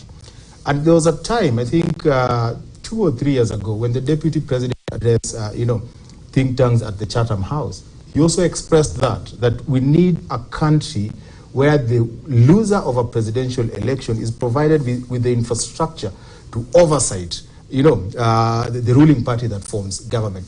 Very critical. And then number two, I think what happens in the current dispensation, or what will happen given that the law does not provide for that, is to go back to the campaign trail. You know, and it doesn't matter where you sit. In both sides of the campaign trail, there were solid leaders who are addressing issues. So whoever wins has to go back and look at I'm a big fan of Charity Ngilu, not because of the formation where she was, but because in every other campaign trail that she attended, she kept reminding Raila that, Baba, when you win power, this vijana, hawa vijana unaona hapa, wanataka kazi, wanataka money in their pocket. And then when you go to the Kenya Kwanza, it was the same thing. There were very solid voices led by the deputy president himself who talked about these Kenyans. Now you see, whoever wins, we want to come back to that conversation that you said these Kenyans. And I can tell you, you know, our life experiences as Kenyans, you know, is basically a microcosm of what majority of Kenyans go through. You look at our lives when we were in primary school, in high school, and in campus, you can actually tell that there are so many Kenyans who can do better if we had a government that was solving the issues of Kenyans. And I think where we see it, it doesn't matter who wins. What matters is if this person is going to deliver on Kenyans, they will have no threat to their privileged position in power. Okay. And talking of these two leaders and what they've expressed in as far as possible extending an olive branch to the other side, Raila Odinga said yes, that after the election, if he is declared the winner, he will do that. The deputy president suggested that yes, even after the election, he will sit down with this other with his opponent and discuss the role of the opposition leader, which does not really exist currently. So both candidates are thinking about this. Don't you think that probably that is a line we should take? That's purely the line that we should take. And the conversation around mechanisms to ensure that it happens, therefore, need to be seriously thought about. Of course, Willa's husband has talked about the BBI process and of course the recommendation or the proposal that was there. But then the other angle of it is the accountability mechanisms from the citizens' perspective. Remember, these ladies and gentlemen, and in this case now gentlemen, are actually campaigning before a citizenry. So what is the role of these citizens in ensuring that whatever it is that they are saying actually is implemented and put into force? That mechanism is also missing because a lot of it is political rallies, campaigns, and people come and we say yes, tuko na wewe, ama wewe kwenda huko, the things you are saying, sio zetu. But then ultimately you have somebody in office, like today a president-elect is going to be declared, whether we like the person or not. So for the people who expect services, for the people who expect that that government through the executive is going to deliver for them, what is the mechanism to ensure that the things you said, because you are not saying I'll only do this for those who are going to elect me, it is for the entire nation. Because the president, one of the roles and functions is also to be a symbol of national unity. So how are you going to ensure that the citizens also hold you to account, and that when you say I will bring in my brother and shake hands and move on, you know, what is the voice of the citizenry in ensuring that that happens? Because we haven't seen it happening.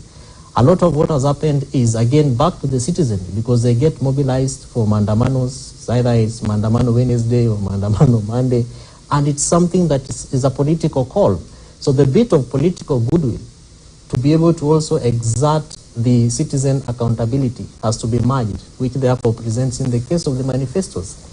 Is there a possibility to even merge the manifestos so that we say, oh, you had some nice things that you wanted to tell the people, or rather to do with them, or to do with them and for them, but unfortunately you now don't have the opportunity. Can we be able to have a conversation even through parliament? Because as much as we don't have leader of official opposition, but we have an opposition party, the left, right, and the left, and of course the right wing and the left wing. And minority. Yeah, that sit there with a proper leadership. So at the executive level, majority, the government side, you have a majority leader. And you also have a minority leader. And these are the people who lead government business in the House. But conversations happen also with the minority. So how do we therefore bring in parliament as a third mechanism to ensure that this handshake goes beyond the two individuals? Mm-hmm. So a lot of these things, in my view, are hell-bent on political goodwill. And it has to also do with the personality of the person who is being elected or who is seated at the front. If you're somebody who wants to be a team player, mm-hmm. you will open doors for people to be part of your government. But if you shut them out, you close them, unfortunately it won't happen. And even as we speak, there is some activity at the official residence of the Deputy President, a convoy there exiting the residence. We are yet to establish where this entourage is heading, but we suspect it could be heading to the Bomas of Kenya. If at all it goes elsewhere, we'll be able to, to let you know. But Dismas, you wanted to comment about something that Osido said. You've said something interesting, that Ruto is leaving his residence right now as a deputy president. If he wins, he'll go back as a president-elect. But now that's one of the scenarios. But the panelists here have raised serious issues. And there's need for clarity. Because we must not confuse a presidential system and a parliamentary system. In a presidential system, when you run for president and you lose, you take a break for 4 years or 5 years, like the case is in the US. You are not rewarded for becoming number two. There's no reward. the people who will offer oversight is minority and majority, as well as the two speakers. So we must not confuse that. Now, for a parliamentary democracy, then the person who becomes number two becomes the leader of the opposition, which is very clear. So Kenya has adopted a presidential system. We must live with the benefits and consequences of a presidential system. Yeah. So if you lose, you go away. Nobody's going to give you a reward. In a parliamentary system, there could be a reward as an opposition leader. But again, in most mature democracies, when you lead your party and you get walloped, then there's a leadership change. A new person comes and takes over, like it works in the UK. However, BBA had some very interesting content that they wanted to offer as a remedy. They wanted to create some positions to give these people a soft landing, which would be rewarding selected personalities. And the reason why Kenyans right now, they're wondering who is going to become the next president of Kenya, is because there are, in most parts, distribution of natural resources is not anchored on equity, and it's not equitable. Right now, and I would challenge anybody with resources like Kevin does, to go and measure kilometers of tarmac, say in Mount Kenya, and compared to Nyanza and compared to Mandera, to find out whether we have a roads policy. But if you've got a leadership, a presidency, that distributes resources in a manner that reflects equitability and is equitable, then people will not be dancing. Because you see what the political leaders have made us believe, that I'm your son, if I'm not in Nairobi, you are not getting resources. Okay. And you can see that convoy actually right now on Langata Road, heading down Langata Road towards the general direction where the Bomas of Kenya is, the National Tallying Center. And so, yes, we can presume that that convoy with the Deputy President is heading to the Bomas of Kenya. And shortly, because it's about 2-3 kilometers away, and the speed at which it is moving, it will be there probably in the next 5 to 10 minutes. And yes, we still have about 20 minutes or so before the top of the hour, where the big announcement is expected by the IEBC chairperson, the declaration of the election results. What that result will be, we are yet, and because yes, a runoff is also a possibility, but we could just get a president-elect shortly. And yes, that convoy believed to be transporting Deputy President William Ruto is actually on Langata Road as we speak. But you know, the convoy could be added to Wilson Airport. We need to challenge. You know, the convoy could be going to Wilson Airport. It could also be going to the Catholic University, because there's also a communications center there for the Kenya Kwanzaa. But because you can see the kind of activity happening, we'll know that in about a few minutes from now. Yes, you want to challenge what Dismas is saying? I think I like what Dismas is saying, that there are two absolutes. There's a parliamentary and a presidential. Our constitution, the way it is framed, is by all intent and purposes, a presidential system. And we've seen what the presidential system has given us, in the last two elections and probably in this election. But you see, the presidential system works in the United States of America. The parliamentary system works in the UK. And you have those two very conspicuous examples. What you are missing are two critical things. One, Kenya, unlike the United States of America or the UK, has modeled its politics around ethnic mobilization. And then number two, if you look at the US system, which is presidential, there are remedies for losers. They don't just disappear anywhere.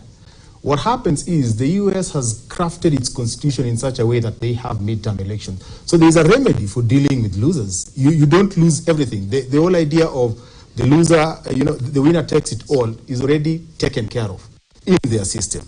But if you come back to Kenya, I think for us it's a question of, if we have a constitution that is a cocktail of so many elements, from both the presidential and the parliamentary, we need to domesticate it based on our realities.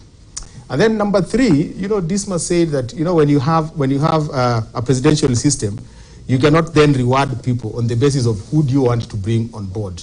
That is what has happened in the past, that we've had handshakes and there hasn't been an accountability framework within this. So how do you cure that? You can only cure that through the law. And when we say that you create the official office of the opposition leader, it doesn't mean that any presidential candidate who wins will decide that this is the person you're putting in this office. This will be a person who will be given the mandate by the people through an election.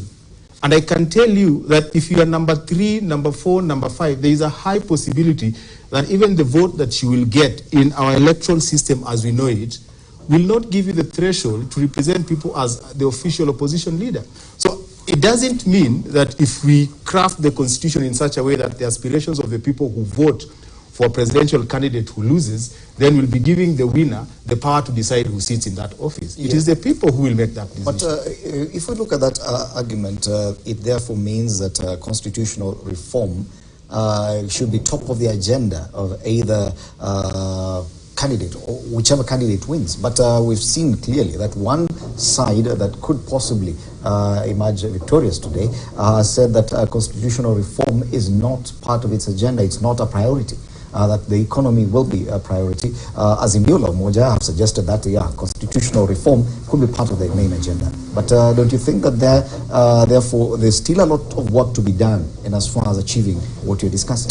I mean, definitely. And of course, people say certain things during electioneering period, during the campaigns.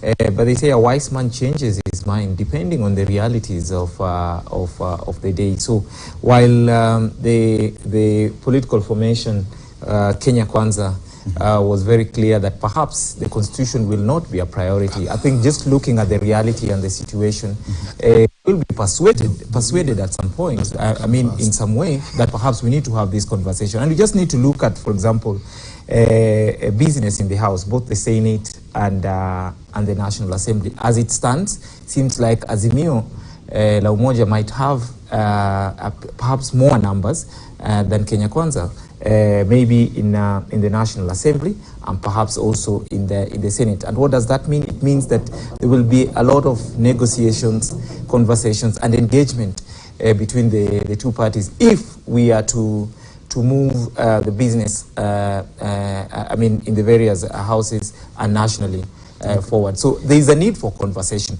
I think all of us agree that winner takes it all is something that has caused us a lot of problems and has delayed our progress. I think what we do not agree on is how do we cure it. And I think this is a conversation that we need to keep having, whether it is through amending the constitution or whether it is through having a legislative framework that will help us address that. I think it's a conversation that we need to keep having, because truly our democracy is not perfect.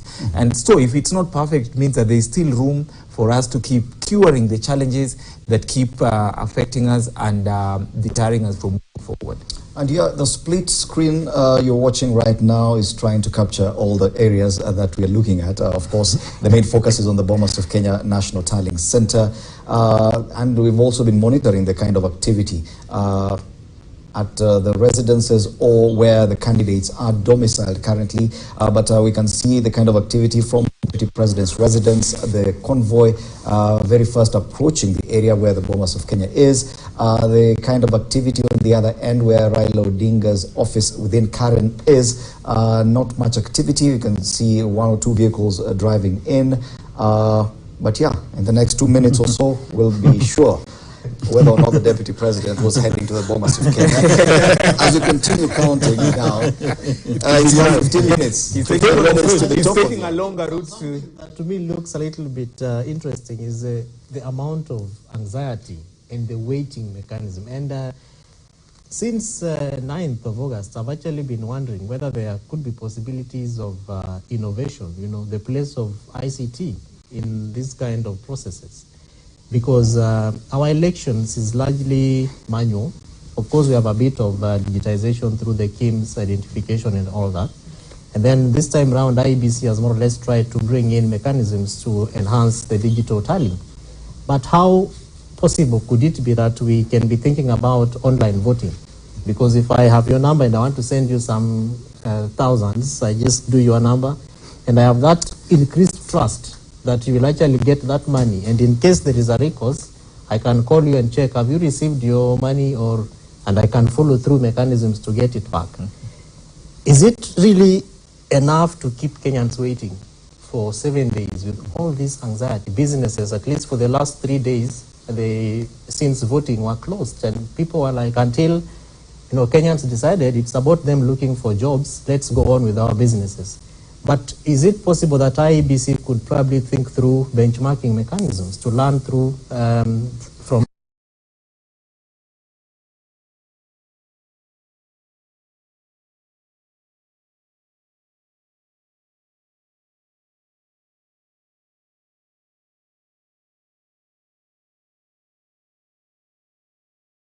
Washington, D.C.? And if you imagine the physical area coverage of the United States of America, and that people in Louisiana or Illinois and all those other places have to travel miles and thousands of miles into Washington to just cast a vote. First of all, you have to travel to the embassy to verify through the registrar that was posted there that you are a voter, and then wait for another 3 to 4 months. Of course, this time IEBC posted the registrars a little bit late into the election, and then travel back to go and vote. I think that this election is also giving us chances and opportunities for us to be able to look at certain things that we could enhance as improvements. And one of those things to me, Fred, looks like the place of ICT, particularly when it comes to voting. Of course, we have a huge trust deficit in this country, and that's partly why maybe we do the physical paper and pen casting of our votes, and even sometimes people have to sit there like observers to check whether we are doing the right thing, But is it possible that we could strengthen our electoral processes and therefore enhance our democratic processes by looking at largely the place of ICT in this particular process? People didn't have to go to Bomas to sit there for 8 days waiting for tallies. This form has arrived. Returning officers sleeping on desks for 4 to 6 days, waiting to be serviced and waiting to be cleared.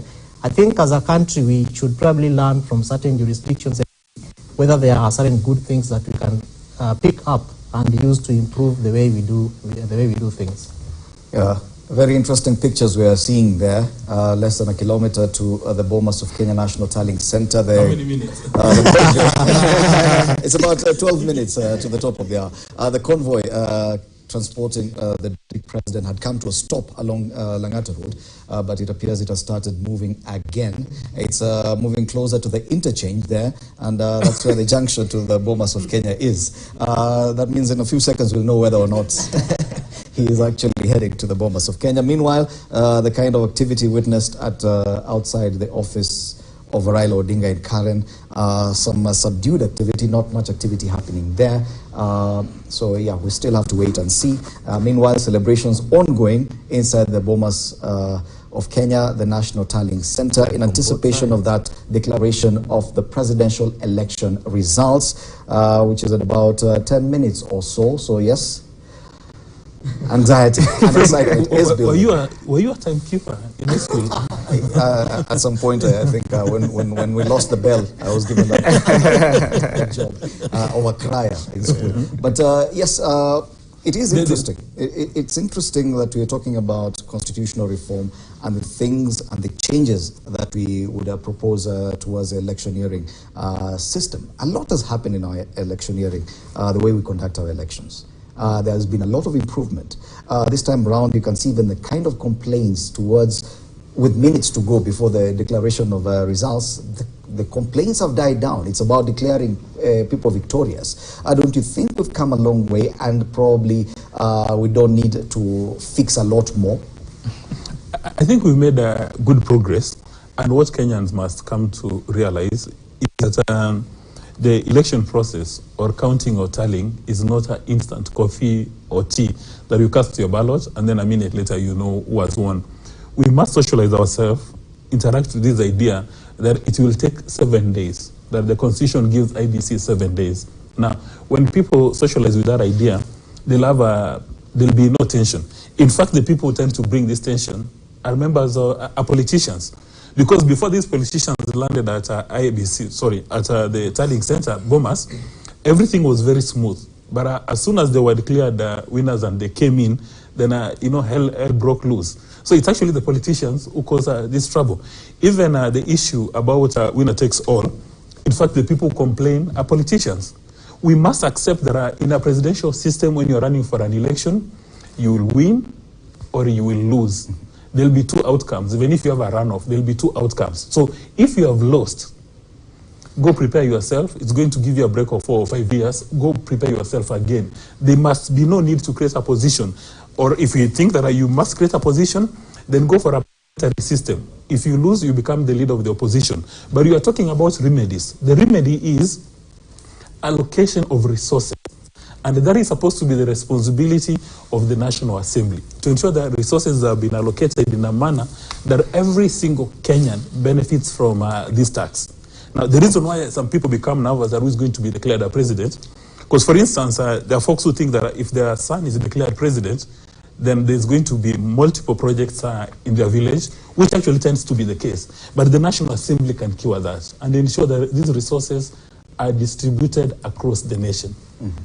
And Hezbon, you appear very anxious because I just think the music is fairly entertaining. From the dancing, I think we also want to concentrate on the music. We could be missing a lot that guys at home are getting. But I agree with Dismas that leadership is just about distribution and allocation of resources, political leadership, for that matter. But I would say, ultimately, there is nothing, whether we resort to technology, because we've done enough as far as technology is concerned, or we go back to marbles or Mlolongo system. I think the most important thing is how do we ensure that the presidency is not as contested as it is. Okay. Make it less contestable, but give Parliament the power to make more, decisions on distribution and allocation of resources. Let's now go to the Bomas of Kenya, where the pictures there appear very interesting. I can see one of the elected leaders there, Sumra, dancing quite animatedly. And you are talking about the music. Let's listen into what's happening at the Bomas of Kenya, the National Center, as we anticipate the declaration of the presidential election results in about 7 minutes now.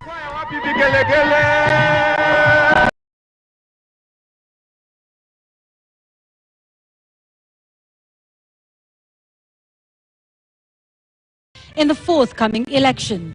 This is the last of 6 national televised debates organized through a joint media presidential debates initiative, bringing together literally the entire Kenyan media fraternity. The candidates participating in the debate tonight have agreed to the rules and guidelines requiring them to conduct themselves with utmost decorum, address each other with respect, and extend honor to viewers watching this debate live across all of Kenya's broadcast media platforms. The candidates in the debate have also agreed to observe the highest standards of ethics in their conduct on the debate platform. The candidates are not permitted to carry or refer to their mobile phones or to wear any listening devices, including earphones. Medically recommended hearing aids are exempt from this rule. But luckily, we have confirmed that none of the candidates is on a hearing aid. Ethics and guidelines also remind the candidates that they shall not carry to the debate platform any written material, whether books or journals, manifestos, or any articles, including even handwritten notes. Each candidate will have 2 minutes to make an opening statement, 2 minutes to answer a question, and 60 seconds for a rebuttal. The topics have been carefully selected after a thorough assessment of the state of our nation and the sentiments of the Kenyan voters in various parts of the country. In line with the debate rules and best practice, the questions we shall be asking tonight have not been shared with any of the campaign teams, neither were they discussed or formulated in conjunction with anyone. The questions we shall be asking tonight are entirely our own. An invited audience seated here in the auditorium has also agreed to the debate rules. They have been fully briefed that cheers, jeers, or any other form of noise is not permitted during the debate. The audience has also agreed to the request and requirement to maintain order and civility right through this debate. This debate was to feature 2 leading presidential candidates, Raila Odinga of the Azimio la Umoja One Kenya Party and William Ruto of the United Democratic Alliance, UDA, We have, however, received written notification from the Raila Odinga campaign that he shall not be taking part in this debate. Indeed, but in keeping with the traditions of the Joint Media Presidential Debates Initiative since 2013, the debate is on. And we now make one exception to permit the audience here in the auditorium to help us welcome Dr. William Ruto, the UDA presidential candidate, to the stage.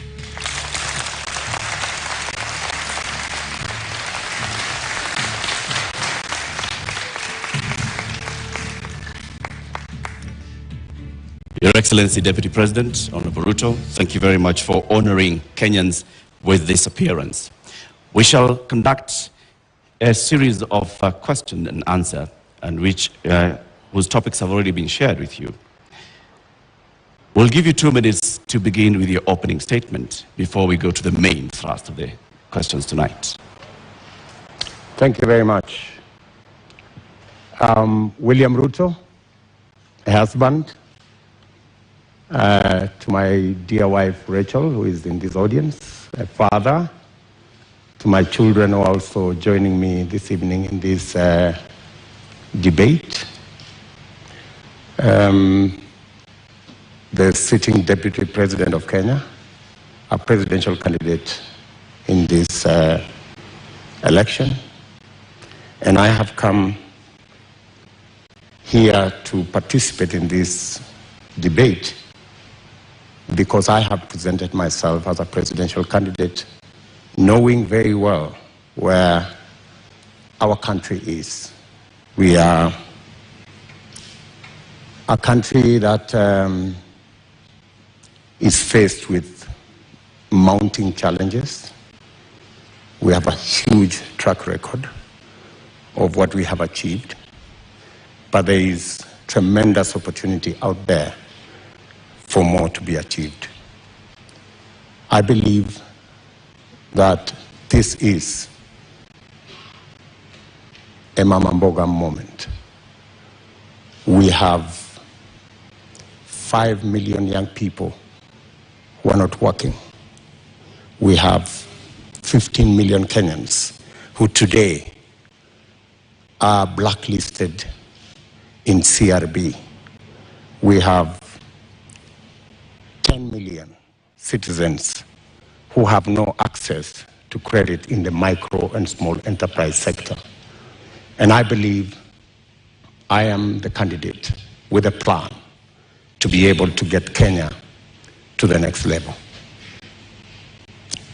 Thank you, Honorable Ruto, for your opening statement. Let's get right into the first topic of discussion here tonight, and that is the cost of living, something that many Kenyans are concerned about tonight. At the moment, Honorable Ruto, we currently have 3 subsidies in place, on fuel, on unga, on fertilizer, all aimed at dealing with the cost of living. Do you believe that subsidies are the way to go and are the right approach at this moment to deal with this issue? I believe that subsidies can alleviate the problem to an extent, especially when we find ourselves in the situation where we are. My position is that we find ourselves at this port because there are certain things we didn't do right. We had a Big Four plan because we foresaw this situation. We were here in 2017. We decided then that it is proper to formulate a plan that included matters food security. If you look at the 4 pillars of the Big Four plan, one of them was agriculture and food security and nutrition. Unfortunately, that plan fell apart. It was actually sabotaged. So we find ourselves in this space because, one, we didn't capitalize our agricultural sector. We didn't provide, we actually removed the fertilizer subsidy program that existed, which we just reinstated, I think, 3 months ago. Why did we withdraw it in the first place? Because to deal with the cost of living, you just have to increase agricultural productivity. And to increase productivity, agricultural productivity, you need to do 3 things. Number 1, make sure farmers have access to inputs, fertilizer, seeds, pesticides. Make sure the farmers have the necessary capital to be able to do the farming. And 3, make sure they have access to markets that are not rigged. Unfortunately, we didn't do that, and that's why we find ourselves in the situation we're in. So that's why in our plan, as Kenya Kwanza, we have set out with clarity what we need to do. We have put in place a 30 billion revolving fund to make sure that farmers have access to inputs. We have added a 12 billion shilling expenditure on agricultural extension, because it's not just enough to have inputs. It's also important for farmers to use the latest information on how to get our farming right and increase the productivity of every farmer. And the statistics show, with access to fertilizer, with access to certified seed, with access to capital, a farmer who produces 5 bags can produce 15. So we can actually double, if not triple, our agricultural output. What that means is that the 2 million farmers who today are net importers of food themselves can actually produce surplus. And we can make sure that we have sufficient supply that ensures that the prices are reasonable for everybody. So the real solution to the cost of living, especially on matters food, because we all understand the biggest contributor to the high cost of living is the cost of food. The average expenditure of families is 52% of their income. In fact, poorer families spend between 60 and 65% of their income on food. So dealing with the cost of food significantly deals with the challenge of high cost of living. Honorable Deputy President, if I may just interject, what you say today has also been said by you before. In the first term of your administration, you pledged the same, that you are going to deal with agriculture, you're going to support farmers, and that's when the first fertilizer subsidy was rolled in before it was embroiled in scandal. And you'd also promised the Galana Kulalu project.